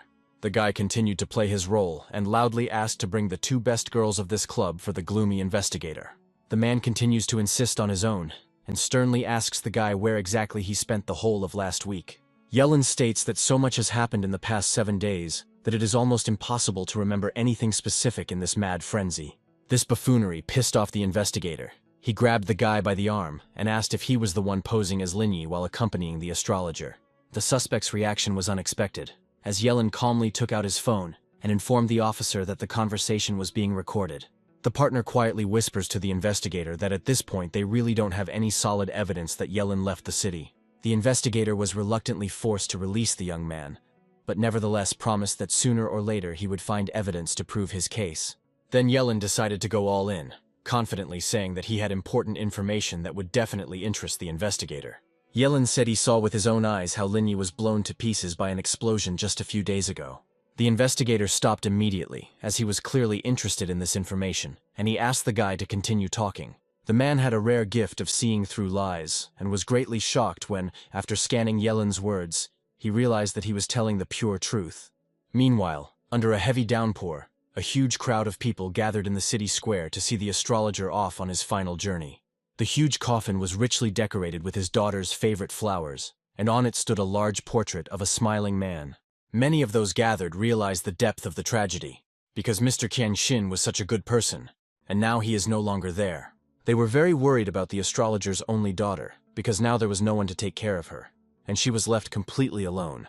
Many people start whispering that he had the best student in the country, and it is at this tense moment that Yelin enters the room. The guy offers his sincere apologies, and loudly declares that, to his great regret, he is late. Jagani aggressively asks the boy why he came here, to which Yelin calmly replies that he must honor the memory of the teacher. Jagani doesn't want to see this guy here, so she asks him to quickly finish his business and leave here. After this, bitter tears appear in the girl's eyes, and she demands that the boy no longer call himself her father's student. Dirty gossip immediately begins to spread among the crowd that the famous astrologer renounced his student before his death. Meanwhile, the girl begins to swear angrily and shouts that he is not welcome here at all, so he should get out immediately. She is suddenly interrupted by a group of strange masked men. They slowly enter the room. The eldest asks to accept his condolences. Jagani immediately falls silent and, casting a surprised glance at these suspicious strangers, quietly asks who they are. The man in the creepy mask politely asks the girl not to worry, assuring everyone present that they came here without any malicious intent. The man states that her father's death looks very suspicious, so they want to open the coffin and thoroughly check the real cause of his death. Jagani furiously attacks the intruders and loudly declares that she will never allow outsiders to commit such outrage at a funeral. The masked man remains eerily calm, then asks his men in a quiet, commanding voice why they are still standing there. He gives the command to act, and a group of people in creepy masks begins to slowly and menacingly approach the astrologer's coffin standing in the center. Jagani flies into a terrible rage and loudly declares that whoever these impudent strangers are, they must immediately get out of this house. Some of those present actively support the girl, as they consider it terribly impudent to commit such lawlessness at the funeral of a respected person. The masked men do not react at all to these angry statements. They continue to silently move forward and slowly draw their sharp swords from their sheaths. With sharp and precise movements, these cruel strangers mercilessly cut down the brave people who tried to stand up for the girl. Panic immediately erupts in the room, and the crowd runs out into the street with loud shouts, demanding that the police be called immediately. A wild rage grips Jagani and she hurls angry curses at these cruel and merciless killers in a frenzy. Having activated a powerful spell of Scarlet Fiery Abyss, the brave girl desperately tries to stop these impudent invaders with her own strength. A bright funnel of fire quickly approaches one of the masked men, but he feels no fear and does not even intend to react. The incinerating flames completely engulf the man, but he continues to stand calmly in place and only casually adjusts his mask. Immediately after this, he sharply throws his hand forward, with a slight movement pushing the raging fiery funnel to the side. Jagani doesn't understand how the spell can be blocked so easily, which means the enemy is at least a level 50 fighter. The man grabs the girl by the throat and lifts her into the air, saying that she is brave, and since she is the daughter of an astrologer, he will not kill her yet. Continuing to hold the girl tightly in his iron grip, the man loudly orders his men to open the coffin immediately. The attackers suddenly stop as Yelin's loud and commanding shout is heard, ordering everyone to stop immediately. People in creepy masks stop and look closely at the daredevil who dared to challenge them. Using a powerful ice spell, the young man frees the girl from the enemy's tight grip with a sharp and precise blow. However, the man easily repels his attack, and a huge stream of icy energy hits the floor with a loud roar. Yelin tells the attackers that he will never allow them to continue to commit such atrocities here. In response, the attackers begin to laugh loudly and say that since the guy wants to die so much, they can help him go to the next world. The elder gives the command to the third to immediately set up a force barrier, and the next moment, the guy finds himself trapped. Yelin casts a vicious glare at his opponents, and without hesitation, sacrifices his liver to cast a powerful forbidden spell. He concentrates a brightly shining golden energy in his hands, which turns into an arrow and shatters the barrier into small fragments. The commander tries to loudly warn the fifth, but it is too late. The energy beam hits the man. A powerful energy arrow pierces the body of the fifth, and with great force throws the attacker, call sign 3, against the wall. A creepy, maniacal gleam flashes in the leader's eyes, and he smirks and declares that this is something special, and he is already curious. Freed from captivity, Yellen curses the impudent bandits and wonders how they dare insult the spirit of the teacher even after death. The young man loudly declares that they will be shown no mercy, after which he raises his hand and directs a giant wall of fire at his opponents. A deadly fiery avalanche hits the bandits with tremendous speed, instantly incinerating the brutal leader's subordinates. The leader looks in surprise at the huge crater left by the stream on the floor and quietly tells the guy that he has killed his fourth. Despite having sacrificed a limb and now experiencing severe pain, Yellen continues his determined and furious attack. Jagani looks at the young man with horror and undisguised surprise and mentally wonders if he has completely gone mad. Meanwhile, the leader tries to inspire his bandits and asks them not to be afraid of Yellen, because he is just an ordinary caster of forbidden spells. The boy feels a strong hatred, because his teacher sacrificed his life in order to save such pathetic scum as these people. In response to this, the leader begins to laugh loudly and madly, after which he gives orders to the first and sixth to attack immediately. Yellen sacrifices his stomach without hesitation and immediately summons the next powerful forbidden spell. At this moment, the cunning enemy quickly goes around the young man from behind in order to deal him an unexpected and sneaky blow. Jagani screams loudly and desperately tries to warn the boy about the mortal danger. However, it is too late. Yellen does not have time to react, and the energy ball, turning into a sharp arrow, pierces his body through and through. Yellen feels unbearable pain. His strength instantly leaves him, and the wounded guy slowly falls to his knees in front of his enemies. The bandits cast a contemptuous glance at him, and calling him a fool, calmly move towards the coffin with the body of the great astrologer. Jagani finds herself with a strange feeling, because she hated the young man, but now he is dead, and she feels her heart squeeze. The leader gives his subordinates the order to open the coffin as quickly as possible and immediately remove the man's body from there. Suddenly he senses something is wrong and instantly turns towards the defeated guy. To their great surprise, the young man has fully recovered and declares that they are now going to hell. The leader is very surprised by what he sees and wonders whether the person in front of him is an ordinary person or an immortal demon. Tears appear in Jagani's eyes. She is sincerely glad that Yellen is still alive and ready to continue this fight. The gigantic rage transforms into a new forbidden spell, and the entire room is instantly filled with a blinding bright blue glow. The aura concentrated into a brightly shining sphere. The guy donated more organs and summoned a powerful technique called the Gaze of Eternal Ice. The leader immediately realizes that things are bad for them and loudly orders his subordinates to quickly run away from the epicenter of the attack. However, they don't even have time to take a few steps before their bodies find themselves tightly encased in a huge, solid block of ice. The men watching from the corridor were greatly surprised, as a single forbidden spellcaster had dealt with 4 powerful level 50 fighters. Having dealt with his opponents, Yellen quickly approaches the coffin of his teacher to take it from here and fulfill his duty to his deceased mentor.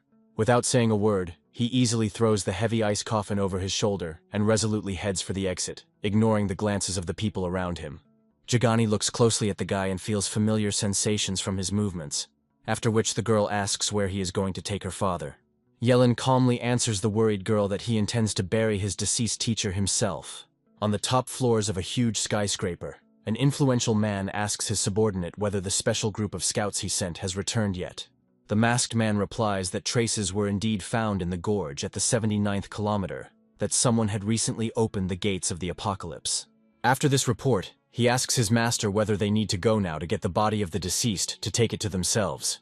The gentleman replies that there is no need for this, as it could raise too much noise, and it is enough that people follow Yellen, and besides, a person needs to be found. The masked man respectfully asks who exactly he needs to find, to which the man replies that he is currently very interested in the guild chairman. Yellen is at the city cemetery and mentally says goodbye to his teacher. Jagani sincerely thanks the young man for everything he was able to do for her. After which she hands Yellen a bank card and says that this money is enough to cure his eye, and the Chenshin family does not owe him anything else. The guy flatly refuses to take the money, as he states that everything he did today was only out of respect for the teacher, and he does not need any thanks. The girl demands that he stop immediately, to which the young man replies that she thinks too highly of herself, and does not understand her true situation at all. He emphasized that if she were not the teacher's daughter, she would be nothing but a nobody, of no significance in their current situation. Jagani falls to her knees and starts crying loudly. Because she believes that the guy is right, the girl always lived under the protection of her father, and when he died, she could not even protect his coffin.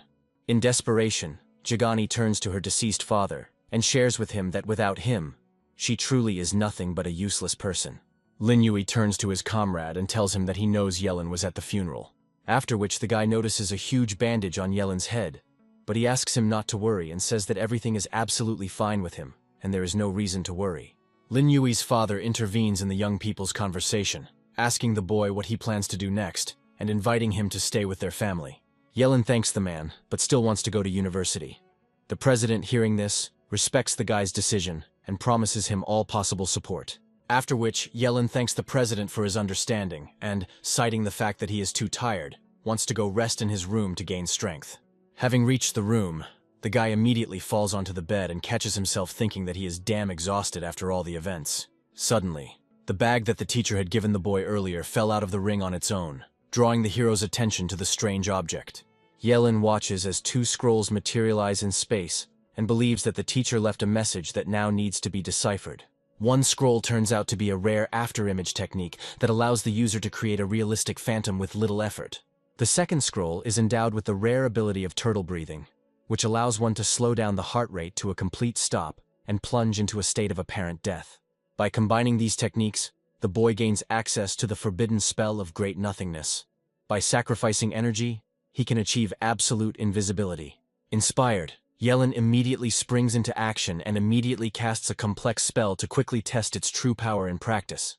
After the ritual is completed, a double appears before him. The guy carefully examines it and concludes that the copy looks absolutely flawless. He plans to leave his double with the Lin Yui family, while he himself secretly investigates the situation and finds out the latest news in the city. The young man carefully opens the window in his bedroom and effectively jumps out into the street, trying not to attract unnecessary attention from security. Using the effect of complete invisibility, Yelin quickly flies past a dense grove, and completely by chance notices two suspicious scouts in the bushes. The guy sincerely thanks his late teacher and praises the man for really predicting everything and worthy of the title of the best astrologer. Having changed his appearance, the young man confidently approaches the teleport portal in order to quickly leave the city unnoticed. At the entrance, the young man is met by vigilant guards, who immediately inquire about the purpose of his unexpected move. Yelin quickly answers formal questions, and the guards warn him in response that monsters have been appearing outside the city frequently lately. Deftly maneuvering between the trees, the young man happily realizes that he can now hunt with complete peace of mind, wherever and however he wants. Literally a moment later, he notices a vicious, aggressive hyena below, which is clearly looking for easy prey in this quiet forest. The dangerous monster notices the young man approaching and immediately lets out a terrible howl that would send shivers down anyone's spine. Yelin casts the spell and decides that from now on he will only use ice skills, as it makes it much easier to hide his identity. Generating a huge ice sword, the young man confidently points it straight at the vicious hyena. The creature froze in place, not realizing the full depth of the mortal threat looming over it from the young hunter. A moment later, the ice sword strikes the creature, and a powerful blinding explosion occurs, destroying the monster on the spot. Yelin immediately activates the Devour skill, a message appears, experience is increased by 320 points, and life is extended by 5 years. The next one to be successfully absorbed was an ordinary level 36 monster that had inadvertently crossed the young man's path. The hunt continues. Mid-level monsters are often encountered, and gradually the guy's lifespan increases to 360 years. Another fire dog gives the guy plus 5 points to strength, and increases his overall lifespan by another 4 years. 3 days passed, and during this time, while the young man diligently hunted outside the city, he finally reached the long-awaited 30th level. All this time, Yelin was killing monsters very quickly as he could, but he still understood that this was still too little. The guy wonders if anyone can come to his aid, and at that moment the idea occurs to him to look into the local classics guild. There is a crowd of people at the entrance, and it is clear that the organization is doing very well. The girl who greets new clients approaches him and asks how she can help, and the young man immediately replies that he wants to place an order. Once inside the premises, the young man talks to the manager and explains that he is very interested in buying monster corpses in bulk.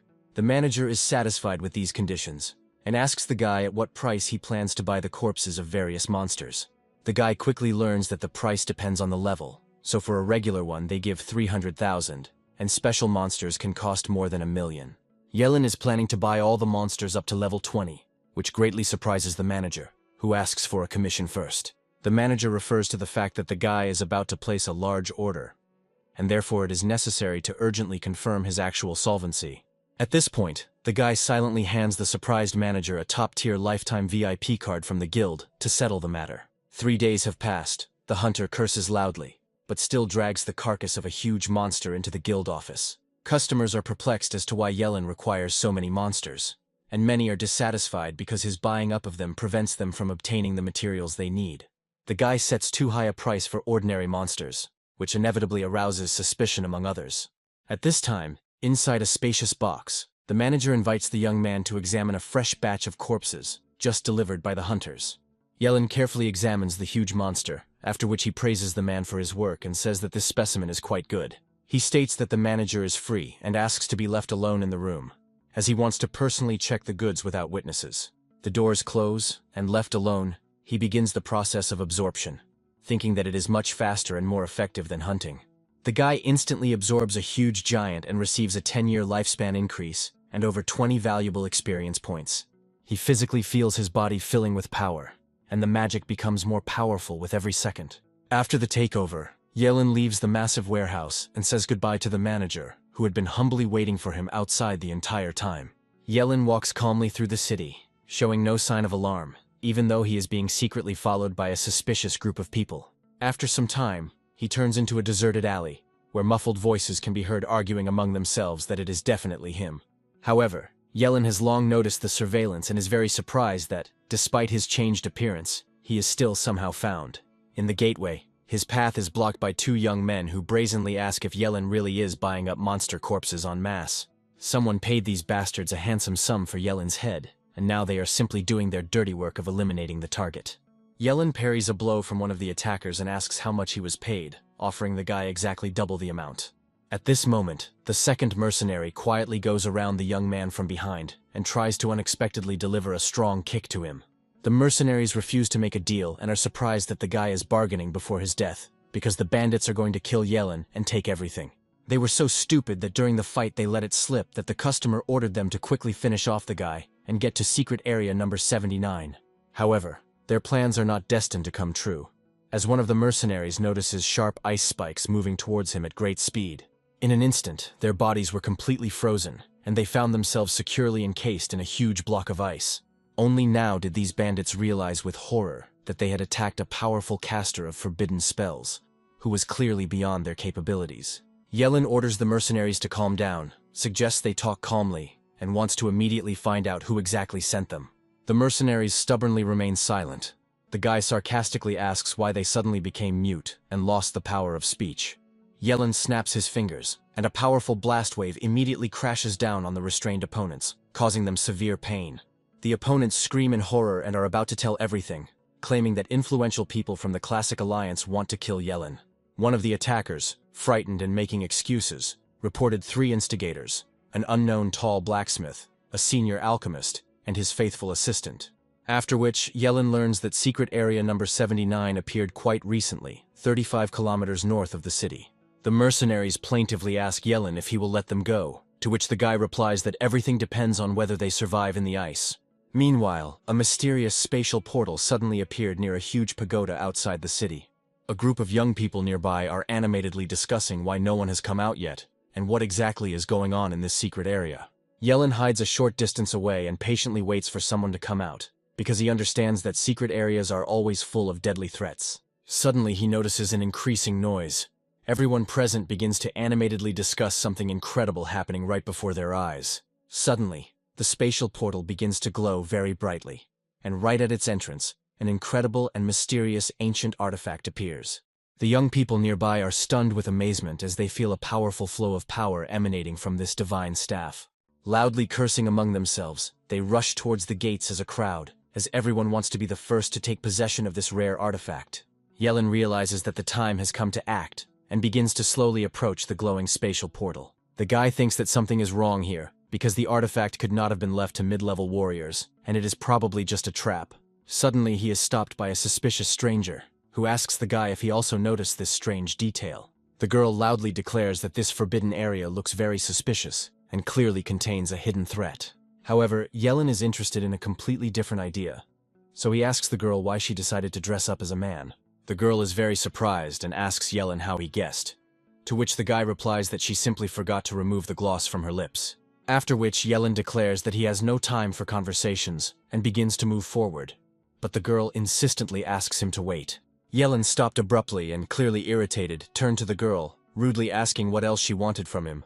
The girl warns the guy and states that, according to her calculations, this could be a trap, specially set by demons for the classics. She offers the guy to join forces, but Yellen refuses, because he wants to quietly absorb the demons with the skill of endless devouring. However, the girl continues to insist on her proposal, and even offers good money. But the guy apologizes, and states that he has a different upbringing. After which the girl offers a set of legendary equipment, which dramatically changes the guy's mood, and he immediately stops to listen to her. Yellen instantly changes his mind, convinced that they have already come to an agreement for the sake of the legendary item, and invites the lady to continue on their journey together. Yellen finds out that the girl's name is Shioxia. She abruptly pulls her hand away and makes a stern remark to the guy about his overly rude manners when meeting him. Shioxia fulfills her promise. Upon learning that Yellen possesses ice magic, she hands him the box and notices that inside is something special, perfect for him. He opens the box and a bright blue glow comes out of it. The guy is very surprised and cannot believe that such a valuable item is in front of him. The artifact is called the Ice Heart. It increases spiritual power by 60%, and its owner can create an area around themselves that is close to absolute zero. Shioxia asks the young man to hurry, because if her mother finds her, she will get a good scolding and will immediately be taken home under strict supervision. Yellen begins to think that this girl is a real rich girl, so he wonders who she is and whether she is connected to some influential family. Shioxia continues to bombard the guy with questions, because she still hasn't found out his real name and current combat level. Yellen decides not to give his name, so he introduces himself with a pseudonym and says that he is already at level 45. Shioxia happily declares that the guy is not up to her level, because Yellen is about 20 years old, and she is only 17 and already level 38. The guy started praising the naive girl and quickly realized that she was a simple-minded and stupid creature. Yellen continues this performance with compliments and asks about titles, but the girl says that her dad considers tournaments a waste of time. The guy continues to look at the girl with surprise. He answers that he agrees to work with her in pairs, and suggests going to the dungeon. After this, the girl hands him the legendary equipment and informs him that from this moment on, they are officially considered partners.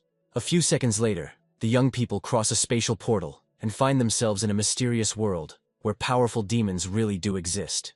Yellen asks her partner if she has encountered demons before. The girl replies that she has, but her parents were there then. Shioxia looks around the area and is very surprised why no one is there. Yellen, in turn, notices the presence of foreign energy. The guy immediately notices that they are being closely watched by a giant monster, which is located on a nearby cliff and is preparing to attack. The guy understands that he needs to act immediately, so he quickly warns the girl, and they begin to run away from the enraged monster. The terrifying creature immediately rushes after the young people, but Yellen activates his powerful skill called Ice Blade on the move. A bright stream of energy bursts from his hands, which quickly transforms into solid ice, completely freezing the monster in place. Approaching the monster imprisoned in an ice block, Yellen is surprised, because the artifact turned out to be much more powerful than he imagined.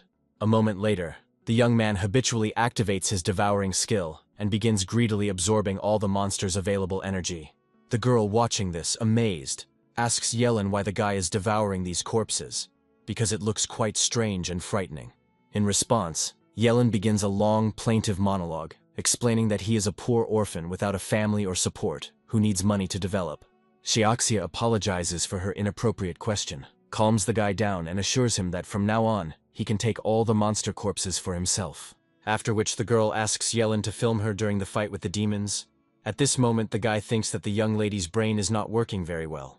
After some time, the young man realizes that the girl is deliberately leading him in one direction, as if she confidently knows the right path. Based on this strange route, Yellen makes the assumption that she can sense traces of demons in this dangerous dungeon. A group of people around a fire notice Yellen and his partner approaching. One of them states that the two will try to intercept the prey. Yellen quickly looks around at everyone present and is surprised by the number of people, feeling that their competitors are looking at them very unfriendly. Shioxia asks to ignore it and advises to concentrate on the demons, while Yellen notices that it is damn cold around. The girl confidently declares that the demon is very close, after which they sharply push off from the ground and jump onto the nearby rocks. The young people land on a poorly lit mountain plateau and immediately see before them the blurry, huge silhouette of an unknown creature. The creepy monster turns sharply in their direction and is very surprised by the unexpected presence of this impudent and fearless couple. Despite the girl's strange behavior, the guy sincerely admires her abilities, because she really did track down a level 40 demon. Xiaoxia rushes forward decisively and asks to film the fight. And Yelin, surprised, doubts whether she can handle a demon above level 40. Xiaoxia asks the young man to stop underestimating her, after which bright energy threads instantly flash around her body. The girl begins to quickly spin around the demon, deftly and tightly wrapping his body with her magical energy threads. When the concentration of energy becomes sufficient, Xiaoxia will summon her special combat skill called Bind. The energy threads instantly contract, tightly binding the demon. Yelin does not interfere in the duel and enthusiastically films the fight. The guy catches himself thinking that this young lady scares him a little, because her ghostly threads serve as an ideal weapon for surprise attacks. Meanwhile, the huge demon becomes enraged, tries to break free from the bonds that bind him, and sends loud insults towards the people.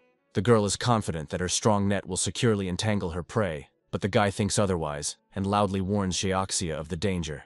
A bright, bloody ball bursts out of the demon's head, transforms into a sharp arrow, and rushes towards the girl at great speed. Xiaoxia reacts to this sudden attack in time, concentrates her energy, and quickly generates a protective energy shield in front of herself.